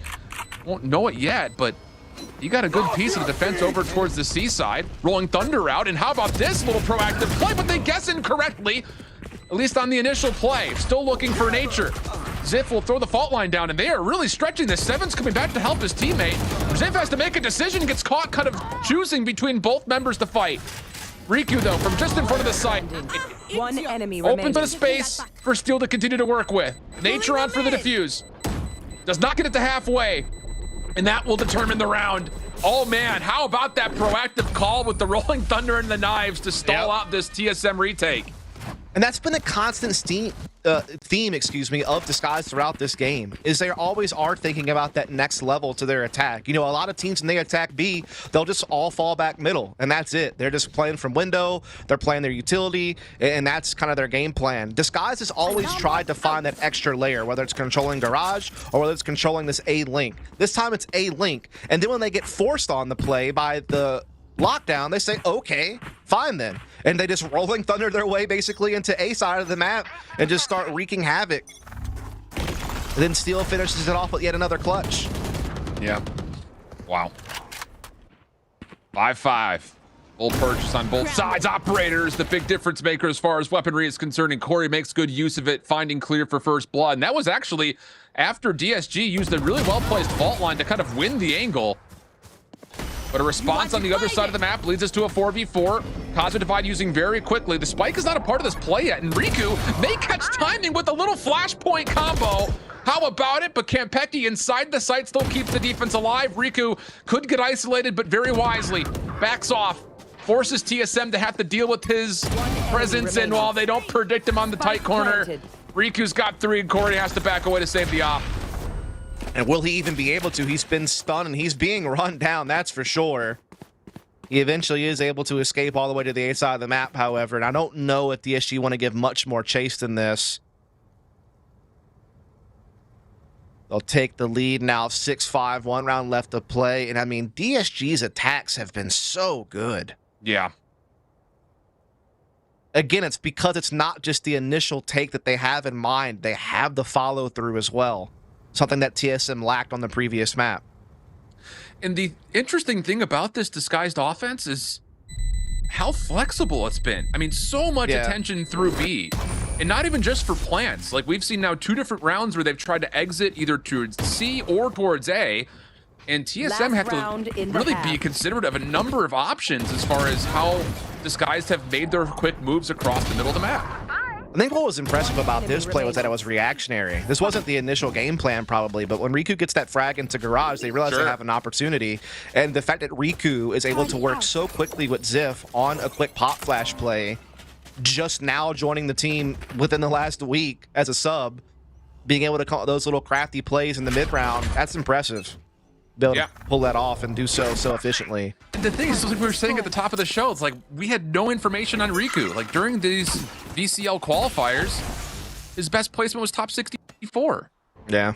So it's definitely curious, but The trust that we've seen the team have in Riku on defense has been notable, and he's been a huge playmaker a couple of different rounds to turn the tide, even on the offensive side as we get into the final round of the half. And it will. You think a lot of it comes down to just a lot of them being familiar with each other from playing either on Knights or Knights Academy last year. So there's probably just a little bit of familiarity there with Riku, kind of knowing what he's capable of from playing with him in the past. Might be a part of it. As we get into the final round of the half here, again, kind of split pressure from DSG, pressuring Garage, pressuring B. They've been able to get Steel up through along C side, locked down to really solidify the threat of the B hit. This could still be a commitment to go through Garage to C, by the way. It doesn't have to be necessarily a play towards B. So Riku once again on towards his antics. 7 denied, trying to take an early aggressive angle. And Riku, while fault line, still finds the headshot. It's perfection from Disguised on the entry. And TSM are down to just 2, and it's an Op Guardian combination. And Disguised can smell blood in the water. Make their aggressive play forward. Spike down Nature for the 1v5. Good luck, have fun. Dude, it's just the fact that DSG found a way to use the B site so many different ways throughout the course of the half. Whether it was the target where the spike was planted, whether it was used as a late flanking option, whether it was just creating pressure there to keep people interested while you bite somewhere else. Whatever the case may be, DSG just had TSM's number on this map. They dictated the pace of the game every single round. They were always in the driver's seat. They were always the ones pushing the pace. And some of it was reactionary, like rounds like this, but some of it was really well orchestrated from start to finish. Just how they comboed their utility, how they used their ults, how they threw feints and, you know, caused distractions and just really kept TSM guessing on what they needed to worry about. DSG had a really good attacking half there. Very impressed. So different compared to the 2-13 affair last week, where M80 did the DoorDash challenge throw, essentially. So now we swap the sides. Disguise looking to go perfect in the pistols for the series. Not often we see something like that, and Steel's actually going to catch a shoulder of Nature for a little bit of a first bleed, so to speak. Yeah, Nature taking a little bit of chip damage there, down to 82 health, but still pretty healthy. Riku just trying to play off his turret up close on the garage doors here. Starting to feel a little bit of pressure. Owl Drone's gonna really put him in a tough spot, but a great grab. It's gonna save him, and the fault line to follow up. Wow. Oh, clear. Almost gets caught dashing in towards the middle of the C site, but he also survives. Cloud burst down to stop any potential play through long, and TSM will give up in the play and now make their attention happen towards B, where exactly Observers and Alarm Bot Nanostorm combo is waiting, but they run right around it, and this feels familiar. Because DSG did almost the exact same thing. Oh, but it's red. Clear gets 1. More on the way. Clear. No, not this time. No aces for him in this pistol. Riku through mid-map. Oh, well won. And so now with the spike planted, the defense looking to overwhelm and surround. In the corner, Kanpeki turns away 1. Needs to keep 7 on the site, is a bit trapped and deterred. Kanpeki off the flash, and the reload cannot quite take the fight. And yep, Disguised win all 6 pistols in this series. Yep, and DSG just had the read the entire way through. You called it. Once they popped the nanoswarms at B, once they set the garage push, they knew that all that was left was for TSM to potentially push the A link and clear, backs up into defensive spawn. But not only that, look at Steel on your mini-map. He's controlling bottom A lobby the entire time. So he's able to pinch if required. Instead, they just force TSM back into B, and then they just play the retake to perfection. Great use of utility. Obviously, big play from Ziff in the end to flash his way into middle and end it all. And now DSG, like you said, perfect on pistols, extend their lead to 3 rounds, and it's likely going to be 4. Very likely a 9-5 coming up here. Yep. Especially considering it's not just been perfect pistols, but near perfect follow-ups from Disguised as well. Haven't lost a single follow-up round after winning the pistols, although TSM have gotten close to fighting some of these back. Corey in the corner doesn't check his lap, surprisingly enough. But he was completely isolated. Again, the utility from Disguise looking good to try to stop them at the front door. But TSM still running forwards, and well, they run to meet their death. 4 kills for Ziff. Yeah, the answer of will it blend is yes. When it comes to TSM on the eco there, just getting run through the gauntlet of long C. So much utility slowing them down, and eventually they lose out. Disguise on the bonus here.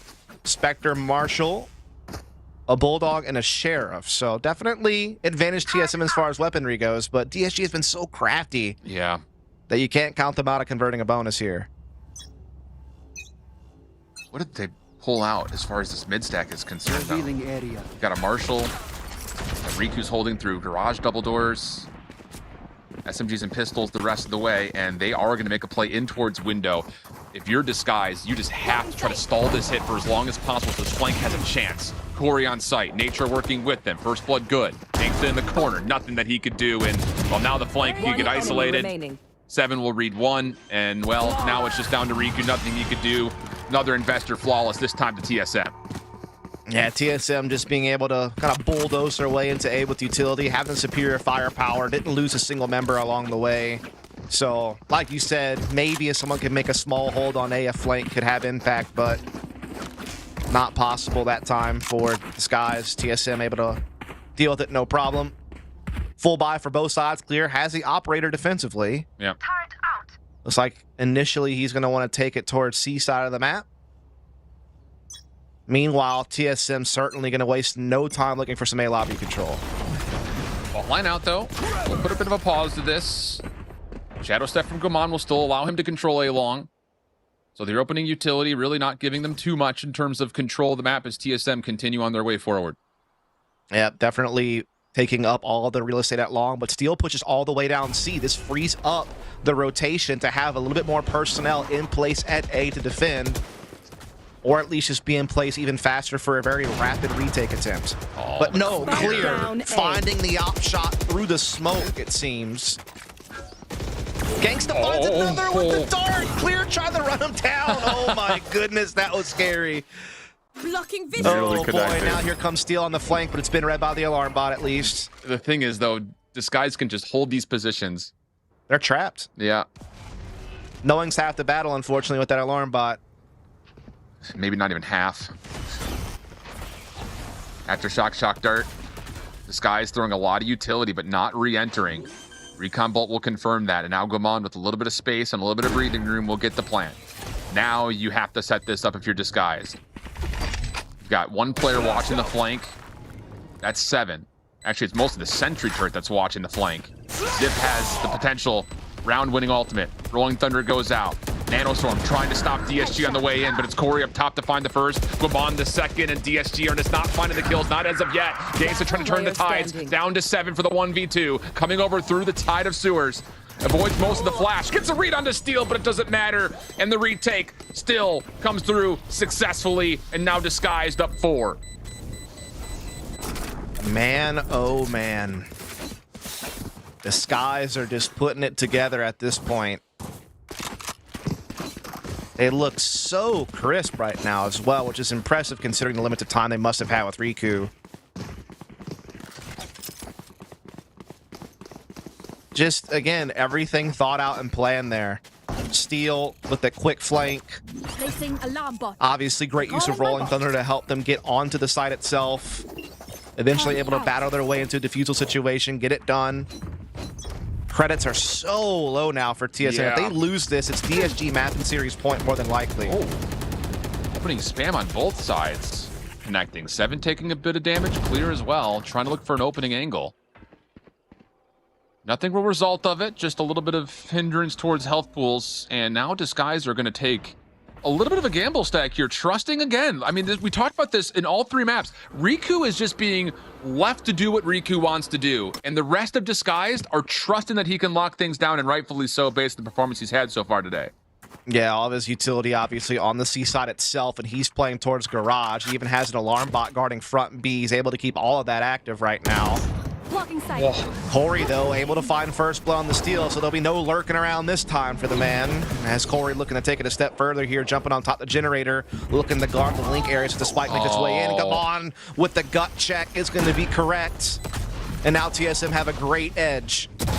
Flash in, Gangsta trying to take away space early, but not able to slip through. And then Corey on the elevated top side of the boxes. No process. And Clear will try to very stealthily make his way out with the operator, but he may have to try to fight to hold his ground.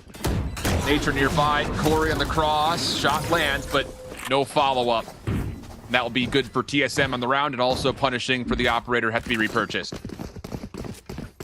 Yeah, big round there for TSM that finally has some type of response. You could feel like DSG just had control of the game for the longest time. But just a big bold hit onto B. Corey and Gamon teeing off. Just showing some of that individual prowess to pull one through and keep themselves in the fight. DSG will have to save here, short of the Blade Storm a clear. Not really much to work with. A couple of shares are purchased. Revealing area. Putting utility, going to allow Disguise to get aggressive on both extremities of the map. Steal in towards Cubby, and a little bit of utility thrown to make sure Ziff can feel a little bit more comfortable down in sewers at A. And these are going to be some unique problems that TSM will have to put a response to, even though they still have the advantage in weapons. Yeah, they've certainly been denied a lot of map control early here. They haven't been able to get anything towards a lobby. They haven't been able to really get out in the mid or garage. They don't really have even closet yet to see, so they have to work very slowly. But eventually their firepower advantage is going to get flexed here, as Steel is going to catch a whiff of this. He's going to call for some support, drop some utility that's going to swat TSM away. Gamal is left behind, but can easily Shroud Step his way out of danger. And now they'll just immediately redirect to A, where Ziff is spotting all this. Got a shoulder shot onto 7. Lots of utility still left for Ziff, by the way. Fault line, the first thing in, but the dash through. It's going to isolate the 1v1, and Corey's going to find the kill. Now all of a sudden, Disguise are going to have a really tough time working their way back on towards site. A near opportunity, but you'd think it has to be clear. If he's going to do anything here, maybe there's a chance. Steel on the flank has snuck behind Nature. So maybe something on that front, but TSM hold literally all the cards unless Clear can completely shuffle the deck. No, not going to happen. It just all came down to that timing, right? Corey beats the fault line, and that unlocks the site. If he gets caught in the fault line, and all of a sudden the rotation's coming in time, maybe we have a different story, but... Sure. Instead, Corey gets the job done, winds up with the quad kill. Big effort from the man, gets it to 8-10. Remember, that was the save from DSG. Now the full buy is here, and they have a Hunter's Fury and Lockdown available. So they certainly come into this round with some teeth. Oh, yeah, for real. And there's a lot of opportunities, I think, for these ultimates that are on page to not just be possibly round winners, but counters as well. That could be in the fold. You know, especially if Steel can find a way to get an orb to get that Cosmic Divide. And there's no counter on the other side from TSM. Nature does not have Hunter's Fury available, so that could make the world of difference. Oh, TSM are going to go quick. Steel on the site, trying to live inside the Nebula. Only gets one. A good look at the second, but Pinstripe goes the kill feed. We've got ourselves a 3v3. Spike down for a moment. Hunter's Fury was called very early here from Gangsta, trying to stop this play from happening. But now as the lockdown comes through, so will the spike be planted. And DSG will likely have to wait, but Clear's still able to find one before ultimately, again, being traded back. And we have a 2v2. Indeed. Lockdown allows TSM to get safely at Long C to play the post plant here with the spike open for them. Exactly what they want. Nature still has 2 shock darts. Fault line in. Recon bolt destroyed. Gangsta gonna hop on. Who peeks this first for TSM? And you get your answer. 7 comes out of Cubby. A little bit of help from Nature to be said. Probably got assists for both of those, but the team shots allow TSM right back into this game. And once more, you look over towards the economy and things are not healthy for DSG. Could be seeing another tight one here. Yeah, sure. I mean, that's just one of those ones where when TSM's able to use lockdown to safely get out of sight into Long C, it's always going to be tough to retake there when your DSG and your smokes are gone.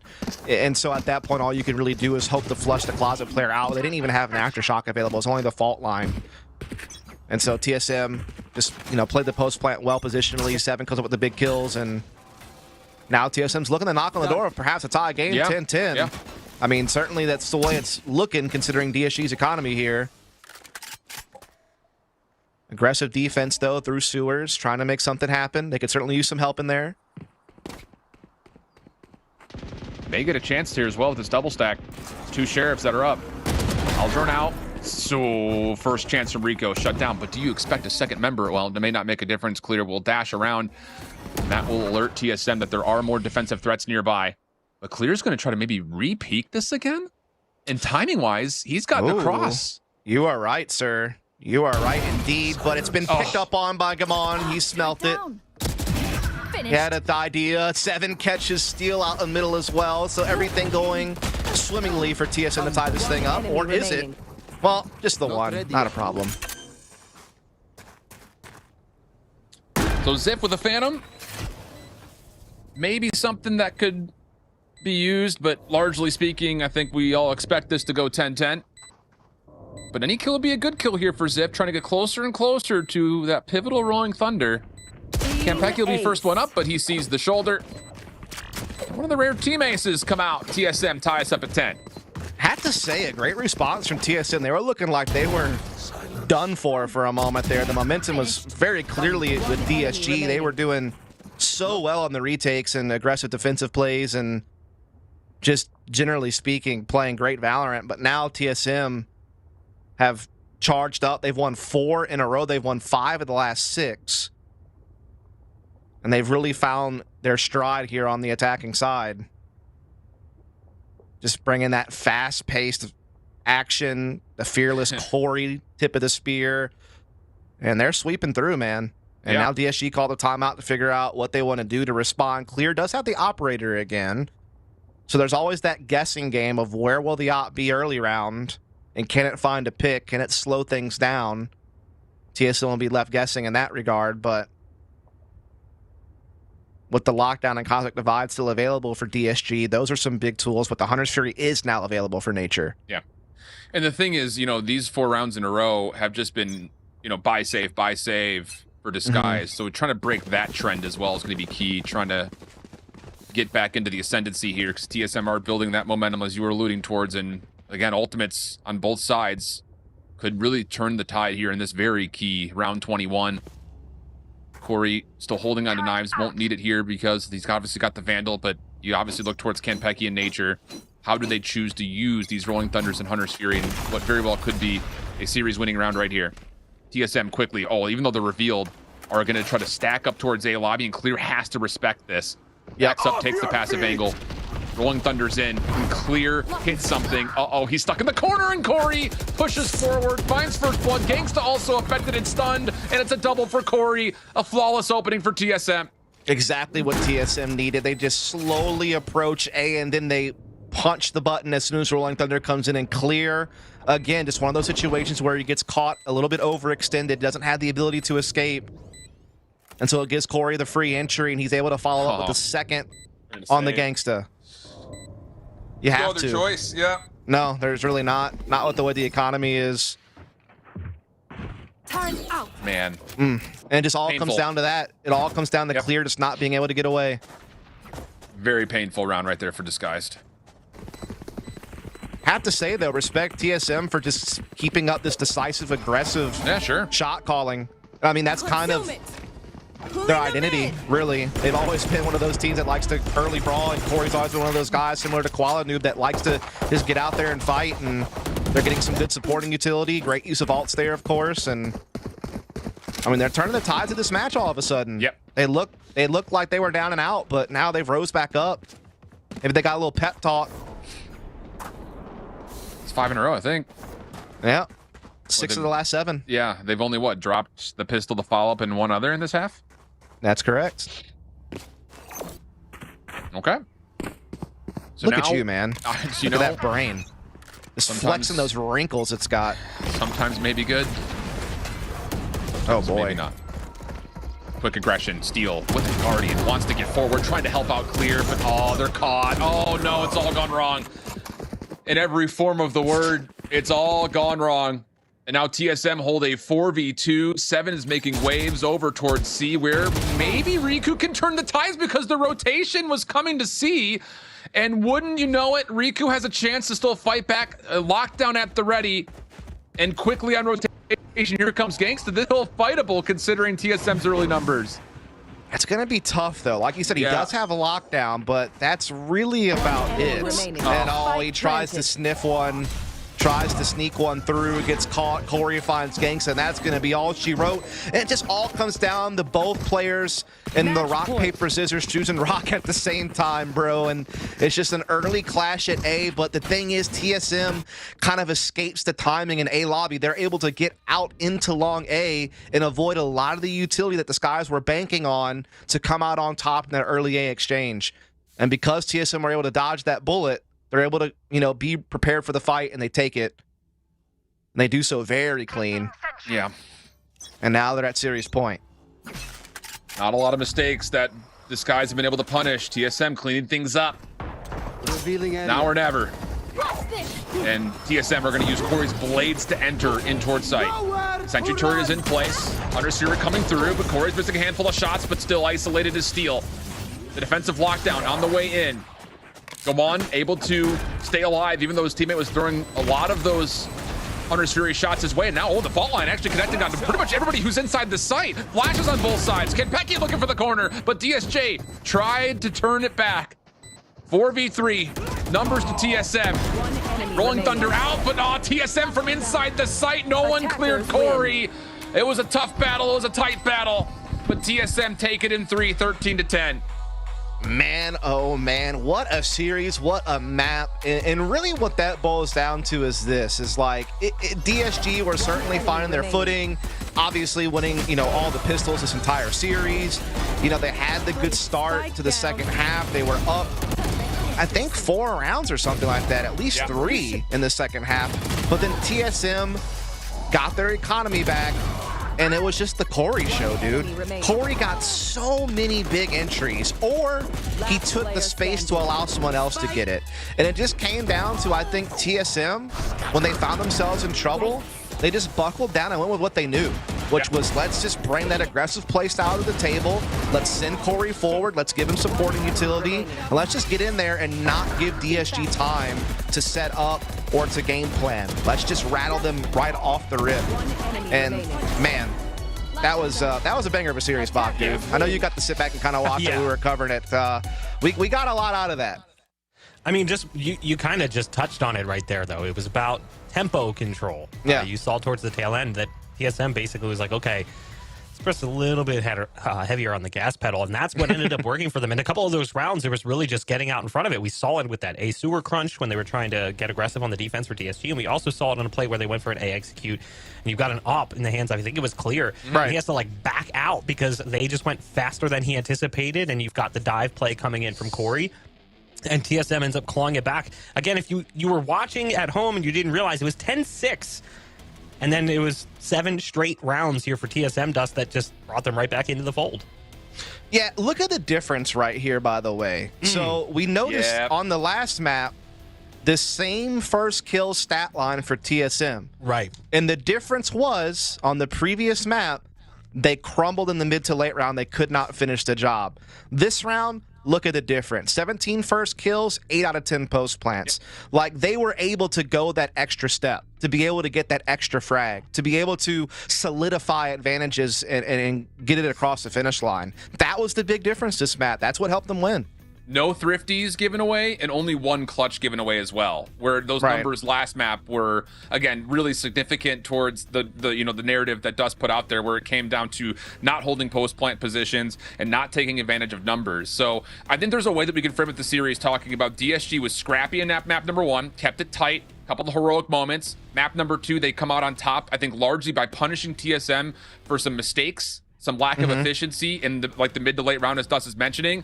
But you got to give a lot of credit, I think, to TSM for being able to clean things up here, largely behind. Again, 8 first kills from Corey, 28 and 15. Yeah, there was definitely a difference maker there when it came down to how Corey was able to kind of take control of this map. I won't say take over, but he definitely took control of those opening engagements in the large majority of the fights that we saw in those first blood engagements.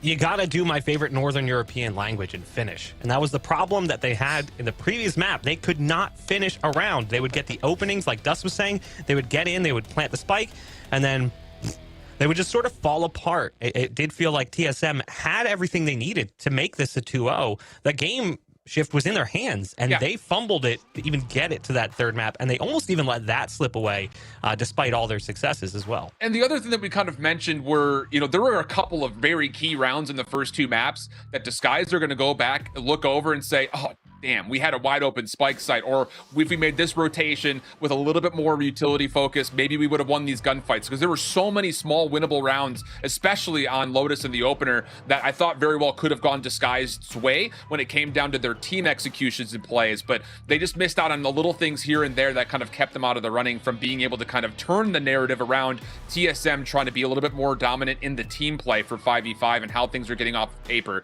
Again, we never questioned that the Disguised team was going to be able to bring some frag potential, and they showed that here today. And in a match that ultimately ends up being a seeding matchup, I think there are going to be a lot of key moments that Disguised can go back, look over, and polish up those mere misses that they had throughout the 3 maps that we saw them in. Well, we're going to go ahead and throw things to the investor post-series highlights, but first, a quick word from one of our sponsors. We'll see you guys in just a bit. Spike down. C. One enemy remaining. Thanks to our partner Investor. Get a personalized Bitmoji Investor debit card and bank with style. Join the waitlist with no commitment at pks.gg/INVBIT. Please remember that investing puts your capital at risk and can lead to losses. Terms and conditions apply.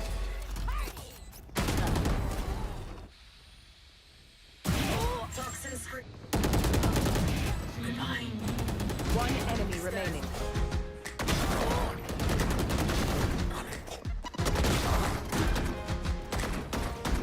One enemy remaining.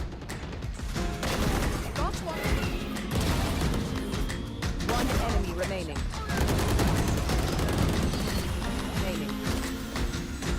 One enemy remaining. Clutch. One enemy remaining. One enemy remaining.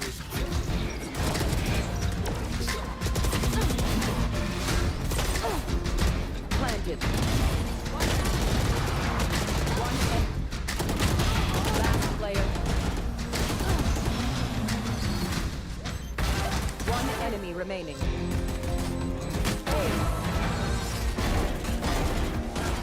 Spike down.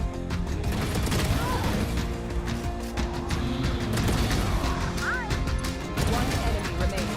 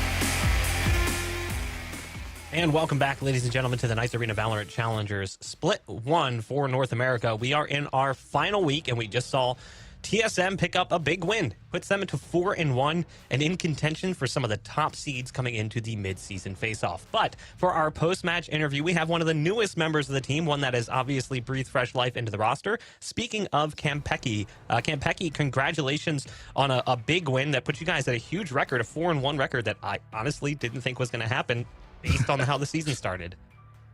Yeah, I mean, the 4-1's huge for us, especially for MSI, right? For the seeding especially, because most teams are going to be 3-2. So this 4-1 is definitely huge for us. And obviously, I'm very happy with the results. I mean, I haven't lost yet, so. Yeah, that's true. You're technically undefeated. When you joined the roster just a few weeks ago, did you expect this? Was this your anticipation? That's a good question. I mean, I expected to win, of course, right? I'm very confident in my own capabilities. And I think when I was trying out for this team, I knew everyone on this team was like really good individually. I'm sure if we like put all the pieces together, make us all like work in cohesion, I'm not surprised that we won every game, to be honest. Do you see this split as a chance for potentially redemption just because things didn't really go so well with you in Sentinels? I know that's a difficult question, but honestly, that's an easy question. Oh, for sure. I mean, without a doubt, it's not, I wasn't too happy with my results on Sentinels. Obviously going 0-5 in groups was, it's nice to win a game, at least in the circuit for once. And then, yeah, for sure. I'm very happy with that, and it's definitely redemption for me.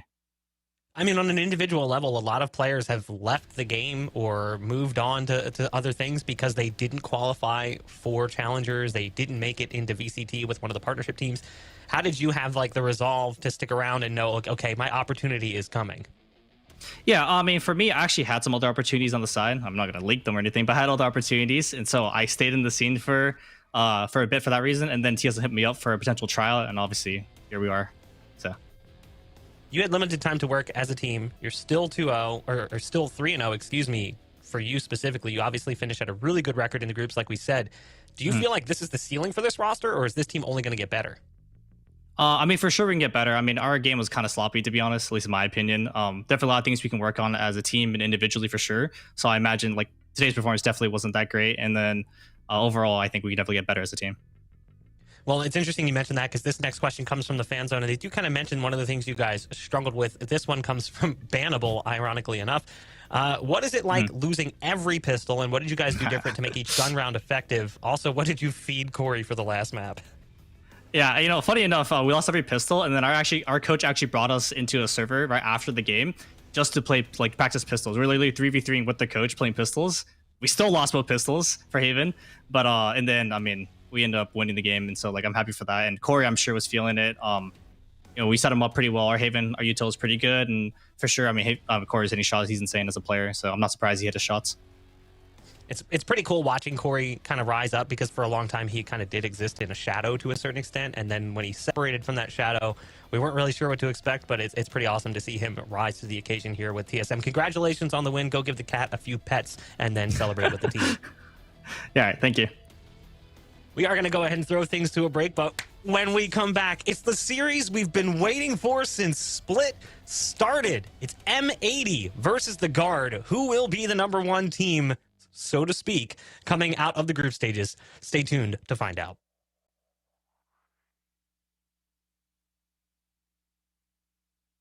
Yo, check it out. Want to know if the price of those Wave Runners is too good to be true? Or if I Wear My Kicks 49 is truly selling dead stocks? Or if that Jordan 1 Royal Box is original?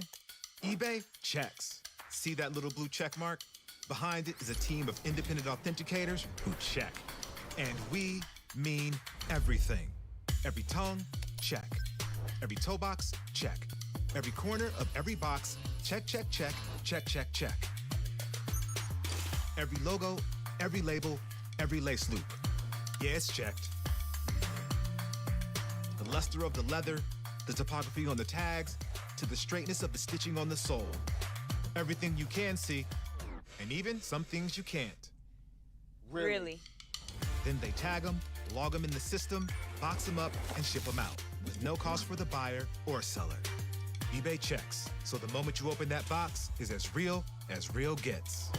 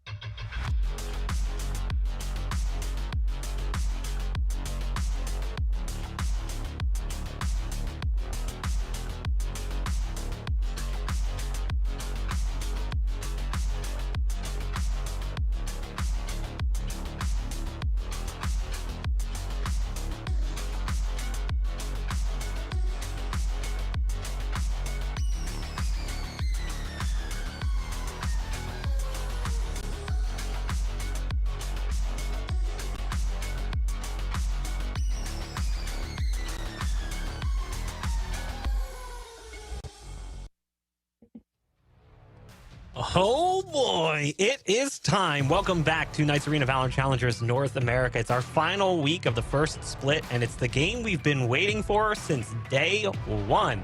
A test to see who is going to be the #1 team. Yeah, granted, that's now in quotation marks as kind of standings change things between the Guard and M80. Dust, this is the game we have seriously been wanting to see since we started doing this first split.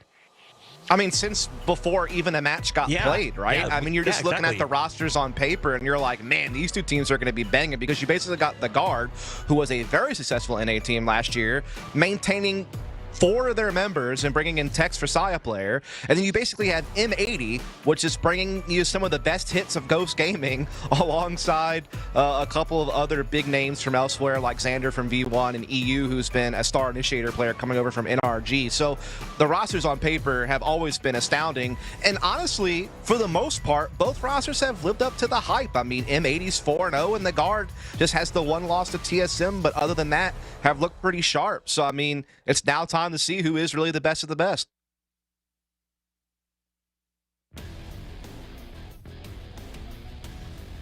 Pardon me, sorry about that. I was saying the thing about these two teams that we say a lot about comparatively to other teams, not just in this group, but even over in Group A, is they play some of the most complete 5v5 Valorant. Not a lot of mistakes as comparatively to other teams that were recently formed, and a lot of that is attributed to the fact that these players, whether they were recently brought onto the roster or a collection of previous teammates, they bring so much veteranship and experience that you expect them to kind of play with a little extra level of polish, which again is huge credit to M80 for only dropping a single map. Whereas for the Guard, obviously some more trepidatious foundations with them dropping that series to TSM. This would be a really interesting proving point. Now, looking at this match overall, looking at M80 as a team, I mean, this roster is insane. And honestly, the only time you can even really go back and find a match that is close to what this is, like a rematch, if we were talking about one. Ghost Gaming, which is most of the core for this roster, played against the Guard all the way back in May of last year during VCT Stage 2. And Ghost did find a win 2-1 over the Guard, who was experiencing a bit of a downturn coming off of their Masters appearance in Stage 1. But it was a 13-1 affair to start things off for Ghost Gaming. So you can kind of get an appreciation for how these teams match up, at least a little bit. It's obviously a big grain of salt on that one. But M80, if I'm being honest, this M80 roster looks better than that old Ghost Gaming roster. It is. They are a very complete team. I mean, you got Nismo continuing to play to his strengths as like a star flex player. You got EU coming in, being one of the best initiators in the league, if not in the region, and just so well-rounded. And we have a little bit of a tweet here coming at you. This is from Trick from Mad Lions. It says, has M80 ever lost a scrimmer game in their life? Every round is like getting shoved into a toilet. I imagine Trick does feel that way about really anybody, I would guess, since their team's 0-4. But I guess props to him for, shouting out M80. But he is right. M80 has never lost a game so far in this league. They're 4-0. I mean, they lost the map. But, yeah, Trick showing some love to the M80 squad, who has definitely been dominant, because it just kind of goes back to how well-rounded this team really is. We're going to show you a couple of their stars here in just a second as far as how the numbers lay down. Koala Noob being the star duelist of the team is number 1 in so many categories, including ACS, ADR, KD, and KPR. He's in fact the only person that's anywhere remotely near 1 KPR in the league. Everyone else is like 0.9 or 0.89, something like that. The fact that he's over 1 KPR is pretty bonkers for the role that he plays. And then EU, again, he's right on his heels, man. He's top 5 in many categories in his own right. And one other cool little team stat real quick is that outside of Koala Noob, the other 4 players on this team make up the top 5 for least deaths per round. Yeah, it's kind of ridiculous. And the thing I was going to kind of build off of that is that it's not just that Koala Noob is number 1 in a lot of these categories. He's number 1 by an absolute country mile, like 283.7 ACS. That's stupid. The next closest, I think, is like 260.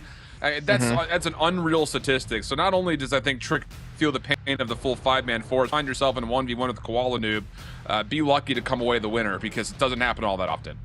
Yeah, I mean, honestly, to be fair, and Dust kind of touched upon this, Mad Lions is sort of the inverse of M80. M80's 8-1, Maps, Mad Lions 1-8. It's not to bash on them, it's just they had a really rough group stage. It's no surprise that M80 gave them difficulty, but I think M80 gave everybody difficulty. That's kind of just how it works.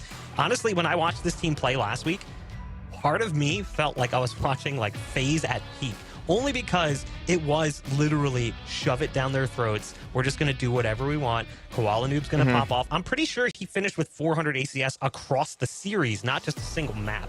Jesus. Yeah, I mean, and here's the thing. We're just featuring 2 of the members of M80. Yeah. You got to remember that Nismo is still also statistically bonkers as one of the best flex players in the league right now, like the KO and occasionally a secondary duelist on some maps and so on. And then you got Xander, who's one of the strongest controllers in the league as well. So, and then John Cutie's one of the more experienced IGLs we have in the league, right? I mean, he's right there next to Valen and some of the other guys that have a track record of success IGLing in the region from VCT last year. So they are just a complete roster across the board. And just again, something that the stats aren't going to show about Koala Noob really quick is the intuition this guy has. He knows when he has a timing that he can hit. He knows what he can get away with. He knows when he can press the issue. The guy gets away with stuff that no one else can when you watch some of these games, and how he beats certain timings and how he can get in someone's face so quickly and wreak havoc. He is just the epitome of a space creator, whether it's frags or whether it's just getting the ground. I mean, you look at Koala, and again, I just want to call back to this performance because we just watched DSG play. Clearly, they've been a pretty competent team. They're one of the teams that's going to be making it into the mid-season face-off. They gave TSM quite a difficult run there. Koala last week against DSG, plus 33. Plus 33! That's a lot, Are you kidding? The That's dude a lot, has dude. 400 ACS, 13 kills on the entry, only 4 deaths. It was just absurd. This guy is putting on a clinic, and I have good intel from some players playing at a high level that these were 2 clear targets for teams coming into the offseason. These were options for teams in the partnership program because clearly you can see what they bring to the table. The craziest thing to me is that they both stick with this M80 roster, and it works out so well for them. Now, on the inverse of this conversation, we talk about this team and how statistically strong they are, how on an individual basis they can all pop off. We have one player who sits a little bit lower on the list, but it's not really important. The inverse is the guard. The guard feels like a team that works as a team. It's not a one-man show. Nobody's really carrying the torch. It's a collective group working towards one goal. I mean, I'll say Trent does step a little bit out in front. Obviously, he's kind of the other star initiator player in the league next to EU, in my opinion. You know, certainly he was a guy who also probably could have found himself in the partnership league. I think he was definitely someone that got looked at for that. Very flexible player, very incredible player. But you're right, like the guard gets it from everywhere. Like Valen's actually probably one of the better fragging IGLs in the league. Obviously plays primarily a lot of controllers. I'd also say that Jonah P has kind of come into his own as a flex. And even Tex, you know, I was a little bit hesitant on him because when he played for NRG last year, until the chamber meta hit, he kind of struggled when he was playing Duelist. And I wondered about him coming into this league, you know, with chamber being nerfed, how would he fare? And honestly, he's starting to figure it out. Like, he's definitely been able to start filling the shoes that, say, a player left behind as we kind of take a little bit of a look at the highlight reel that is Trent. And some of those vulnerabilities, I think, were really noted on when we watched them play TSM, right? Like, there were some moments in there where, like, these little things were not quite going the way that we would have expected it. And that was, I think, you know, a combination of TSM playing some really clean Valorant and the guard getting kind of caught in, you know, the mud, so to speak, with some of the agents not quite hitting as hard as you would like to see them on different map combinations. So I think that's a really important point to kind of highlight Trent, because he would, I think, be the only one that could really maybe match up against Qualinoob in that kind of 1-for-1 battle that we're expecting. You know, you talk about Trent's stats, though. What I was trying to point out, like, you see the rating 1.23. Jonah P is the lowest rated player on the guard at a 1.12. I think Trent is like 7th ranked. Jonah P's 15th. That kind of gives you an idea of how closely together these players are, because everyone else exists in the middle of that sandwich. It very much is similar to what M80 brings to the table, just a slightly different style of play. I don't expect the guard to run it down your throat and play this hyper-aggressive, super fast style of play, whereas I do feel like M80 can kind of flip the switch and play either style. They can play carefully, calculated. That's what we saw from them when they played as Ghost Gaming last stage. This core roster has that capability. But individually, like, they've just got so much strength that if they want to just go full Mad Dog Dust, they have the capabilities. Yeah, I would say that, like, these are probably two of the most complete teams strategically we have in the league. Like, for sure, hands down. I think you're right. I think M80 do favor that faster pace play style more than the guard does. I think that's just more due to the nature of Qualinoob and like what he's comfortable doing and like playing to his strengths and kind of supporting around that, because you know that you have the closers in a Xander and things like that that can help mop things up later on in the round. But I would say the guard can go that route too if they need to. Like, they can have Trent go aggressive with Tex. Like, they can, you know, push the issue. I think both of these teams are very well-rounded in being able to play like the slow, methodical map control style, but then hit you with a quick set piece that's really well orchestrated, that's really well drilled. Again, that's the advantage that these two teams have by having cores that go deep. Like, they have that comfortability, they have that chemistry, they have already kind of plays in mind that they used to use in the past. They can kind of recycle and retool and kind of fit to where they need it to. So yeah, I think you're going to see hopefully one of the most complete games of Valorant that you could see in this league.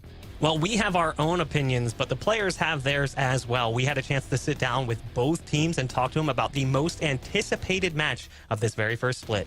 Let's take a look.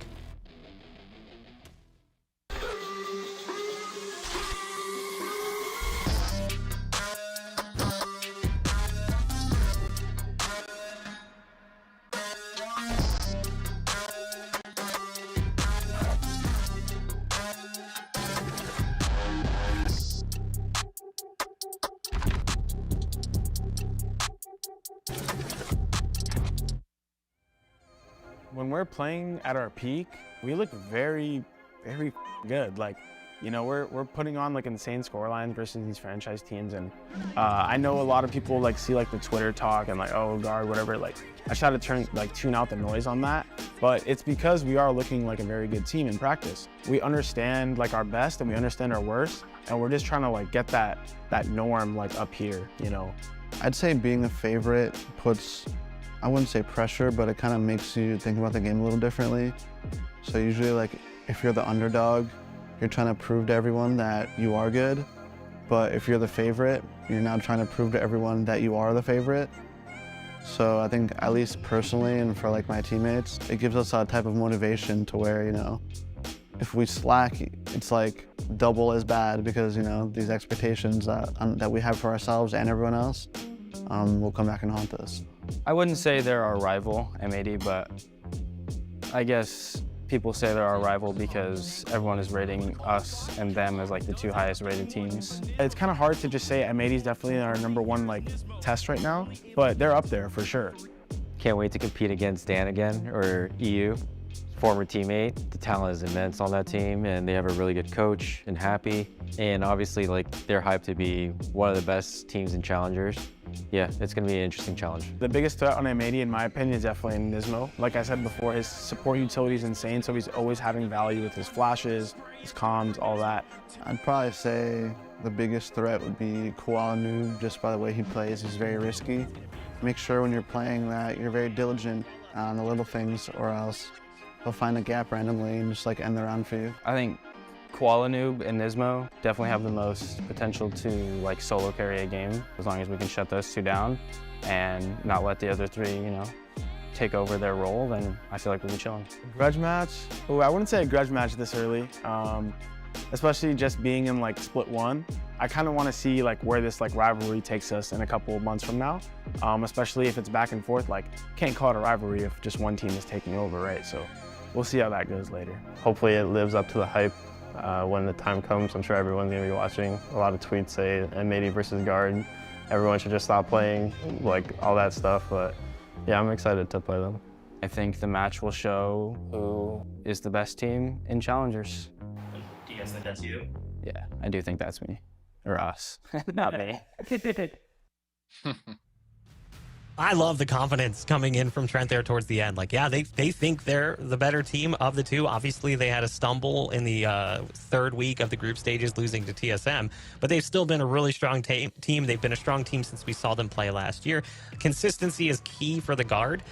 But man, I love what they're saying. This is the most anticipated series. Everyone's been telling them that. So it's not really a surprise that we're as fired up as we are. But let's go ahead and take a look at the maps, see where we're going to be heading, because that is of the utmost importance. As we kick things off, we'll be going to Ascent first. Then we'll be moving on over to Pearl, which is not entirely surprising. We've seen a lot of Pearl coming in, especially from M80. They played it as a pick and as an opponent's pick and had decent success. A little bit of misses there. They did lose that map to OR Esports earlier in the split. And then Haven is our decider. Yes. First most, if we do go 3, M80 is going to be cheek-to-cheek smiles here because they have looked really good on Haven. Whereas I think just the overall series, it kind of goes, like you mentioned, almost a little bit as expected, right? Like Ascent map #1, pretty good for the Guard. They've used it a lot to success, not just against Mad Lions, but also Disguise. They've looked done it on both sides of the spike, whereas M80 can say the same thing about Pearl. So I don't know, this will be a really interesting test. If we do get to Haven, we'll see a pretty tight matchup there too, because at the moment, just based on the stats, M80 is going to be really happy to see that. Yeah, I mean, if you look at the Guard, just the core 4, they haven't lost a map of Ascent since the middle of last year. Like, this team has been a consistent Ascent team for a very, very long time. And obviously this year they've done well on it, winning against Disguise and Mad Lions throughout the weeks. And also they use it to great effect to help win the Ludwig Tarek Invitational by beating TSM and T1 throughout that process. So yeah, no surprise there. Now with M80, they're an interesting one because it's hard to read their map pool because they have such little sample size to look at, right? They weren't playing the off-season tournaments. They weren't playing in the qualifiers for this league. They were very much shrouded in mystery. But what we have been able to find is that their last 2 series they've played, they have just straight up wrecked people on Pearl. Like, it hasn't even been close. Like, heck, Disguise got 5 total rounds, period, against them in a whole series, Pearl being included in that. And obviously they also, you know, rinsed Mad Lions on Pearl as well. So no surprise to see them go for that. It's a proven track record there. But I'm curious to see what the Guard can bring to the table on Pearl because, again, they're a team that is strategic enough, but they haven't had the best results on it. But all their losses have been super close. Important note, M80's only loss in a map this week, or this split, is on Pearl. But again, go back to the first week. We talked about it with the players even. There is that first map jitter factor that could certainly have played a role in them losing that first map in that series to OR Esports. But outside of that, they've looked pretty much lights out. They've had a couple of close calls, but they've always walked away as victors. The real question for me, though, can they contain Koala? because we've talked about how good this guard roster is, but I don't feel like Tex is necessarily of Koala level. So how is that matchup going to work out? Because Dust, I'm looking at that, the one-on-one essentially that we're going to see, and I'm worried that the guard is not going to be able to contain him. Ooh, I'm actually going to counter that. Maybe not like individually with just like the Tex versus Koala Noob head-to-head matchup, but I think the guard as a team and the chemistry that they have and the team play that they have, I don't think Koala Noob will as often be able to find these like little individual timings where he can just go off on his own and get a double kill right off the rip and like the round's already decided. Like I think the guard is a team that is a little bit more composed and knows that that's coming and has protocols in place to handle it. So I think that while M80 probably still comes to this looking like the stronger team just from the eye test, I think they're going to have to work a little bit harder for their rounds. I don't think it's going to be like what happened against Disguise where Koala Noob just ran them down. Like I think they're going to take a little bit more layers to be able to get it done.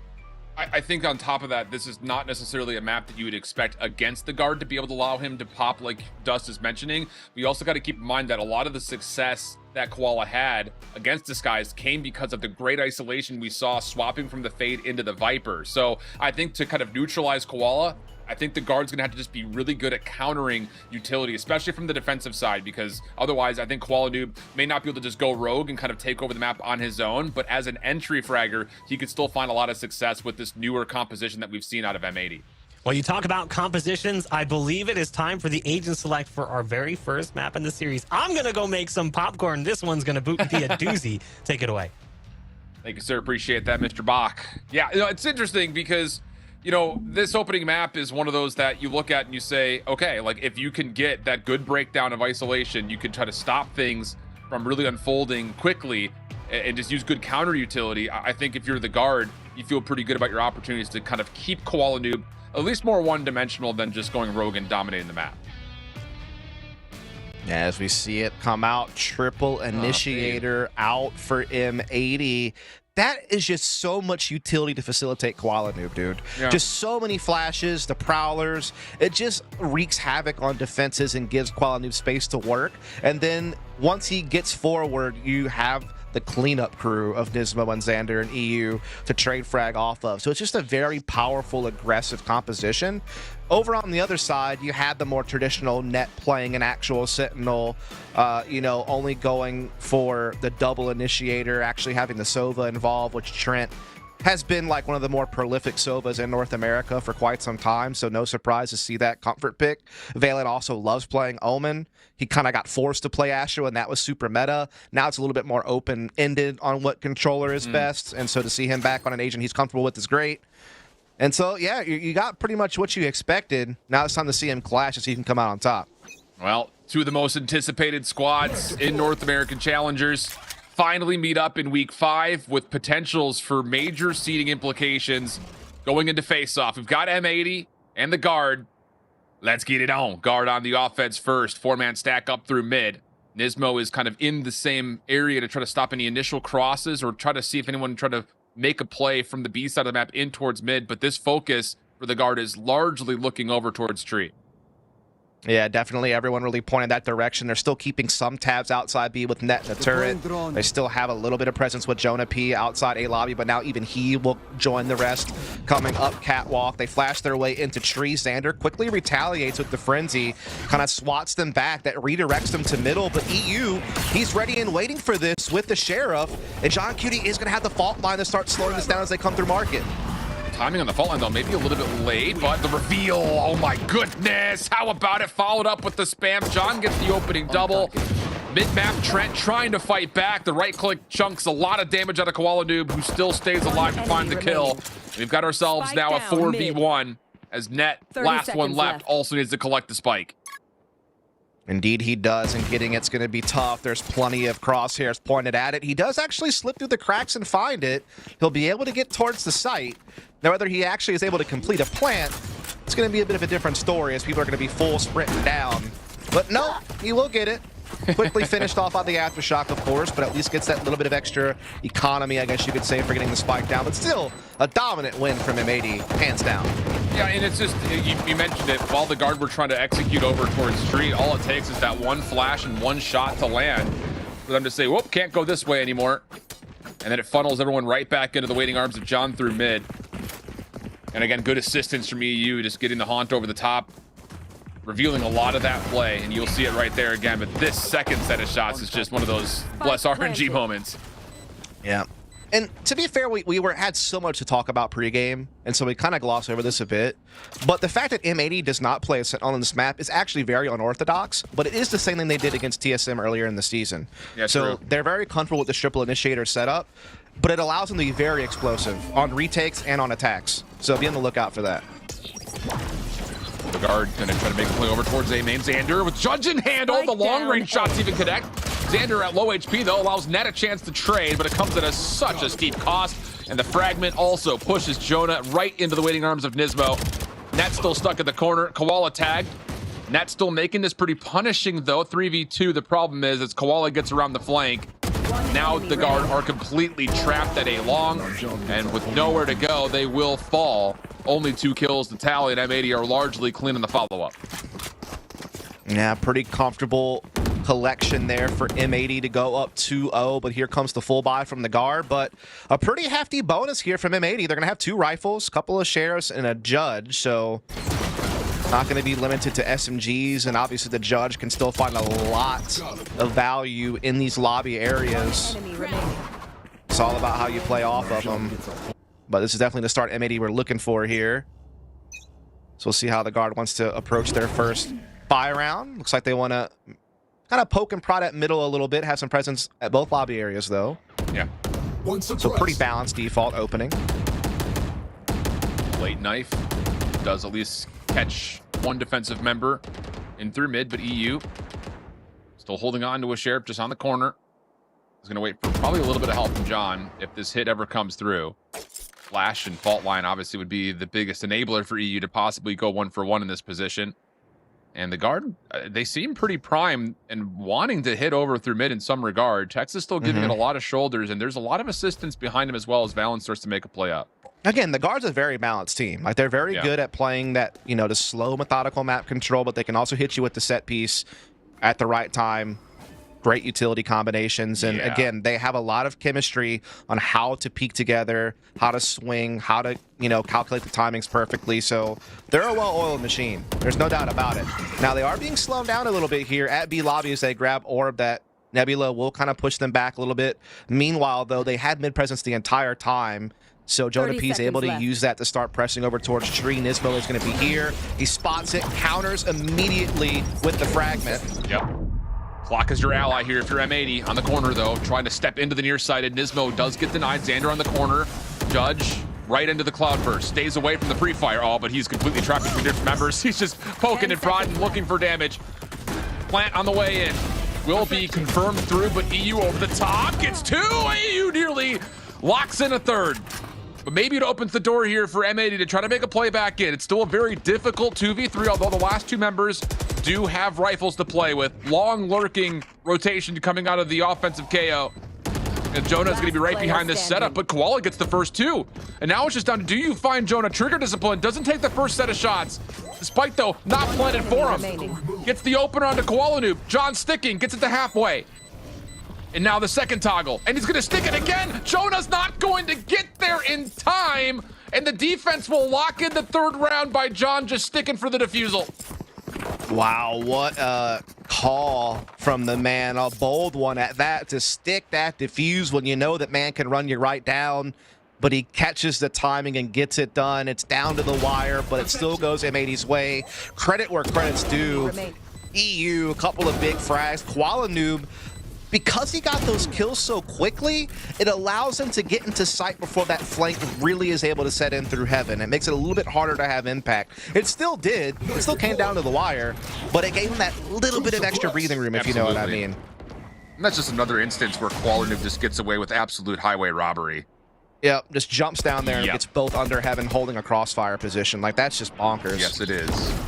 Good fragment over the top. Nismo is dead to rights, or should be. It does get finished off. Xander, though, pushing in towards this. Without that recovery. Though Tex is still in the play. Dashes on forward, does not know the Qualinoob is behind him, who hits a quick stump. And now the knives are out as M80 looks to set up this defense. EU on the flank as well through middle. Valen wise to it, but the timing could still favor EU. Lockdown in play as they try to come into sight. EU was trying to catch one before they got in. Great paranoia. Qualinoob, though, staying hidden. Knives out, but ooh, rare misses from Qualinoob. Oh, now EU's been revealed by the alarm bot. Prowler in. Where are you? Want to finish up, and then the C's in the back corner, but just caught throwing all the utility. Yeah. It's one of those tough calls, though. I mean, when you're looking at that from M80's call, do you delete the lockdown, put some pressure on, or do you trust that Qualinoob can hold, and they went the ladder route, didn't work out, guard to get on the board?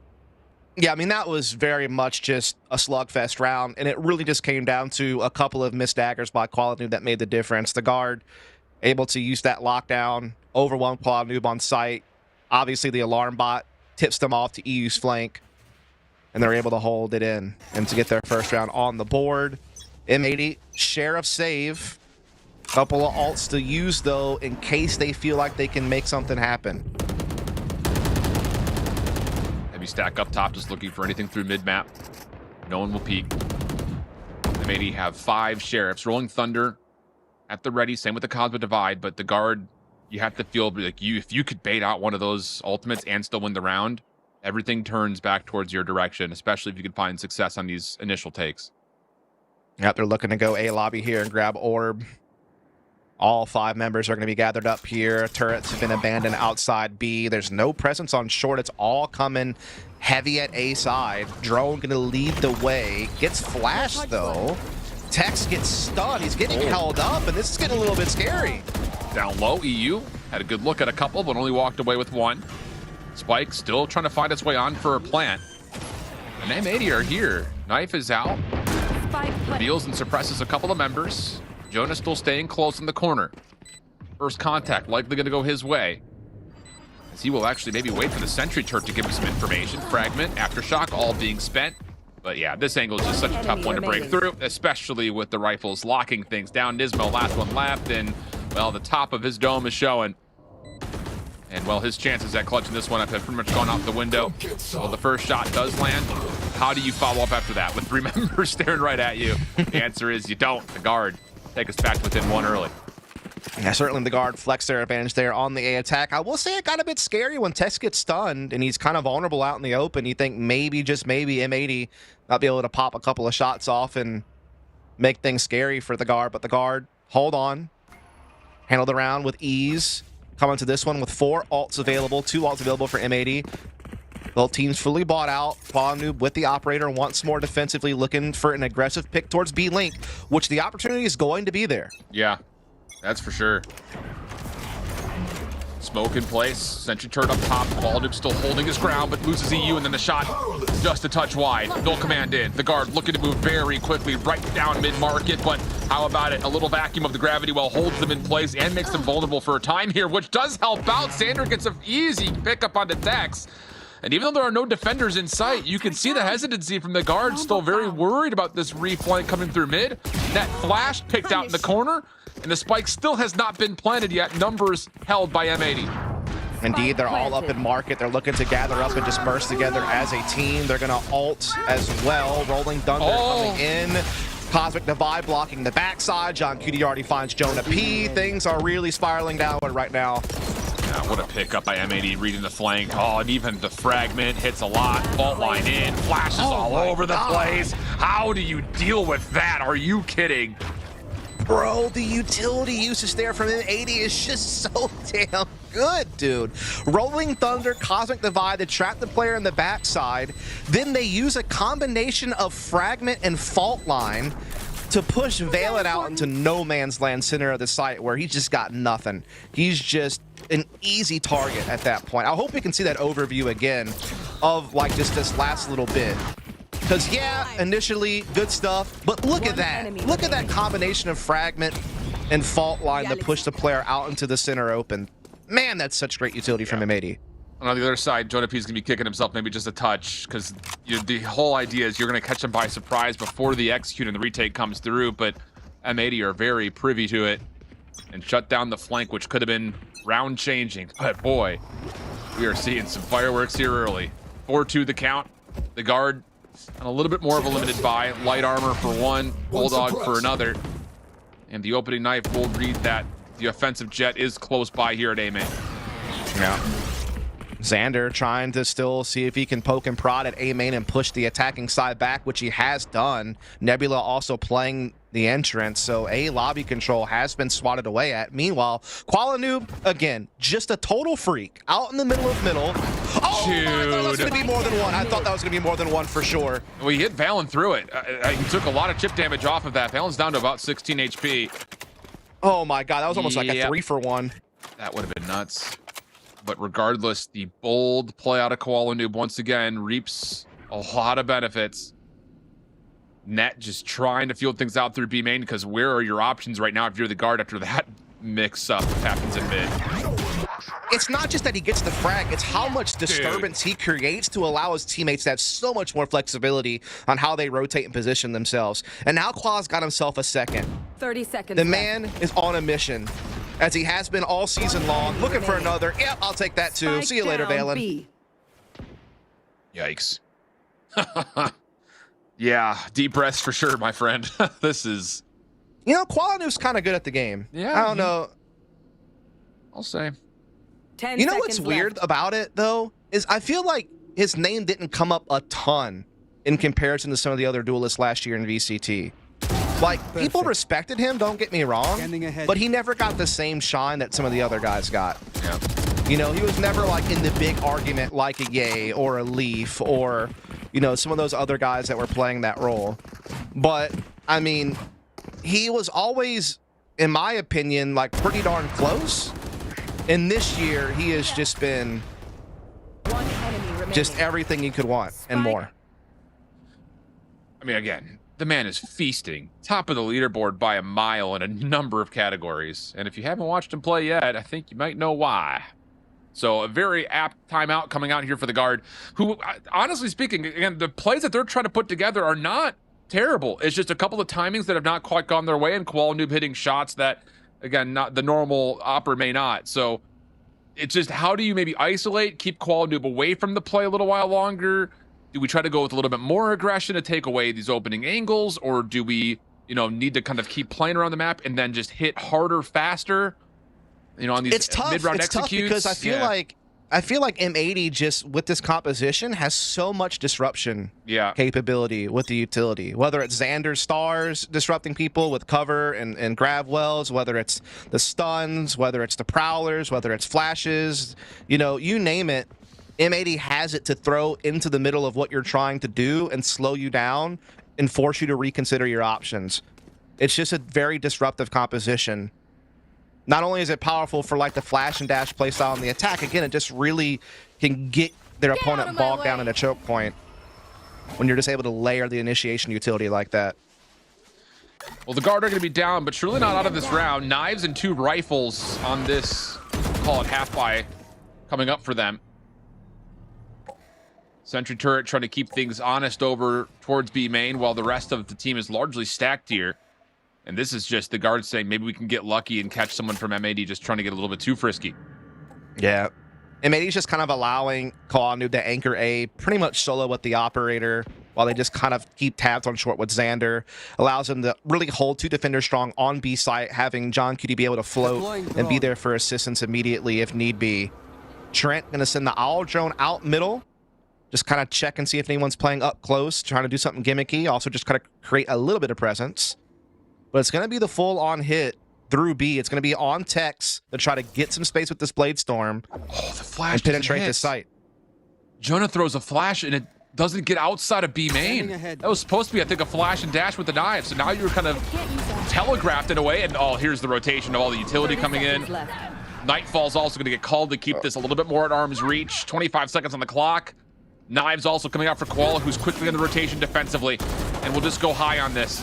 Nismo sees the play. Qualanoob connects first as Tex drops, and the follow-up is just too strong here from M80. Not a lot of time, and as the spike drops, so will also the hopes of pulling this round out. And oh man, I don't know if we have a replay of it, but that opening flash from Jonah just never got out of the front door. Yeah, I mean, I think you're spot on. That was definitely like a huge miss as far as giving the team an opportunity to kind of use what they had in mind, that flash dash with the daggers, to try to give them some hope at taking a site take.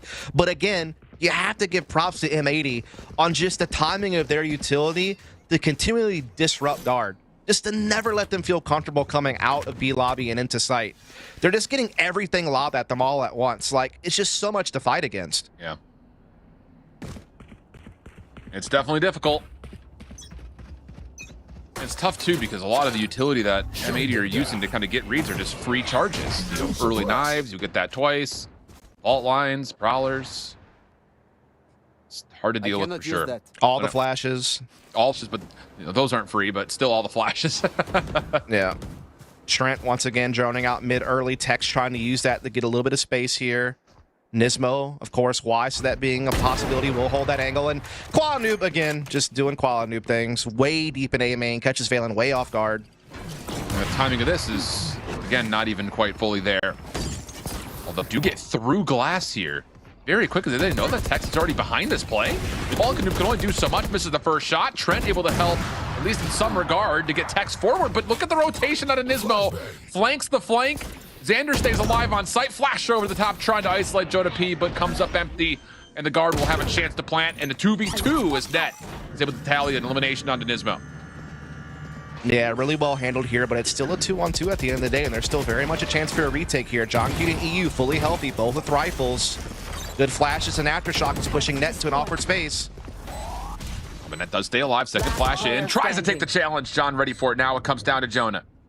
It's him and his rival, 1v2. First one up top, tallies it relatively cleanly, and then the shot at range also locks things in, and the guard get to 3 with an eBay clutch, and the 1v2 from Jonah. What a play from Jonah. Scary around there, honestly. I mean, M80 were at points in times surviving for much longer than you would expect on the site when they're getting flanked through glass. Yet the guard still wound up getting it done. Net goes down to John, and you're kind of wondering how things are going to play out from that point forward. But Jonah P up to the task, big clutch, 1v2, gets guard a third round, lockdown now available for net, the only ult on the board. M80 trying to change the pace here with aggressive A push. Good first blood for Valen, but still M80. This forward presence at A main. I mean, it's borderline they don't care. Like, operator up front? Yeah, sure, why not? Double stack with a little bit of forward aggression? Sure, why not? Even the spam's connected to the Cloudburst. Tex to the corner, but okay. Play still stays alive here for the guard. 3v4. Spike making its way over, and the lockdown will assist on the play. Yep, lockdown's well protected as well. No real way to destroy it, so it is going to be forcing the defense just to play back. It's going to get site control over to the guard in this 3 versus 3. Spike going down. There is a Cosmic Divide available for Xander. So if anybody decides to play, you know, way back A, he could maybe block them off with it. Also a full tool belt for John Cutie to use, trying to break this down. Once out first, Tex tries to deny it. Jonah pushing forward, deeper in towards side as the whole retake from M80 is going to be coming through tree side. Fault line out, does not hit anybody. Nanostorm deters this a little further forward. Sees, aftershock all being used. The flash now gives the go call for M80, but they're shut down at the front door. Clean from the guard, denying the utility, staying safe, and shutting down the retake before it can even get through the side door. Yeah, really well done. Tex just stands his ground at the doorway. As you said, there was a lot of utility from M80 being lobbed into site, particularly that aftershock on generator. All the while, the guard can't know for sure if someone's not coming from heaven. But between the nano swarm of net and Tex just holding the line with this rifle, the guard holds it off. They win 2 in a row. And they close the gap. I mean, M80 were starting to kind of charge out front. They were up 6-2, looking like maybe they could piece together a dominant half, but now the guard have responded. And I mean, the frag distribution's pretty tight across the board for both teams as well. Yeah, yeah. So this is kind of what you were hoping for. You know, both teams, we talked about how they're really well-rounded when it comes to where the fragging can come from, and that's definitely been the case so far this map. Yeah. Oh boy, Qualinoob continues to be a bit of a problem early. I just think what the Guard are trying to do is, if they can continue to find this success, trying to win out, even just, you don't have to push through mid, just kind of get an angle towards mid, try to isolate where Qualinoob can be. Maybe you got a better shot. It's just tough because he's hitting some unreal op shots at the moment. But these financial situations will not allow the odd to come out. So another round where, if you're the Guard, you feel pretty good about your team right back into this half and at least go 7-5, if not potentially even this thing up at 6-6. What a miracle that would feel like after the start M80 had. And definitely a chance for Guard to keep this all equal as we transition sides, if they can keep this tempo up. Once again, fighting for a lobby early. This time, M80 not around. Yep. Playing more back this time here on Heaven's side. Maybe even willing just to play for the retake. Nismo, though, does step out, takes Jonah P down right away, and the grab wall slows the attack down so we can take down Tex as well. And there's going to be no revive on Jonah P, I can promise you that. Nismo stamping him out. Wow. All of that countered by a single grab well. Xander's on the opposite side of the map. He's just in astral form saying, let me know when to hit it. Unreal. Again, the name of the game. We've been talking about it. It's disruption. And M80 has so much utility to do it. Now to pack a little bit of an extra punch, Cosmic Divide completely shuts down the play. Valent's going to get the spike, though. And now with this orb, maybe a chance to do a From the Shadows cheeky play.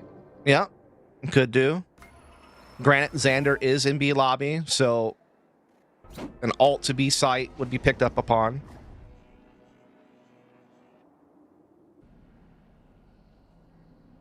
The Guard are going to kill noise. 30 seconds try left. to create some doubt. The thing about it, there's no doubt here for M80. They've got someone watching mid. You have 5 alive. It's hard to throw doubt at that point. Yeah, I can respect it to some regard, but M80 are very keen to what's unfolding. Storm clears off. Topside bricks. Time becoming a problem, and, well, no one's getting through A main. Okay. Nope. 10 seconds left. Wow.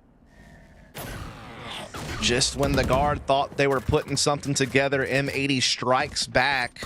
And it's all just off the back of holding back Heaven, letting them start firing off that utility like they want to hit the A side, and then, oh, here's a grab wall. Last round before the switch. Your null command's dead. Exactly. And scene. Wow.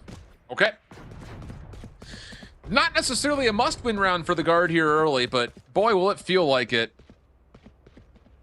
Tex is close to possibly getting knives. Otherwise, it's just the From the Shadows with the Stinger for Valent. And you've got the Hunter's Fury for Trent, who's been waiting to use this for a couple of rounds now. Yeah. How do you try to set up your offense if you're the Guard? Maybe just using that as your entry tool. Could do. We're going to get out into middle real quick. That's definitely the case. Yeah. Hot flash running out. Qualinoob's having to put a cloud burst down, just trying to keep himself safe. Yeah. Oh, goodness. Wait a second. I thought for sure from that perspective we were going to watch a Qualinoob dead in the kill feed, but nope. At range, John Cutie denies. Now aggression from M80, just trying to fight back through mid, and this has completely caught the Guard off guard. Xander on the cross, gets one. That's all he needs. And that's exactly it. So now you've got a 2-man post plant setup inside the site against a full kit worth of breach utility. Hunter's Fury is desperate in nature. Valen though steps into it. Oh, and he gets 2. Now it's down to the 1v1. John versus Trent. And well, Trent has given away his location with that recon dart, but it does force John to have to stay away. Fault line rechanneled, sees a shoulder. Doesn't bother for at least throwing it out. It's all about who wins the gunfight. John lurking forward, catches a corner and wins it at the end. Trent Valen gave it a heroic effort, but M80 will exit the half 8-4 up. Yeah, you have to give credit to Valen too on stairs. Like getting those 2 kills inside the smoke was definitely more than I thought he would get, because M80 were doing so well, just storming through middle, catching all the frags. It looked like they were going to win that one clean, but Valen put it in contention with a nice double on stairs. Trent had a chance in the 1v1 against John Cutie, but it wasn't to be. Holy. Pretty down at a half, all considered, when you think about it from M80. I mean, the Guard certainly had a few moments. They had some good plans. I just think it was one of those situations where, while the Guard had a good playbook in mind, M80 were so good at just like dislodging them from it and forcing them to have to play more reactionary. Yeah, I mean, I got to give you a ton of credit on it, because at a certain point you start to wonder how much of this is just a comp diff. I mean, John's utility is everywhere in the map. Nismo's following up great, kind of delaying when he gets first point of contact, knowing when exactly to hit, trigger for flash points. Even the 0-point knives have been well placed, and then you put EU into the mix as well. It just, like you mentioned, it's hard to get through all of that controlling utility.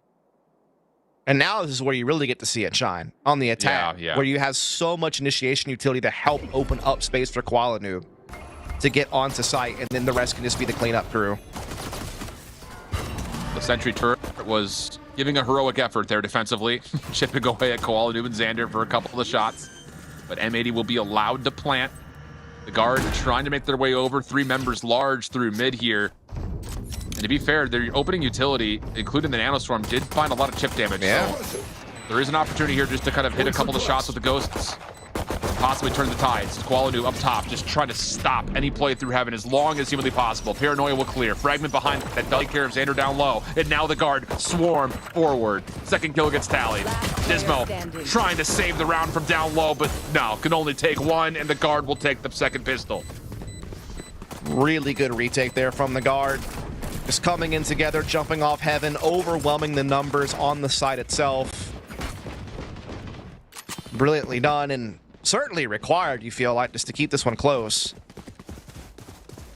Now they'll be able to buy up Marshall for Tex, Bulldog for Jonah P, Aries coming out from Trent, and a couple of Spectres to boot. M80 largely saving here, but we do see a Sheriff out for EU. Ooh, a Guardian for Koala Noob, armored as well. That was dropped by Nismo. Yeah. Feels like one of those heat check moments for him. It is Koala Noob with the spike as well at the moment, so we'll see how long this stands.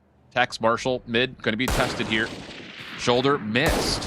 And, oh, he wants more. And careful. As Koala Noob just starts tapping away. He's going to take a third peek as well. Tex feeling really feisty here, even though the Guardian's shots do ring through.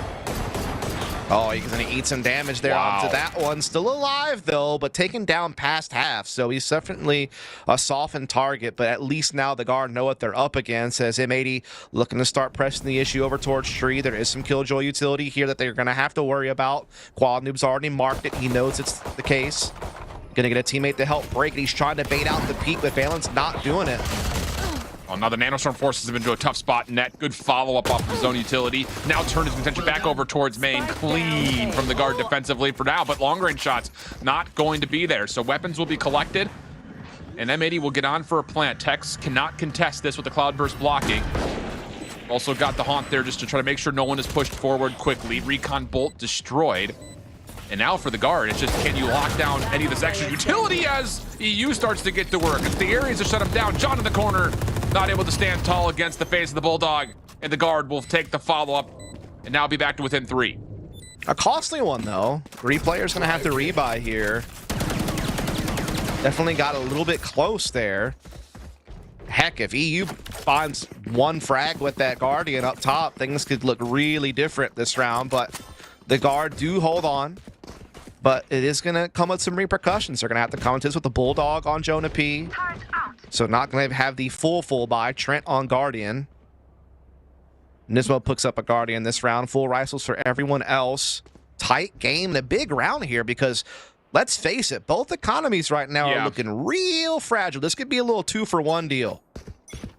Little BOGO, you know what I mean? Little buy one, get one. Yeah, like a little BOGO, man. I love a good deal if it's a BOGO. None of those buy 3, get 1 free. Nah. Nah, bro. Buy 2, get 1 50% off. No, we don't want that either. I'm a big fan of the buy 2, get 1 free at the grocery store. That's fair. Use that quite a lot. Or 3 for 10. 3 for 10's a good too. A little frozen pizza action out of you? Nah, I try to be more healthy these days. Fair. Brawler coming I'm like through 3 for 10 for bags of vegetables. That's where I'm at in my life, dude. Fair enough.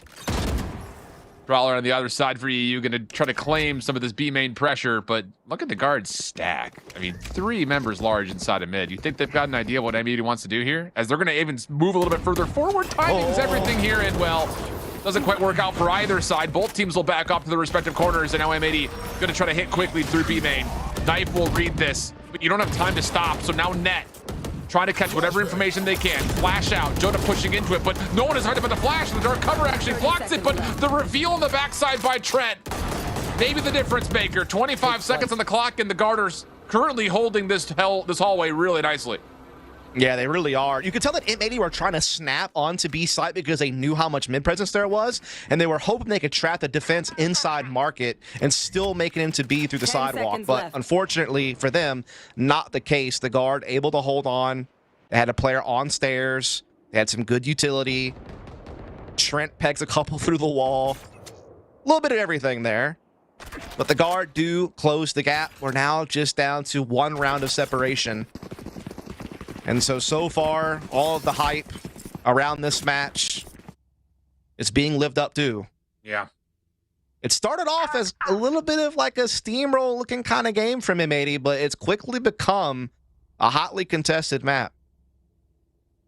And the interesting thing about how that round just finished, we kind of just rinse, wash, repeat what just happened as far as the finances are concerned. Small Correct. edge for the guard, but M80 still do not have the economy to full purchase into this. So how long has this delayed M80 from getting their offense online? Quick hit from the guard, including a dash right down mid. Jonah's going to get 2. Tech's in a little bit of trouble, but Cloudburst to keep himself safe. Jonah not done yet. Lots of damage deep, and now Tex can start to make a call. M80 are stuck in their spawn, trying to fight things back, and Trent finally kind of puts things a touch out of reach. EU last one left for a 1v3, and he's stuck at 37 HP with no spike. I mean, so we did talk about this pregame. You know, both of these teams are very well-rounded. They're very complete. They can play a lot of different styles of Valorant. And the guard clearly has drilled that many, many times. They know exactly how they want to play that push. Just the way that they executed a lobby through sight, the way that they dashed up cat at the same time. It was all in sync. It was the utility placed perfectly. And that's what you can come to expect from these higher caliber challengers teams, is they're gonna have some tricks up their sleeve. They're gonna have some plays set in key moments to get them impact rounds, and that is what the guard just showed you there. That was a beautifully orchestrated mid aggression. All right, here we go. Pistols now in play. Koala Noob will have the hero rifle. Shades of his hero guardian from a couple of rounds previous, but M80 have been stuck offensively so far in this half. This is going to be a walk down mid behind the knife. Aldron to counter, only sees Nismo. Koala Noob will stay concealed from this. Yep, you're right. Never got spotted, and he has a lot of space. There's no utility here to stop him from continuing to press forward as well. He's going to hear Trent just around the corner. Does he want to test his luck at the smokes? The next question. Meanwhile, Jonah P, one taps EU, and now Koala Noob has been detected at middle. Yep. And he's been stamped out by Valen. What a shot. Absolutely brilliant shot. Still the focus from M80 right down mid. Tex watching over towards A main. Gets one. Valen on the opposite side, able to help clean things up. And how about the investor flawless from the guard? And what a weird set of rounds we've had so far. This will be the first one coming up that M80 will have a full purchase so far this half. Yeah, that's very true. The guard did really well there to just kind of absorb the pressure at middle, get the read on it, have all their angles covered. But now comes the next big test. M80 full buy plus a rolling thunder to help them execute a sight. This could be big here. If they lose this, the guard nears map point though, and the economy would be low for M80. So this is a big moment for them. Yeah, that's so valid. If the guard win this one, M80 are going to have a lot of questions they need to start to put together, because there's not going to be a lot of time remaining in this map. Look at Tex. How about it? Not going to catch anything off of this, at least not initially. EU trying to throw shoulders. And oh, wow, he just catches him looking over towards Koala Noob's direction. A bold attempt, but ultimately denied. And trying to pull a page out of Koala's book there, but unfortunately he is punished for it. Still a lot of Killjoy utility in place to slow down this attack and buy time for rotations, but M80 ain't worried about it. Nightfall comes in, push comes in, null command out, and they are grabbing this side. And he gets a spam headshot through the smoke to add one to it. That's just a nice little cherry on top. Yeah, because the guard were actually still in a position to survive through all those ultimates and maybe even counter with a null command of their own.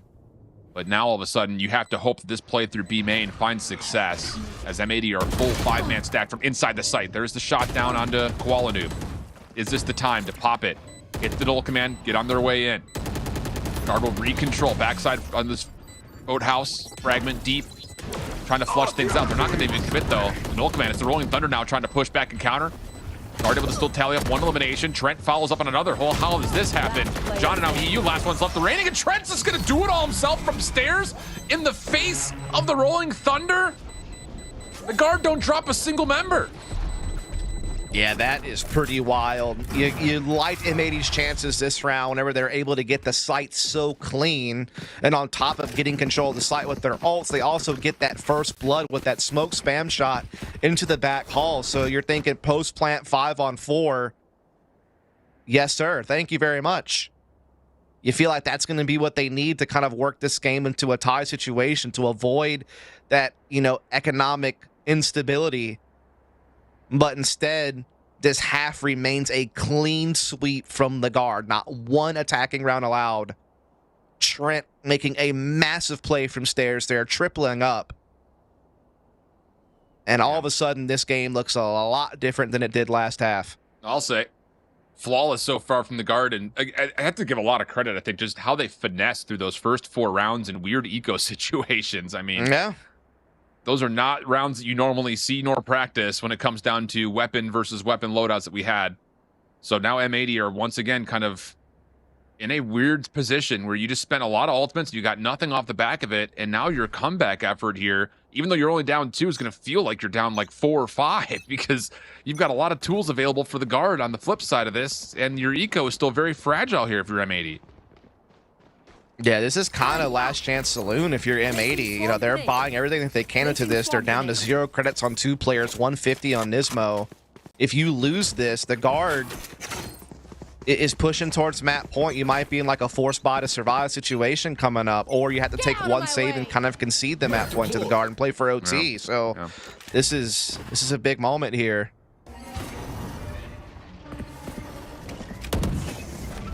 Knives out for Koala Noob, looking to get quick through mid. Recon Bolt is sent deep in towards mid. So, yeah, you do get a read on Nismo, and oh, he takes a lot of damage from Trent again. How good has Trent been at following up off of his own utility? Aldron's also there. Now M80 are completely stuck without an opportunity to play for mid-market. Yeah, mid take has been crushed by Trent alone, forcing M80 to redirect their efforts towards the A side. They do not even have full control of A main yet. They don't know about Wine or any of things like that just yet, but Prowler gonna lead the way. Koala Noob with the Blade Storm looking to come in here. And oh, Tech's never even had a chance, dude. Not even a hope. But look at the fragment from Jonah P. Slows it down. He has a flash available as well to play off of here. Oh, and Koala Noob drops through the smoke spam. So the knives and the Vandal that was just collected are put away. Offensive Cosmic Divide is only going to give so much separation. The Shock Dart chunks out Xander, Recon Bolt to follow, and both players have to kind of go now in towards Hell. EU at range. There's the peek from John Cutie. Nothing off of it. Trent getting 2, and then Valen puts it out of reach. Taking care of EU at main, and the Guard now go up 11-8 with M80 likely having to save coming into the next round. The Spike plan's going to give them some options. Like, do they want to give the Guard map point for free? That's a tough question they're going to have to ask themselves, and not sure what their answer is going to be. Again, it's one of those rounds where M80 gets to jump on the Guard. I mean, they get the opening entry. Tex goes down fast, but just the response from Jonah P with the fragment, with the flash, Valen gets a spam through the smoke, and it changes everything. It completely turns around on its head, and it gives the Guard the edge that they need to actually steal it away from M80, who had the entry and had the take. And as I thought, that Spike plant gave the option to M80. Koala Noob actually able to get an offensive operator. Bulldog and a couple of Vandals. Sheriff only for John Cutie. I mean, Koala Noob's just going to have to hit. Yep. Okay.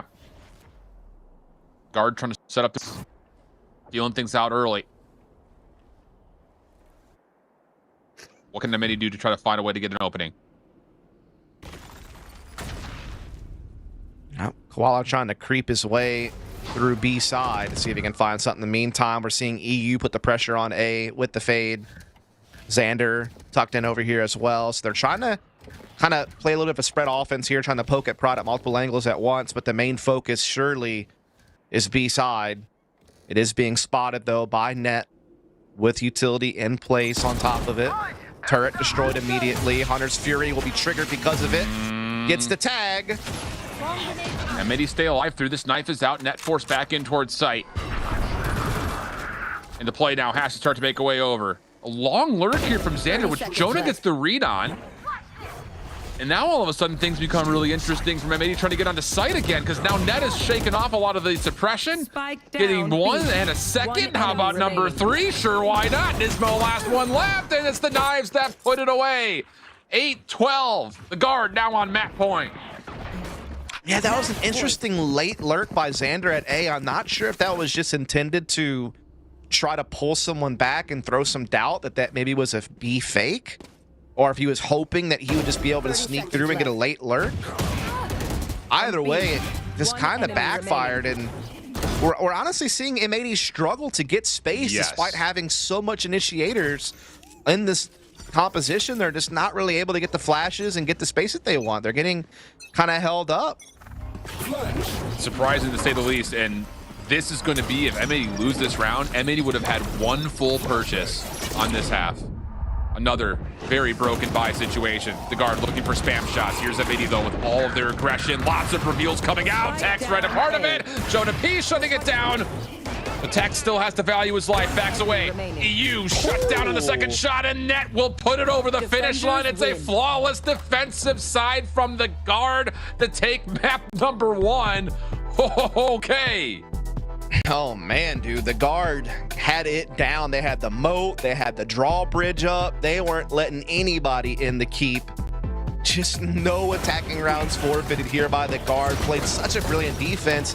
It started out with M80 looking really strong on their own defensive side. I mean, again, they just kept throwing a wrench in every initial game plan that the guard were trying to throw in the early round. Like, just a spanner in the works every single time. And I mean, they looked like they were going to take what would be a pretty dominant lead, but the guard wound up kind of thinking a couple in to keep it somewhat close.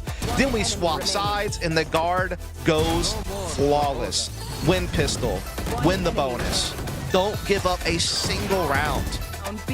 Despite all the utility that M80 had at their disposal, despite how well-oiled the machine they have looked throughout the season on their attacking side, they just could not find a way to break through the guard. And I think the coolest thing about that from the guard's point of view is all those weird, like, we'll call them like half buy rounds or broken buy rounds for M80 were all about trying to get Koala Noob to pop off for the squad. Give him the solo guard, the solo vandal, let him play knives. Like, all of these things was like, let Koala Noob go do Koala Noob things. But I mean, the guard held strongly against those rounds. It kept the economy really bizarre. I mean, I don't think we've ever quite seen a half of Valorant quite like that, where M80, I think, only had one actual full purchase where everyone had all of their utility, all the weapons they wanted, and full armor. More often than not, there were sacrifices given on either weapons or armor, if not also utility, and the guard just kind of completely punished him for it. And that is, I think, massive in terms of trying to control the identity of this entire series, let alone that back half on Ascent. Let's go back to the pregame talk. What was it that I told Bach? What was it that I said? I said, the guard, it's not the team that's going to let Koala Noob get away with the same antics he's been getting away with all season long. This team is a little bit more composed than that. They're a little bit more teamwork oriented. They're going to have the utility. They're going to have the wherewithal to not expose themselves and give Koala Noob free opportunities. And that is indeed what happened that entire second half. They did not let Koala Noob take over. There was like that one round that Koala Noob got the immediate entry on the techs on site. Yeah. But then the response was just so rapid from everyone else to not allow him to go the extra mile, to get the extra frag, or to take the additional space. Like, they swatted back immediately. And a lot of it, I think, honestly, was down to Jonah P and how well he used his KO utility. Really well done. Net showed you the importance that a Sentinel can have on a map like this to slow down those fast-paced attacks and really scramble them up with the nanos and the turret. And yeah, I mean, the guard, again, they're just a different beast than what M80's faced all year long. Very true They're not stuff. going to be as much of a pushover. Indeed. We'll look at all the numbers, the stats, and the breakdowns as we set up as well for map number 2. We need to step away for break, though, so don't go far. More of the guard and M80 right after this. With eBay Refurbished, you have a choice of refurbished qualities to best fit your budget. Certified refurbished items are restored by the manufacturer to like new for up to 50% off. This drill was barely out of the box. Soon it will be back to working like new. Here's how it works. Every item is carefully inspected. Any imperfections are fixed by the manufacturer or manufacturer-approved vendor. Then it's tested to make sure it's working perfectly. Once it passes inspection, it's given the verified stamp of approval. Then repackaged with new accessories and shipped to its ultimate destination. With Certified Refurbished, you can shop with confidence because all our manufacturers go through a rigorous vetting process. And every purchase comes with an award-winning 2-year warranty, a money-back guarantee, and hassle-free returns. That's what makes it the smarter way to shop for premium brands. eBay Refurbished. Like new products, better than new prices.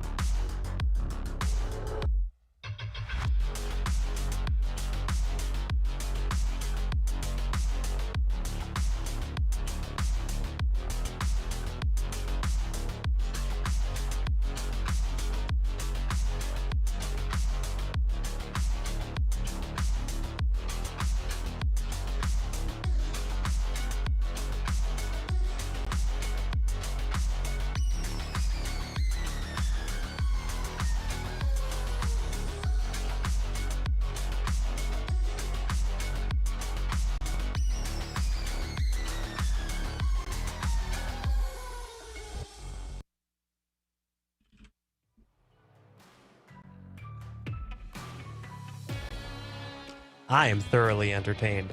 That was the series we've been waiting for. Oh, split! Unfortunately, who's going to pick up that popcorn? I'm going to pick it up. Don't worry. I didn't waste all of it. Okay. There's still some left. Welcome back to Knights Arena Valorant Challengers North America. M80 did exactly what we thought they'd do. Comes out 8-4 in the first half. And then the Guard does exactly what we thought they'd do. And they come out and they shut them out on the defense. Impressive 9-round stint. Even some flawless rounds in there, Dust.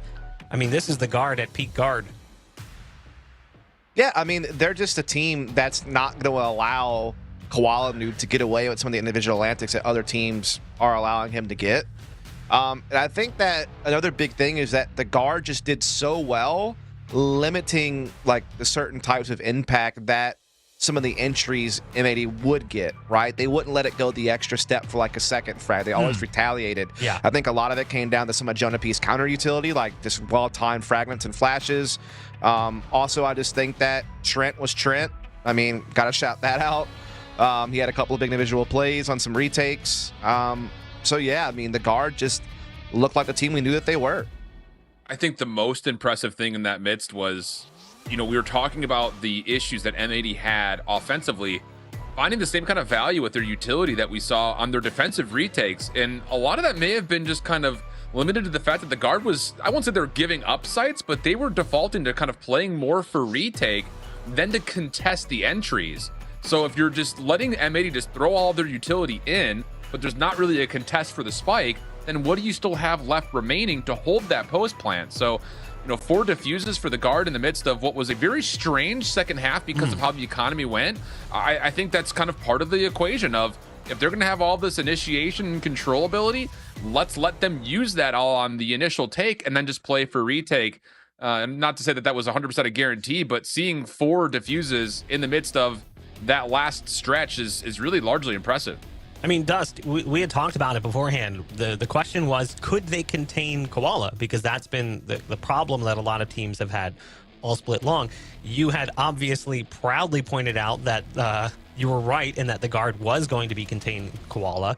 Ends up on the attacking side 3-8 and 119 ACS. This is a player we're talking about that had 400 across 2 games in the series last week against Disguise. So to see the numbers dive down that low, especially on the attacking side, for a player that has been one of the best players currently in Challengers, if not the best, showcases just how good the Guard was on the defense.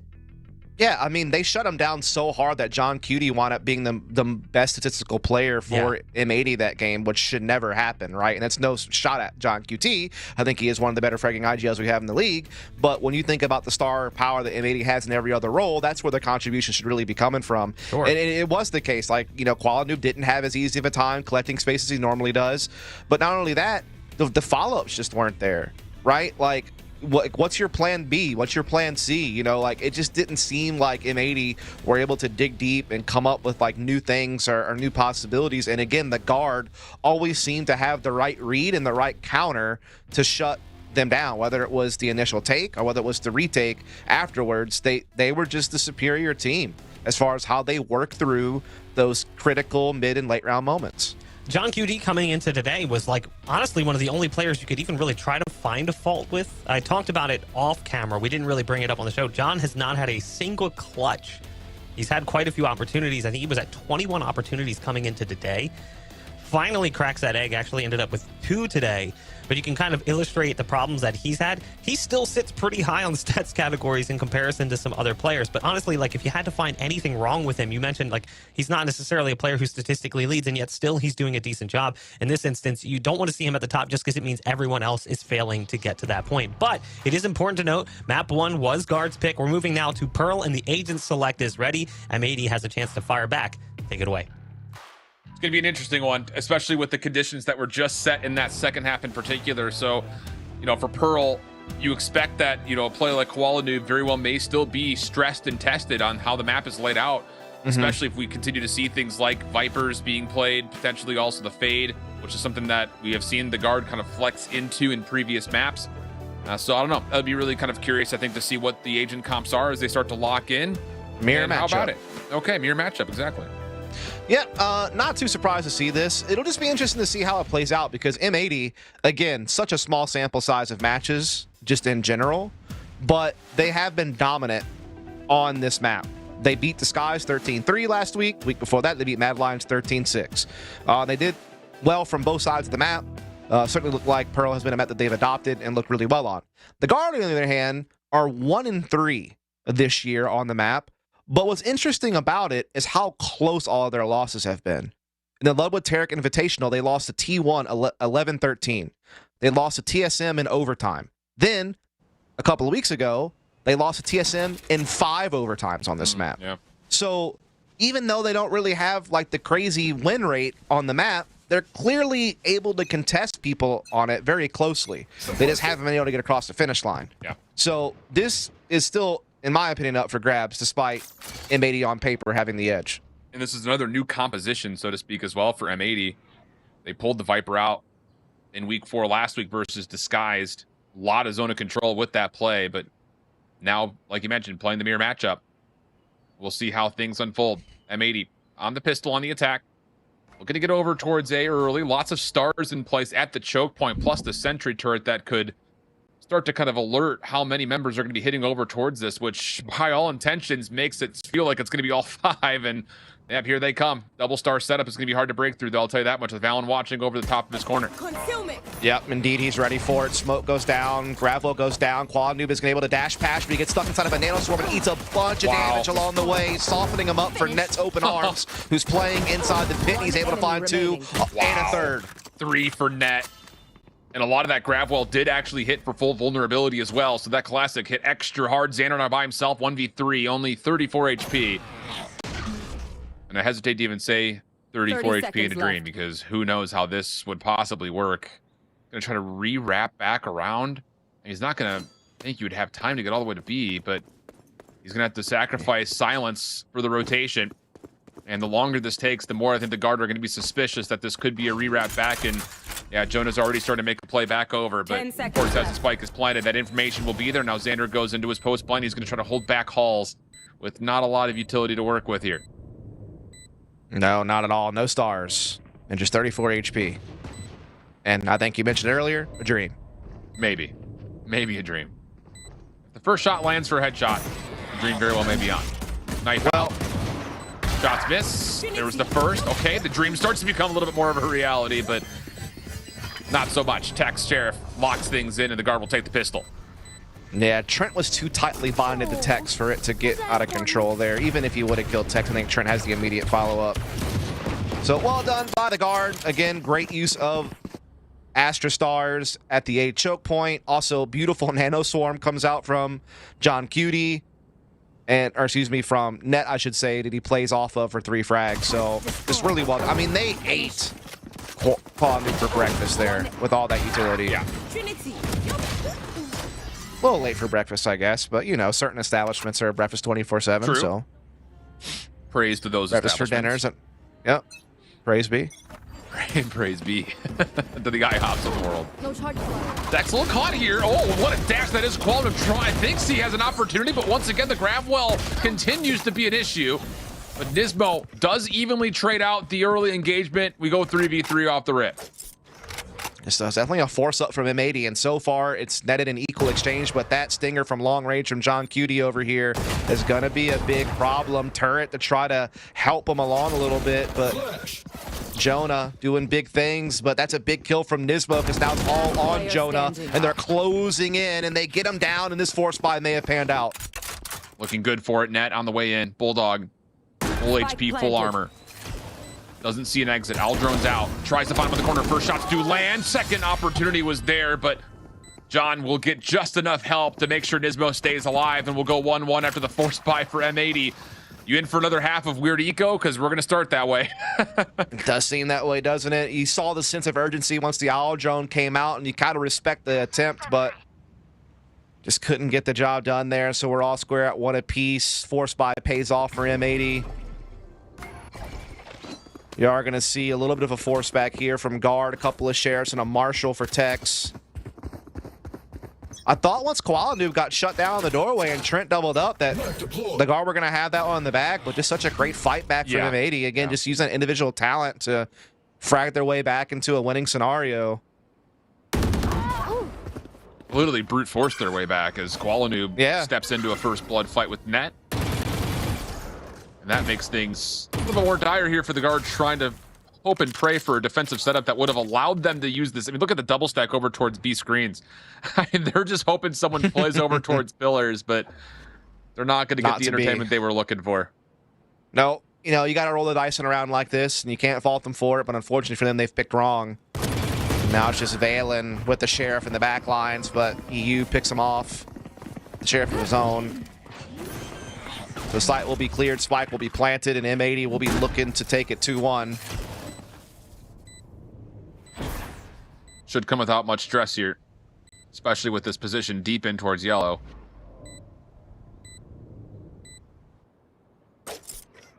The guard are just trotting their way over. This is taking some time. Even if they wanted to play for exits, this is taking some time.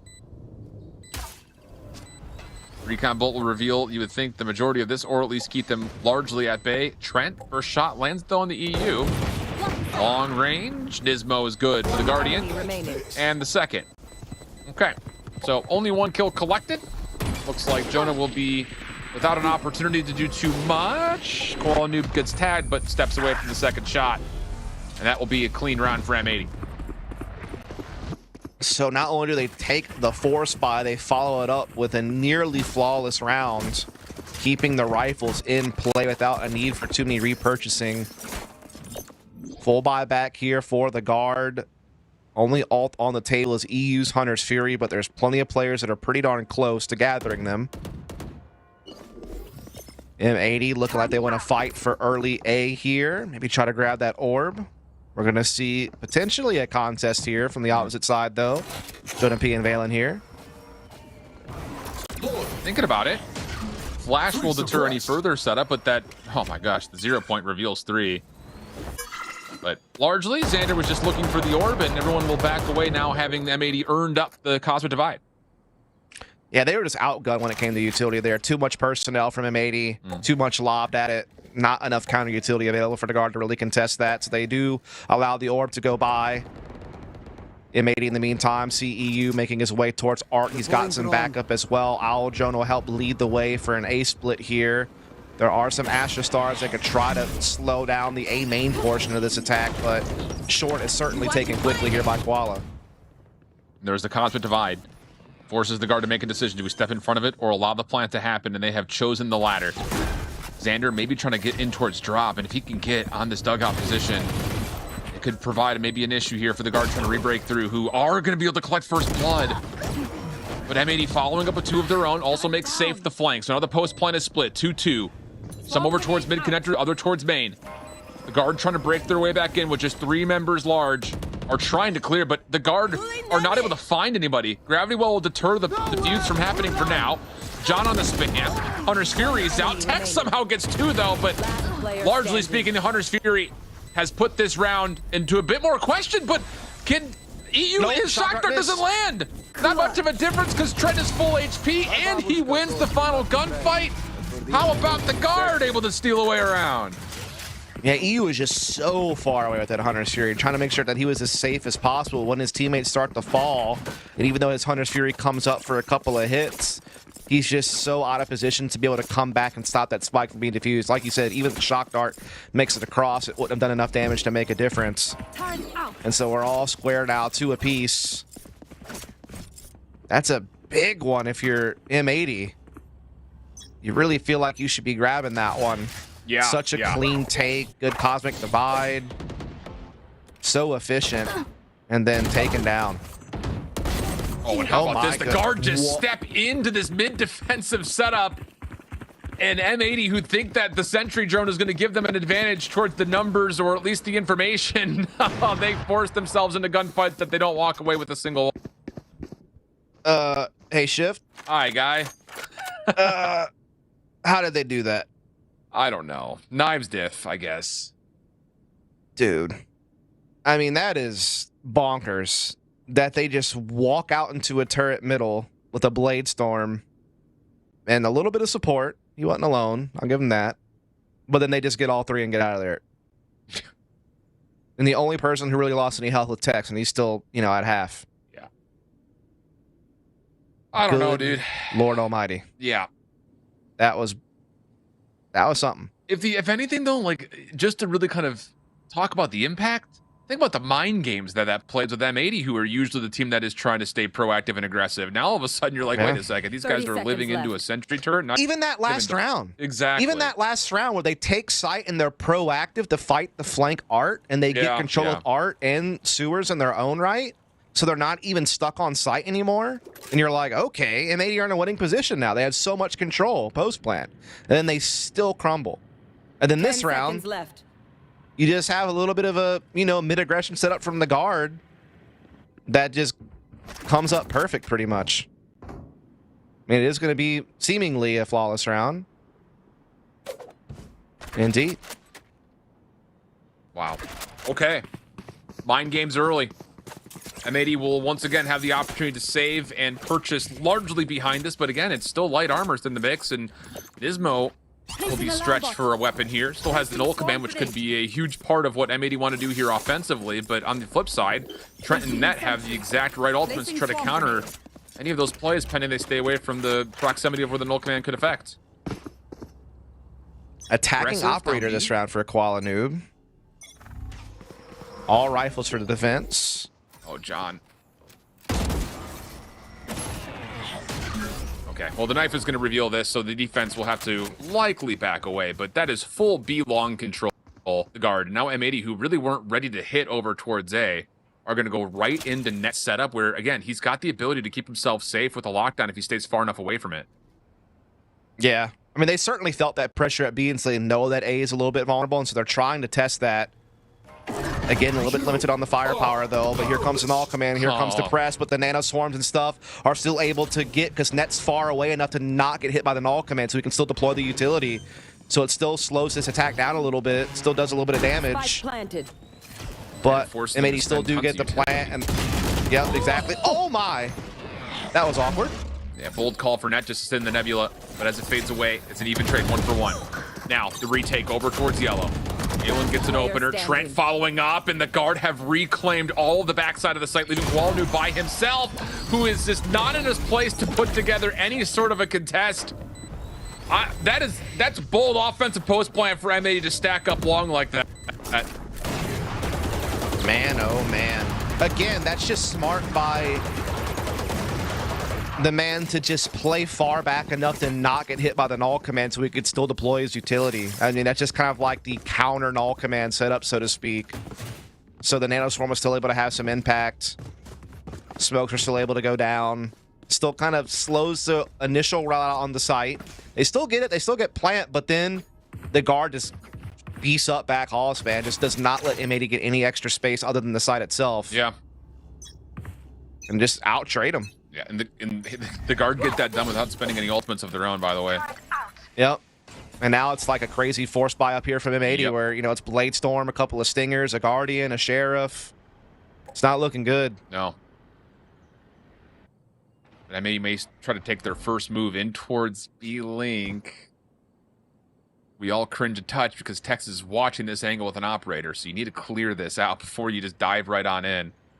And it may be right. the Owl Drone should be able to do that. Yeah. And the smoke as well for cover. Yeah. Pistol, Xander denied. I like the reaction. Yep. You know that they have to be committing a lot of resources into Link right there, so you just double gut check A and you get the lurker. Oh. Now they can just fall back. And they also pushed up long B. They can just absorb this Link pressure. It's fine. They have so much control elsewhere on the map. Trent is backing away, keeping his life. Keeping M80 a little bit more on the gas. Over the top, Koala Noob shut down. Clean shots from Jonah. On the corner, one more headshot. Lands! Jonah for 3. EU, last one left, sitting inside of the Link. You'll get one, but nothing more. And the guard, clean as you'd like here defensively, dealing with M80's play through Link. Again, it's just the guard being able to react so quickly. When they lose control somewhere, they gain control somewhere else in retaliation. And that's what you have to do defensively. If you just sit back and you just allow the attacking team to dictate the pace, to get the map control, to set up the attacks, you just let them get comfortable, build a foundation to launch from. Instead, the guard just slip in and take what's given to them. They're like, okay, you're committing 2 or 3 guys to take B link. We're going to step out. We're going to press long B. We're going to press the periphery of the map. We're going to get our own control. Yeah. We're going to absorb your pressure. We're going to have, added angles of attack to come back at you. And so the guard they're just fluid, man. They're just moving throughout the map the way that they need to reclaim space and use it to their advantage. And it feels very similar to the second half that we had on Ascent, where again, like they're letting M80 think that they've got the advantage, use the utility, get into a site, or in this instance, get into a part of the map that they think they're controlling. And okay, now all of a sudden, shoot maybe on the opposite foot, M80, opportunity to kind of reap through mid. Valen fights back and actually keeps Tex alive, who at one point you thought was dead to rights. So now it goes to a 4v4, M80 with a lot of zone of control through mid, but as they take their attention back over towards A, you've got a very healthy net ready to place lockdown, and that's the call. Nanostorm out, lockdown in, and now M80 kind of have to pay some respect to this. Indeed they do. They're going to have to try to press into Flowers, but now Trent's there for support. Now they have to try to start backing up. Now they do get the kill, though. Trent able to get the Hunter's Fury in play. Op shot. Oh, my goodness. Oh, it nearly gets the second EU at 54 HP. Trent off the tag. Just waiting. The guard advantage with the time. Recon bolt out, immediately denied. Shock dart just kind of noodles its way on towards site, takes a lot of damage into EU, who gets finished off by Valen, who saved 2 different lives and just took over at the end. Man, what a play. And this is what we were talking about. The guard is not letting Noob get away with the fast-paced antics that he's used to. He's thinking that he can chase down Tex dead to right at middle and get a frag, but Valen's there to play Guardian Angel and make sure it can't happen. Not only that, but then the man rotates over, grabs an op, frags out, and winds up with the quad kill. It's just the power of Valen. Valen's one of the best fragging IGLs in the league, man. He's been proving it time and time again. He can have just as much impact with the fragging as he can call. Now M80 with Stingers, just a little run and gun strat, which net shuts down before it can really get off the ground, just playing the connection through mid. M80 now with 3 of their 4 members playing through link kind of have to commit to this. Tex is watching long, sees the sentry turret place, but that will be enough for him to kind of change his angle and finds himself right into the line of where the offense is coming from. Valen falling down, takes another, and nowhere for EU to go. Last member alive is John QD, no spike and a stinger. And Jonah P is going to try to cut him off on rotation here, though he does put himself right into the prime line of fire for the stinger, but the gunshots still land, the fight is won, and the guard go up 7-2 through 9. Man, this is wild. This is really wild. M80 have 2 attacking rounds total across 2 maps so far. Yeah. And all of them are on this map. But they are well spread out. The guard, again, they are just, I don't know how better to describe it than just being fluid in how they absorb pressure and extend elsewhere. They get a great read on the numbers and resources being committed, whether that what's being committed at A main or art or B link, and then they just kind of calculate that and then take elsewhere. That and net has just been worth its weight in gold anchoring. Like, the guy just stays alive. He uses utility very well. He buys time for rotations. He frags out when he needs to. And he just gives so much flexibility to the rest of the team to be able to overstack or push certain areas of the map to get aggressive and take space and get intel. I mean, the guard are basically just playing perfect defense both these maps. Yeah. Yeah. Not just because of the scoreboard and the obvious results, but just the eye test that it passes, like just how they react to things. And how they're also proactive early round. And I don't know if it's too early to call, but there is something to be said about M80. You know, they've been getting away with a lot of this aggression against other squads, but let's be honest, like, this is one of the first teams that they've played that have a long history of being a structured squad, and yeah, that rogue aggression's being thwarted at almost every single offensive attempt. Xander first blood, that Okay. opens up this round for an opportunity to try to make a play through A. Jonah's still going to step into this, though, trying to be a further contestant, because why not? You've got Trent with an operator holding on your mid connector. Yeah, Jonah P just playing back here, waiting to see if he can catch someone off guard. It's a little risky, because if he doesn't multi-frag, that's A taken, and that's probably M80 securing around here. A lot of utility is up at both link areas because of Net's placement. So he can kind of help guard Art and B link. Jonah P able to actually get out of there and get into A site. Again, he's got some supporting utility that can help them as they start pressing up the Art side. Jonah's gonna hit the null command. He's just trying to delay this hit as long as possible. And oh my goodness! What? Jonah gets 2. Oh no! Sure, he's traded away, but he's done more than enough so far. EU looking for the plant. Net trying to hit off the cross, but Xander denies, leaving Valen now by himself. And as the shots miss just above him, it's just down to Trent. Switches out the op for a rifle. Spike planted. Alarm bot will be denied. Cosmic Divide in his way. Trent gonna try to play off the elevation. Tries to shoulder it, but no. M80 reaped the reward of the first blood, and then follow up on the site to get their third. Yeah, just great first blood. You know, Jonah P gets 2, sure, but then they're able to get him down and nothing else goes the guard's way. I thought there were so many times where the guard was going to catch a guy from M80 trying to finish off Jonah. And so they were going to have their crosshair in the wrong place and they're going to get blindsided. But each time, M80 was able to react and get the frag they needed to stay on top. So finally, M80, after a bit of a drought, put around on the board. Just a couple left to go in the half. Both teams fully bought out here. Once again, we're seeing some early attention to A from both sides.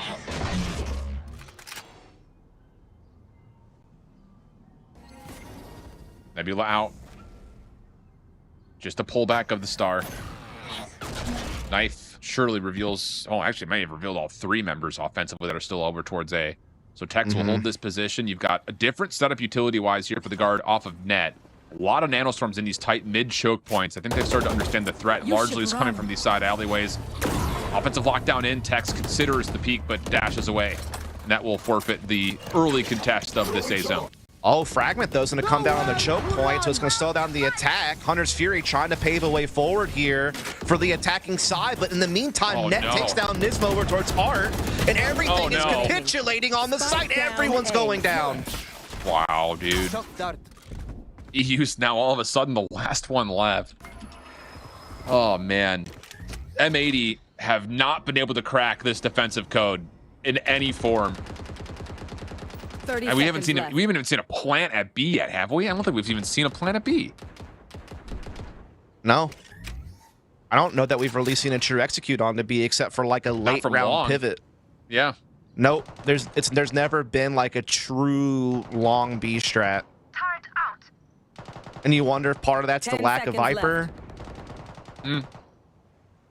You know, that toxic screen is a big tool for being able to walk your way up long B. They don't have that. So maybe that's why they're deterred from going for any type of long B plays. But yeah, it's mostly been like either mid to B link, mid to Art, or just strong A takes. And I mean, that one's crazy to me. Yeah. Yeah. I mean, it seemed like they were going to get something going, but that Hunter's Fury didn't really land the mark, and the guard just frags out all over the site. Yeah, that is odd that you point that out, but it's true that we've just never seen a strong long B attack all game. Are we going to see it now, finally? We haven't seen an option.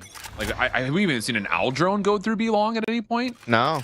Like, there's been a couple of times John QD has like kind of played it solo, just as a lurk kind of option. But yeah, here it comes, and it just so happens to be around Texas here with an op. Yeah, exactly. Well, Jonah's gonna get tagged by the owl drone. M80. I don't know if they even saw Tex on that deep angle through B halls. The flash over the top, the knife that was a part of it. M80 have just shown some force and backed away. And the thing about this is, again, because of how M80 have continually hit through A link and A main, I mean, look at Net's setup. It's perfectly ready to go for that hit coming through connector in particular, because Valen could just keep his stars on the main hit. Yep. He's got Art controlled as well by Nano and Alarm Bot. Shock Dart will come there, though, and clear out all of that utility, but at least Net's aware that it's gone, so now they'll have to try to start reinforcing. Tex, in the meantime, catches Koala Noob lurking solo B. He's now immediately going to tuck tail and run towards the help defend A side, which is being taken through art by M80. They're even testing potentially going through sewers. Decide to double back instead, but they're running out of time. Yeah, and star placements have been moved now, but knife out, recon bolt denied, fragment not going to connect as Net still stays safe. He will be hit though by the Nova Pulse, but Valen up close. How does he manage to get to?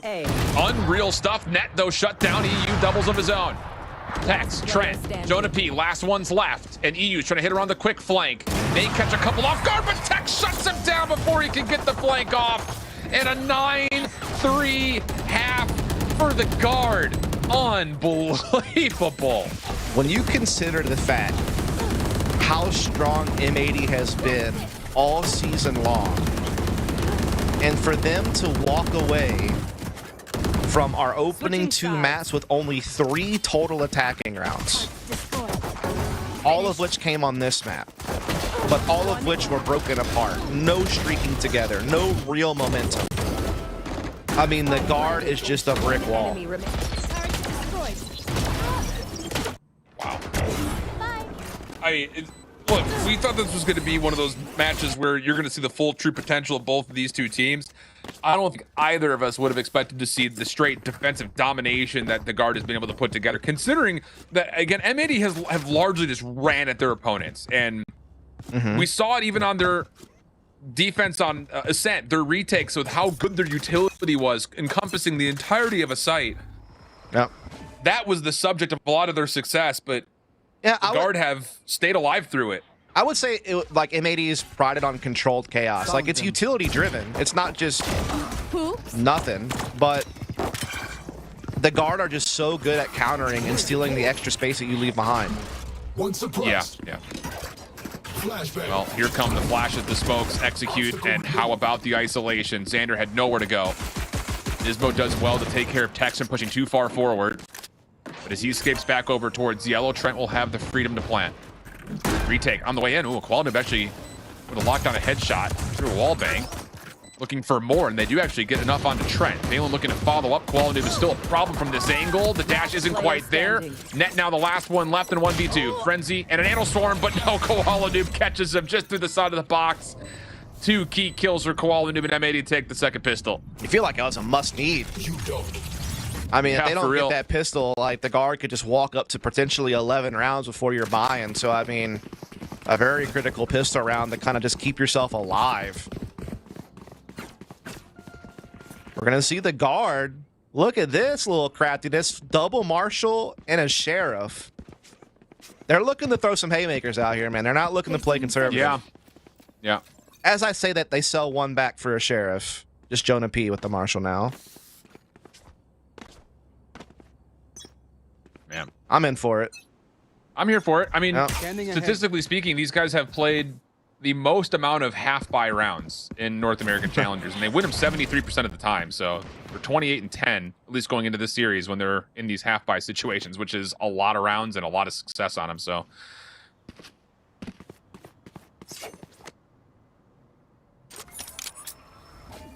Tex slowly walking his way down B, trying to play contact. He's got pretty much the whole squad behind him here.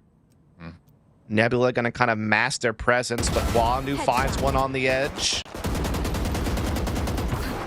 this guy just stays in the fight, doesn't he? I feel like mostly he'll just be happy with the one shot, get out of there, play 5v4, but Dude stays trying to get more. And as the guard continue to try to stretch forward, though, they run right into the crossfire. Tax the only one to start collecting kills, but it's just too little too late.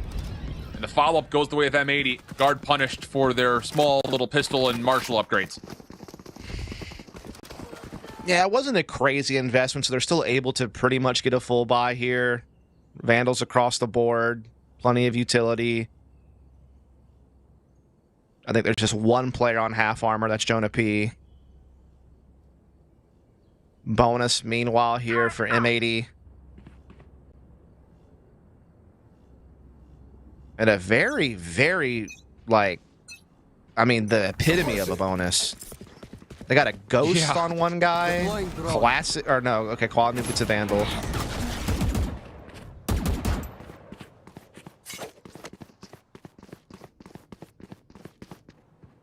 If M80 can find a way to take this round back, things start to get interesting again on this map. Not that it hasn't been interesting yet. It's kind of a poor way of framing it up, but definitely it's back up in the contest for sure. Yeah, absolutely, absolutely. So for the guard, it's going to be a 5-man stack over towards A main. Defensively speaking, the only thing that's really in their way is a Star and Xander from this point of view. Offensive Nebulas will be used to block off the connector as well as over towards the backside near Flowers. And instantly the guard will get on. No contest offered yet for M80. Going to have to play full retake again with the weaker weaponry. Did the guard get a read on this as far as that all 4, really 5 members are going to hit through yellow? And a lot of clearance already gotten from M80. Jonah looking for a timing. Maybe a swing on a peak here, but no, Koalanoob takes him out of the picture. So now it's just down to can you shut down Koalanoob, who's now stepping even further forward, denying the post plant from his connector position off the flank. Oh, goodness. But from the front, Tex gets 3 of his own before dropping. Makes a double for Valen. John's at 1 shot. Koalanoob's also low. Just comes down to if you can get the tags through this cloudburst. Teammates are pinging for the spike, but they just both step off.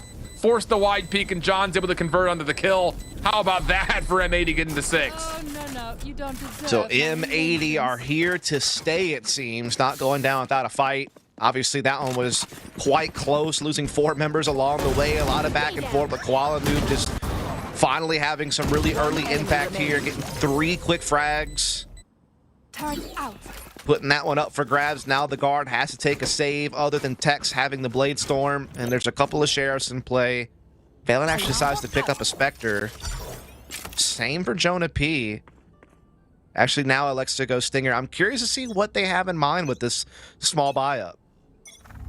Get out of my way. Have to be some sort of antics, you'd think.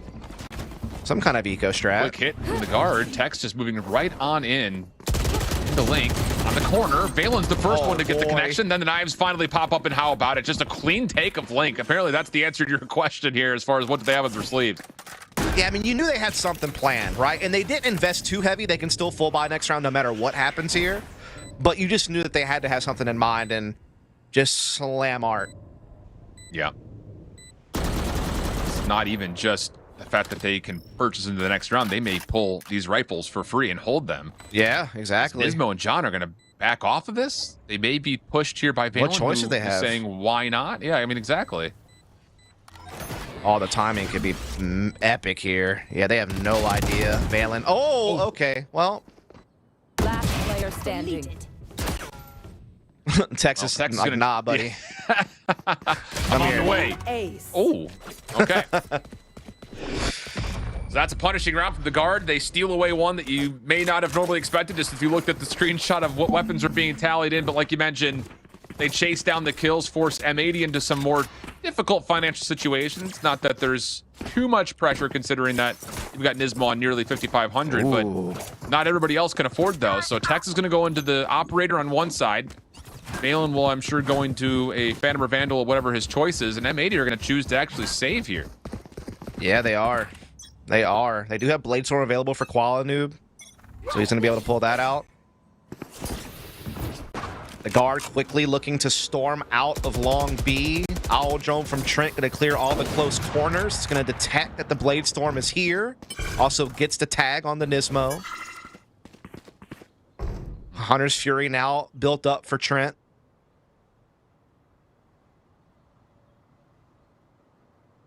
Everyone here defensively. That's the scary part. Yeah. Walla flashed over the top, pushed back. Knives largely miss. Second opportunity. You have to imagine he's only got like 2 knives left. So if you're gonna hit, it better be now. And Collat comes through. Tex on the backside corner on the right side of B Halls. Somehow gets 2. And just when M80 thought that they had the right numbers to deal with this defensively, they all fall apart thanks to Tex, who gets a 3rd. Meanwhile, everyone else out of there, bringing the spike to the A site. No one can rotate because they're getting owned on B, so they're thinking to themselves, well, I mean, yeah, they're coming this way. Left. Texas already got 3 frags over here. We got to stick it out, play together, but a free sight for Valen as he puts the spike down, and that's going to be 11. Sure is. Tex just, I mean, that has to feel good if you're the guard, because you ran into the stack, you ran into Qualanoob's play, and you still came out flawless. Yeah. I mean, I just love the idea of it from the guard. You know, with M80, we talked about they just did not get any looks towards B long. This time it's just clear out a little bit of space in front of the B site, let Tex just continue to walk forward with the scope in play. Ends up working out. Oh, nice shot from EU. Trent just trying to spam things down to the corner. John's going to try to threaten, but Trent backs away. Another kill tallied. But largely speaking, not much to come of it. John will see himself perish, and the guard will, with that, advance to 11. Yeah, the guard are not playing around here. Some doubt was thrown at them with the loss of TSM earlier this season, but now they're up against a team that's been dominating everyone, the team that's 4-0. And they are potentially going to sweep them 2-0 this year so they can keep up this pace. Tech still with op rifles for everyone else. 3 alts available for the guard. M80 has 2 of their own. And this is a big round here. This is for map and series point. Both teams looking to maybe play for A here. Oh, careful. Don't touch that it, it's left hot. pinky was about to be... Stove's hot. Stove's hot, exactly. Aldrin defense is going to come out. It will see quite a bit. Yep. That's a lot of people. The thing about this is, yeah, the guard don't really have a backup or an exit here. I mean, you have the sentry turret to make sure no one's on the flank, but you've got no idea or information if anyone's pushed through B long. And with these ultimates, I think the guard are saying, let's go, let's dance. Yep. They got Cosmic Divide, they got Lockdown, they got Null Command, so they have a way to put down a very powerful attack right now. You push him back, and then you trap him behind the Cosmic Divide. Quality was trying to go for a pick first, but he gets pushed back. So the site will be taken, and it will come down to a 5-on-5 retake. But Hunter's Fury is still available for Trent to help things out. Neither of those nanostorms could be applied defensively. So the spike is planted for free, no damage even collected. No command in for both sides. M80 fragment right on top of Valen, who really cannot do anything, but he still gets one. That's perfectly fine if you're a guard fan. Now it's up to Qualanoob versus Tex. EU on the backside. Makes safe the flank. Revive onto Nismo. Hunter's Fury's in play. Texas Flash is trying to stay away from the Hunter's Fury. Now there's one in response to the offense. Xander gets it to halfway. Trent still finding kills. Any more damage to come? Trent gets another. Jonah from the corner. Shut down by EU, and it's John who sticks for the defuse just before the shock dart lands. M80 get the 7. Oh, what a chaotic round that was, and how nearly that shock dart came in time to stop that defuse from happening. And then what could have happened? Who knows? It could have been Trent in a 1v1 with the spike halfway. Oh my goodness, man. Obviously a well-layered attack from the guard, planned it out perfectly. Lockdown, Cosmic Divide, you name it, they had it to take the site clean. Trent gets 2 with Hunter's Fury. Shock dart lands. If that lands a little sooner, man, think about it. It's spike halfway in a 1v1. And then all of a sudden it could still be the guard map and series point. But just in time, M80 get the defuse. So many close calls. But finally, we're seeing M80 get a little bit of something going here. That was a lot of ults committed too by the guard. A lot. Everything. They're not going to get any for a while either. Yeah. I mean, I guess that goes for both teams, right? I mean, everyone's pretty far away from ults except for Xander and Tex. Yeah. The game may be decided before ults ever come in play. Right. I just think if you're M80, you need to find a way to get Qualanoób enabled here. I mean, a couple of shots here or there, but Tex on the other side has been untouchable. And we're going to have a possible op-v-op battle here at B long. Defensively, 3 members here for M80 looking likely to probably do knife contact, and then maybe a chance for Qualanoób to get really far aggressive forward. On the opposite side, it's just Trent with the spike for now. Offensive time comes out, but Qualanoób does connect. Second opportunity, EU comes out, but it still stays 5v4. Yeah, that is a shot that Tex needs to hit. Nismo and company now meet and exchange. Qualinoob finds a second on the Jonah P, and now all of a sudden this thing's up for grabs. And it's largely in favor of M80. Spike still trying to make its way into B on the back of Valen. Text for support with the op, but Qualinoob still stands holding the corner. Oh, this is not fun. Oh my goodness! Tex just takes the wider peak and shuts down Qualinoob, and now all of a sudden Xander's only got a judge. So it's a 2 versus 2.5 at the moment. And they know where and one all these is. Weapons are, yeah, this one mid should be collectible. But the spike is planted, and the guard are going to stick on site here for the post plant. Valen looking to get aggressive over towards Link. Knife is out. Here's the peek. Valen not able to find the first. Player drops down. Shot connects for Tex. Keeps Valen alive. Nismo for the trade. Fragment out. 1v2 for Valen, and he gets both! They line up! And it's a 1v2 eBay clutch for Valen. No way, are you kidding me, man? What a clutch from the guard. Tex just wide swings and jet disc Qualinoob for the first. Then a man tries to jump off the top turnbuckles of the Heaven Bridge. Tex says, see you later to that guy. And then they line up for Valen. You just couldn't paint it any better if you're a guard fan. Oh no. Oh my goodness. Map and series point. And look at the buy from M80. It's grim. Nothing. It's nothing. Qualinoob needs to get killed, drop a rifle, and pop knives, but he barely even stays alive through first contact. Meanwhile, Tex feels like he can just run this thing out. I can't believe what I'm seeing, man. Me neither. How did they win that round? I mean, Qualinoob had him dead to rights. Oh, and M80 are just starting to play with a little nerve here through mid net. I don't think you've seen this. No.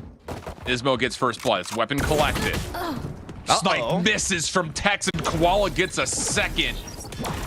Oh boy, how is this all gone? Jonah now through mid, trying to get into Link. Xander nearby, turns his back. Oh, Jonah wants to peek this. Knives are out again for Koala. There's the self flash on the way in. Koala shut that down as well. And the last chance for the offense rests with Trent blocking the defensive rotation while the spike gets planted by Valen at B. Oh my God. What could Trent possibly pull this off? He's in such a precarious position. And Valen has the plant and can go back halls. Oh my goodness me. Oh, they're going to play for bridge here, Dust.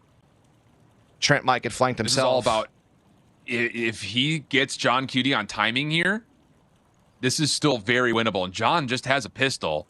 Very aware of the potential threat, but the shot comes through. So now it's just down to M80. They have to go quick. You're not going to have any bridge control here. Valen's been revealed. Recombo also comes through, but Xander gets the elimination. Now Trent, he should be able to watch this from the corner, but he only gets one. And M80 will get an 8th round and stay in the map. Try again. Just feels like no round's coming easy, though, for M80 is the problem. And they still need to grind out 4 more just to force overtime, just for a hope at a 3rd map. The guard does have to save, though, this round. Sheriff's at best, probably, for most. Maybe a ghost here and there. So this should be where things kind of calm down for a moment. You would think this should be the clean one for M80. You would think so. Yes, there's some sheriffs out there, though. But it feels pretty comfy for M80 from where I'm standing. Flash doesn't quite connect onto Xander. Covers his tracks, backs up through A, and towards dugout. And that will be enough for the guard to also kind of back off just a touch, trying to see what kind of pressure they can throw M80's direction. But like you mentioned, it's just someone's got to hit a shot, and maybe 2, if you want to have a chance of this one if you're the guard. Yeah, now they'll start to gather up over towards Art. This owl drone, though, nearly finds it all. Nice stops it, but still EU gets the read.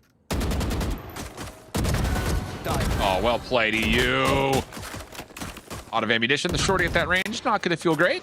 Not quite, yeah. Still pops the reload. Second chance. Jonah just walks up and says, what's going on over here? But still, the possibility of the ace.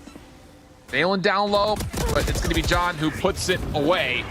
And M80 will get to 9, only dropping 1 in the process here in the round. Yeah, that was the clean win they needed to keep themselves on track, to keep themselves in hopes of an overtime. But now the full buy is here for the guard. Hunter's Fury available. Same at Cosmic Divide. In fact, both teams are equal in that regard, but Nismo also has Null Command in play. Quality Noob does have the Operator also out. Tex on the Vandal. Half armor for Jonah P, but other than that, everyone's fully geared up. Big round here. Yeah. Could be over, obviously. But if M80 can win, economy's vulnerable. They're marching towards OT. Set up for the guard. Be the Owl Drone just trying to scout out towards B-Long. Nothing in Cubby, nothing behind Pillar. EU feeling the pressure, though, throws out a very early Hunter's Fury, and it will not land onto anybody. So one big ultimate for M80 is off the table, and in that process, Jonah P is able to get the orb for his null command. So now you kind of look towards the guard's direction with the ultimate advantage. What do you set up here at the minute to play? Tough. There's a lot of Killjoy utility at A. Yeah. And even if they can put the Cosmic Divide down to block off the back half of the site, they don't have anything to push players off of site. They don't have that lockdown for net or something like that as the combo play. But they do have a Hunter's Fury, which can help pave a way forward, as well as Null Command to kind of help maybe shut things down. The thing is that Killjoy's playing so far deep that he won't be impacted by Null Command, can still fire off this utility. So it's still going to be a tough ask to break this open.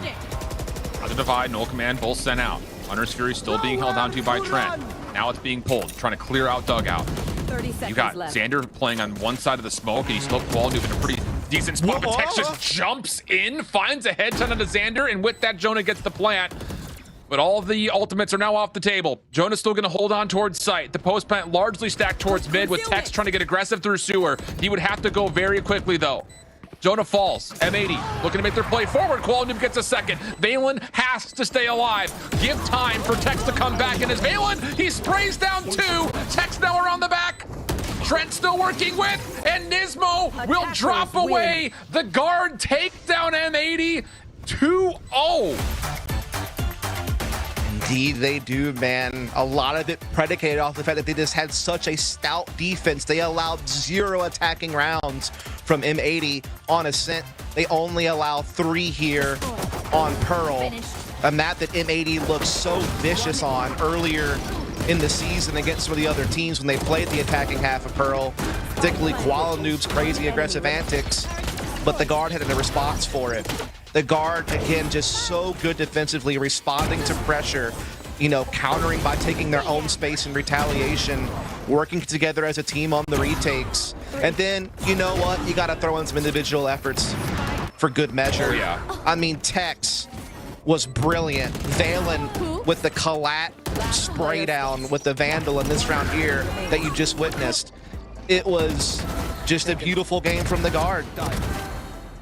Yeah, and even on the defensive side, how many rounds did Valen save lives? I mean, moments where you thought for sure M80 were going to be able to walk away with the number of kills, but fuck, I mean, the heroics were in play, the team play was clean, and M80 just kind of fell just a touch short on both Where's maps. the popcorn? Yeah, Did you eat it all? It's still, there's still some here. Okay, you still got I gotta some? be honest, Okay. that was entertaining for a different reason. I thought 3 maps for sure. Like we've watched these teams do what they do all season long. We thought, you know, number 1, number 2 team respectively should go the distance. But honestly, M80 just felt like they were running into a brick wall on their attacking side. They just could not get their foot in the door. And Koala, for all of his efforts over the previous weeks, he just never really connected the same way he did in previous weeks today. It's not to say he played really badly either. If you actually look at the numbers, they don't really tell that tale. It's just by comparison to his previous statistics, today was not up to the standards that we've seen from him. And one of the questions we had coming into today was how would they deal with Koala Noob? Could Tex potentially contain him? And Dust, you had said, oh, it doesn't really matter if Tex can, ultimately the team can. But what we ended up seeing is, yeah, Tex can do it as well. In fact, I think on the first map, Tex got the best of Koala quite frequently. And you can see that play out here across the series in general, as the guard looked really good here, Dust. Yeah, I mean, Tex is starting to make me a believer, that's for sure. I was a little hesitant when he first joined the guard, again, because I had seen him struggle at times with NRG until the chamber meta hit. And then when that did hit, he did rise up the leaderboards, and he started being like one of those big names you'd always talk about. But I was curious how he would respond to a new meta this year with the guard. And I mean, he's passing with flying colors, man. He goes up against what has been the other big team in challengers, and he steps up and puts together a monster series, dude. He looked proficient. He looked on point. I mean, he obviously had a lot of help, but I mean, he certainly lived up to it when he was called upon. Yeah, the help portion of that statement is where I wanted to focus my attention here, because think about how many moments we saw good utility usage from Trent, even more so from Jonah, to try to help open up that space to either force Koala Noob off of an opening angle and give Tex an advantage, or just allowing a chance for Tex to kind of push a little bit extra forward and catch somebody from M80 trying to back out. So it's this really good duality, I would say, between what you normally expect from a Jet, which is a lot of aggression, those flash and dashes, those were successful. But even in moments where defensively, the guard had to put together responses, they read the timing of M80's hits so nicely. The counter utility is brilliant. And then often we saw Tex chasing down kills just before the exit was fully there. Most notably, kind of those plays through mid that we were talking about, like, how does this just happen? Like, that is just good zone control and just good awareness from Tex, knowing where exactly his teammates are finding benefit. It is certainly interesting just to see that these two teams face off in the final week. It's a game we've been waiting for since the very beginning, and even though you could argue that the consequences of losing this match is minimal for both teams, because it really does come down to seeding, again, we talked about it in the earlier game, there is pride on the line. And honestly, who doesn't want to be the only undefeated team coming out of the group stages? M80 definitely had a lot more on this than just being the number one seed. There's points for grabs. There's so much at play here for M80. So to see Guard come in and not only beat them, but beat them 2-0 is promising, and honestly illustrates the fact that we've been sleeping on the Guard just a little bit for one reason. It's that one loss to TSM. Sure. That mid-season loss to us kind of made it seem like maybe this team wasn't quite as good as M80, and M80's most recent victories were so lopsided that it definitely caused us to hype up one team over the other. Yeah, I mean, I would say I still thought of both teams pretty equally coming into this game. Like, I didn't have M80 as like some crazy favorite. Even with the loss of TSM, I still felt the Guard was going to be a strong unit, just because I know what to expect from the Guard. I've seen it for a year before this year. You know, like, I know what the core of this team is capable of. I know how capable Valen is as a shot caller, how well-rounded the team can be strategically. And I think that's what you saw a lot, particularly defensively on Pearl, is they were so good at feeling the pressure on one area of the map, understanding how many numbers and resources are being committed to make that happen, and so what can we take in response to retaliate, to allow us to set up flanks, to allow us to set pinches on retakes, to, let us get our own little edge. If you're going to take some map control, we're going to take some too. And I think that fluidity in play was just masterclass. Like, they just had everything really well drilled. They were very good at being reactionary, and their retakes are on point. Well, we are going to go ahead and throw things to a quick break. We're going to hear a quick word from one of our sponsors, and then the Investor Post-Series highlights when we come back. Post-match interview, and it's time to wrap up the show. Stay tuned.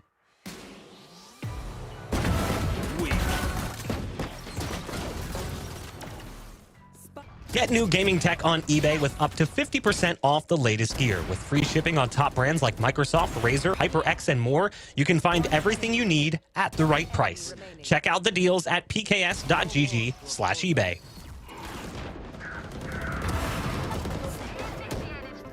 One enemy remaining.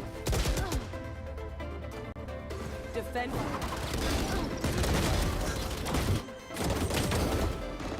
Spike planted. One enemy remaining.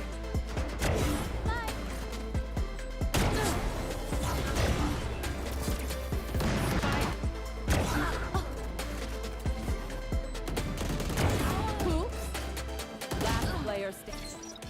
One enemy remaining. Taken.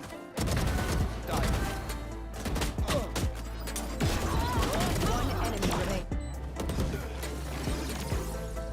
Attackers win.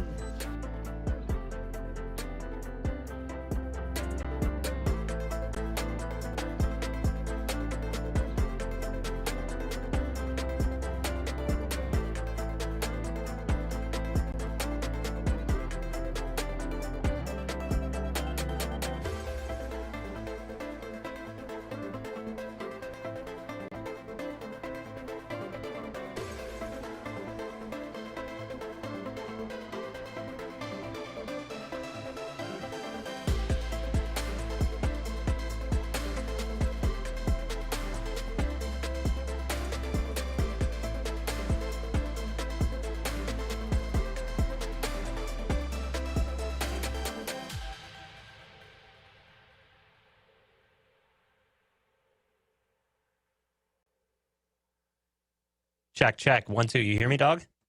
All right, perfect.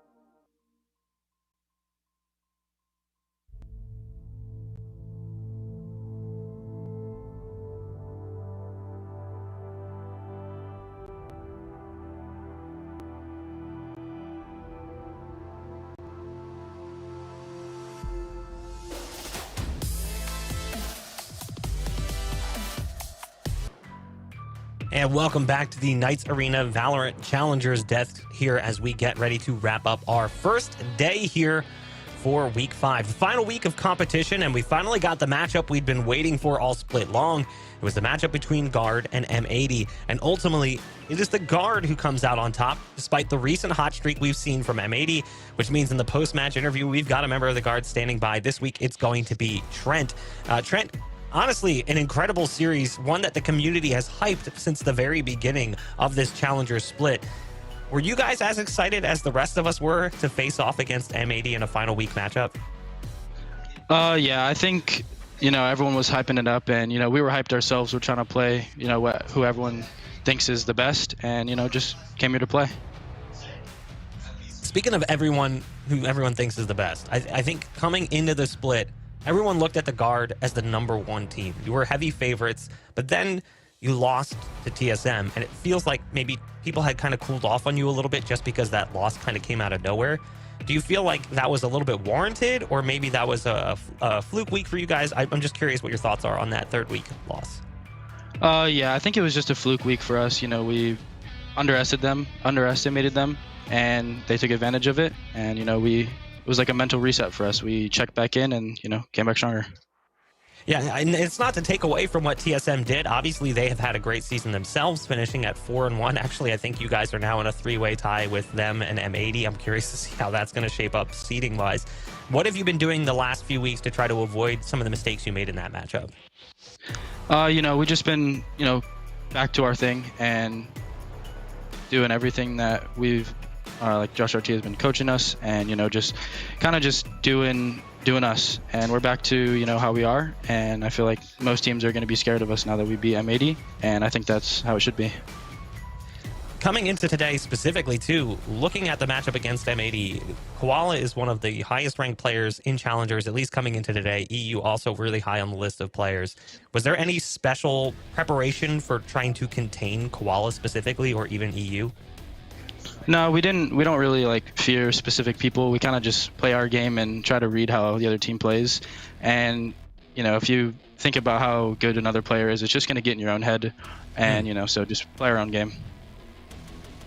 I am curious on something, though. We have not seen you guys play a ton of maps. No Split, no Haven, no Icebox, no Fracture. Somehow you guys have managed to dodge significant portions of the map pool. Do you feel like that gives you a bit of an advantage going into the mid-season face-off as people have not seen you play some of these maps yet? Yeah, I think a lot of teams kind of rely on like anti-stratting, and so them not seeing 4 of our maps is very good for us, and I feel like it's going to catch a lot of teams off guard. Do you feel like you're prepared heavily on those maps, or is there one in that pool that you're just like, yeah, there's no way you're going to see us play it? You don't have to tell us which one it is. I mean, we'll see. We'll see. I don't know if I can say too much, but yeah. Yeah, I don't want to get you in trouble with your team there. Yeah, I'll get in trouble. To get you to leak any of the scrim decks. Now, one final question. This one comes from the fan zone. You can head on over to pks.gg/fanzone if you guys want to get involved in the conversation as well. This one comes from Marilee John 97, I think is how I'm saying it. Who has been your favorite person to play ranked with, and why? I think Tarek is my favorite ranked duo because he's just, he's a funny guy, and he always does like really good. So it's always good to have like a person who's like funny and like really good at the same time. Nice name drop. I'm sure he's watch partying right now as well, so I'm sure he's gonna be happy to hear that. Congratulations on the win again. I'm curious to see how things shape up with the standings, because now again, like I said, multiple way tie with M80 and TSM. But best of luck in the mid-season face-off. Thank you. A big win for Guard, because honestly, it didn't look like it was going to happen just based on what we've seen. The previous weeks have looked so strong for M80, but we'll bring our casters back in to talk about how things are now going to break down, because, Dust, I lightly touched upon it there. They're in a now very interesting situation where we have a multi-way tie at the top end. And even a world where they could tie across the groups when we start looking at the mid-season face-off with G2, seeing who's now going to take the top spot. It's not so set in stone anymore. Yeah, I mean, I think that M80 is still going to have it off of round difference. They still have like a 10 rounds over the Guard. Also, like, even if G2 wins and goes 4-1, their round difference is just way too low. So I think that you're still going to see M80 be #1 going into the mid-season face-off, and the Guard's going to still be #2 going into it. I think right now it's the fight between G2 and TSM for #3. If G2 can go 4-1, that's kind of like the next big thing on the totem pole. But regardless of that, I think it's more about the Guard putting out the bold statement that, hey, we're still around. Like maybe some people started to sleep on them after they lost to TSM. Maybe some people are really riding the M80 hype train because they were 4-0 and they were dominating some of the teams they were playing against, and they had so much individual talent and they were just like running through people. But that was a statement from the Guard that says, hey, we can handle that team. We got our own things up our sleeve, and just continue to show that they're a really well-rounded, complete team, and that's just a reason why they're one of the favorites to go all the way, in my opinion. Yeah, and it's not just handle that team. It's pretty much handle any team. Because, you could look at that loss to TSM and you could say, hey, that was a rough one. But ultimately, they just beat a team that has just thrashed all of their opponents. Context, one of those maps was a random Lotus wildcard pick, and then the other was a 5 overtime loss on Pearl. So, I mean, like, even the loss to TSM was pretty darn close. Yeah, and let's not take anything away from TSM as well, because they definitely earned that one. But coming into today, you had an M80 team that was sitting, I think, plus 63 round differential. Yeah. I mean, that's like a pretty heavy favorite. You can understand why the hype train was there. And we'll take a look at the group standings as well, so you can see what we're talking about. Because even after today's loss, you did mention the round differential. It's still pretty healthy right now for M80, plus 51. And plus 41 for the Guard. You can see shift why we've been hyping these two teams all stage long as the two strongest teams playing across both groups. Yeah, and the other side of the conversation, besides the two strengths in these top 2 seeds in Group B, was we also opened up this entire stage talking about, well, who is going to want to put themselves and show that they deserve to be put into the top 4 overall in this group, because we had a lot of questions over TSM, especially before the Kanpeki sub-in.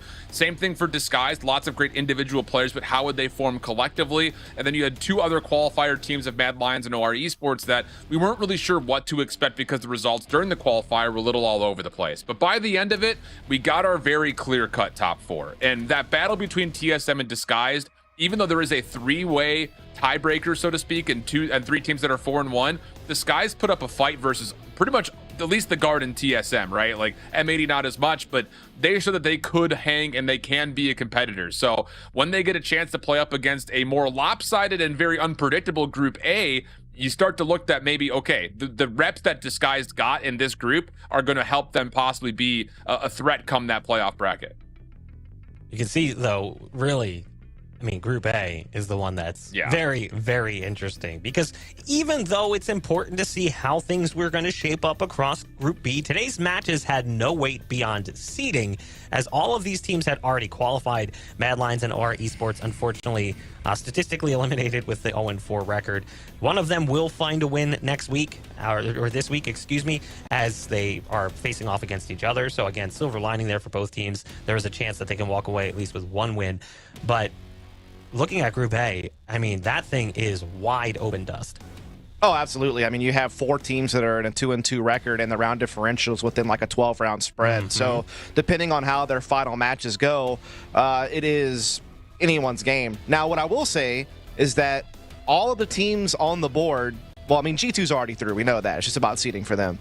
But for everyone else, they control their own fate, except for Shopify Rebellion.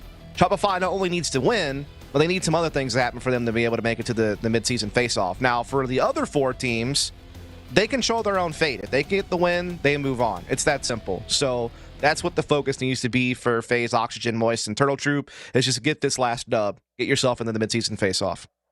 I mean, there's still a world where they can make it without it. It's just very complicated, and we won't even bother you trying to explain all of it. There was a graphic that went on social media. You can probably find that one on the Knight's social media. That'll explain everything because it is quite convoluted. We can take a look at tomorrow's schedule as well. We talked about one of the matches you're going to be seeing later this week, and that should take place tomorrow, if I'm not mistaken, as we do have Mad Lions versus OR Esports to kick things off. And again, not to, put a downer sort of vibe on the situation. It is 2 teams who largely struggled throughout the group stages. But if I'm honest, man, I said it last week, and it's maybe a bit of a hot take. I think OR Esports is better than the record indicates. And I would actually argue they're better than Mad Lions, even potentially as good as some of the teams that are on the bubble for qualification over in Group A. They had some close games. They took a map off M80 something until today. Every other team in this group struggled to do. And they were close against Disguise. There's a world where they won 2 rounds, and then this game tomorrow against Mad Lions would actually be a qualification match. So, I think that this team is certainly a bright spot is, hey, there was potential there. And then on the other side of that match, we've got FaZe versus Moist Moguls. And again, both teams want to win to guarantee their exit from the group stages into the mid-season face-off shift. That one, I feel like that one's going to be pretty good because FaZe has been kind of a weird team this stage, and Moist Moguls has been heating up. Yeah, that's the best way of putting it, is I think this Moist Moguls team is really starting to catch rhythm. Obviously with the recent signing and support behind them, maybe they're feeling more stable, but the gameplay that they're putting out is looking much more polished than when they were first introduced into this particular split. So that is not a matchup to sleep on. And like Dust had mentioned, it's a win and in situation. So you have, a more tested squad in FaZe Clan that have not really been able to catch their stride. And you've got Moist Moguls who are absolutely looking better and better every single time they get on broadcast. So I don't have a prediction for that one. All I know is it's going to be a good one. Well, it will be a good one, and you're not going to want to miss it. We're going to be live again tomorrow with day 2 of our 5th week of this very first split of the Knights Arena Valorant Challengers North America. We hope to see you then. Bye-bye. Down, C. 1 enemy remaining.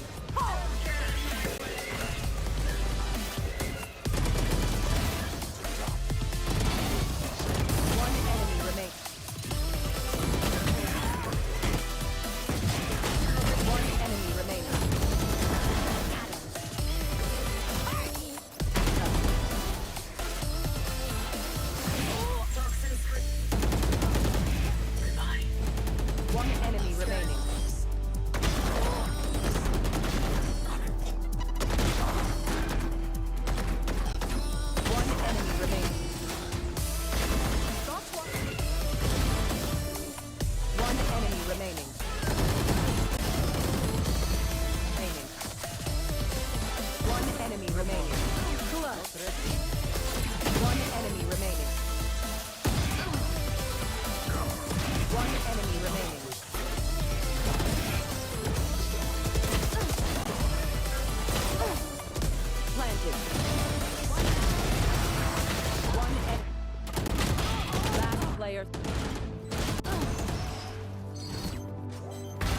One enemy remaining.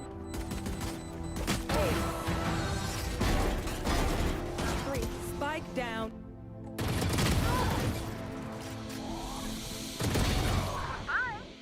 One enemy remaining. Yikes.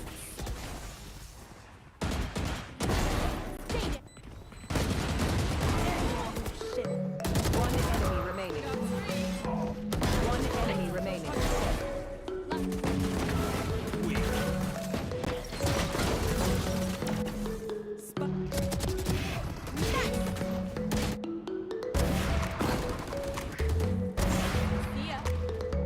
One enemy remaining.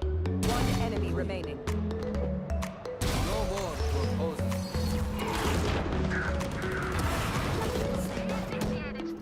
One enemy remaining. Defend.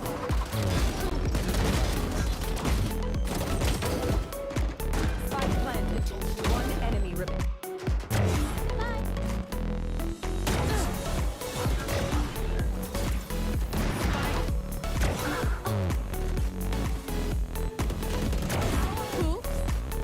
Last player. One enemy remaining.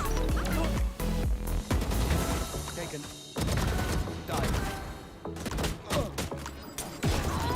One enemy remaining. Attackers win.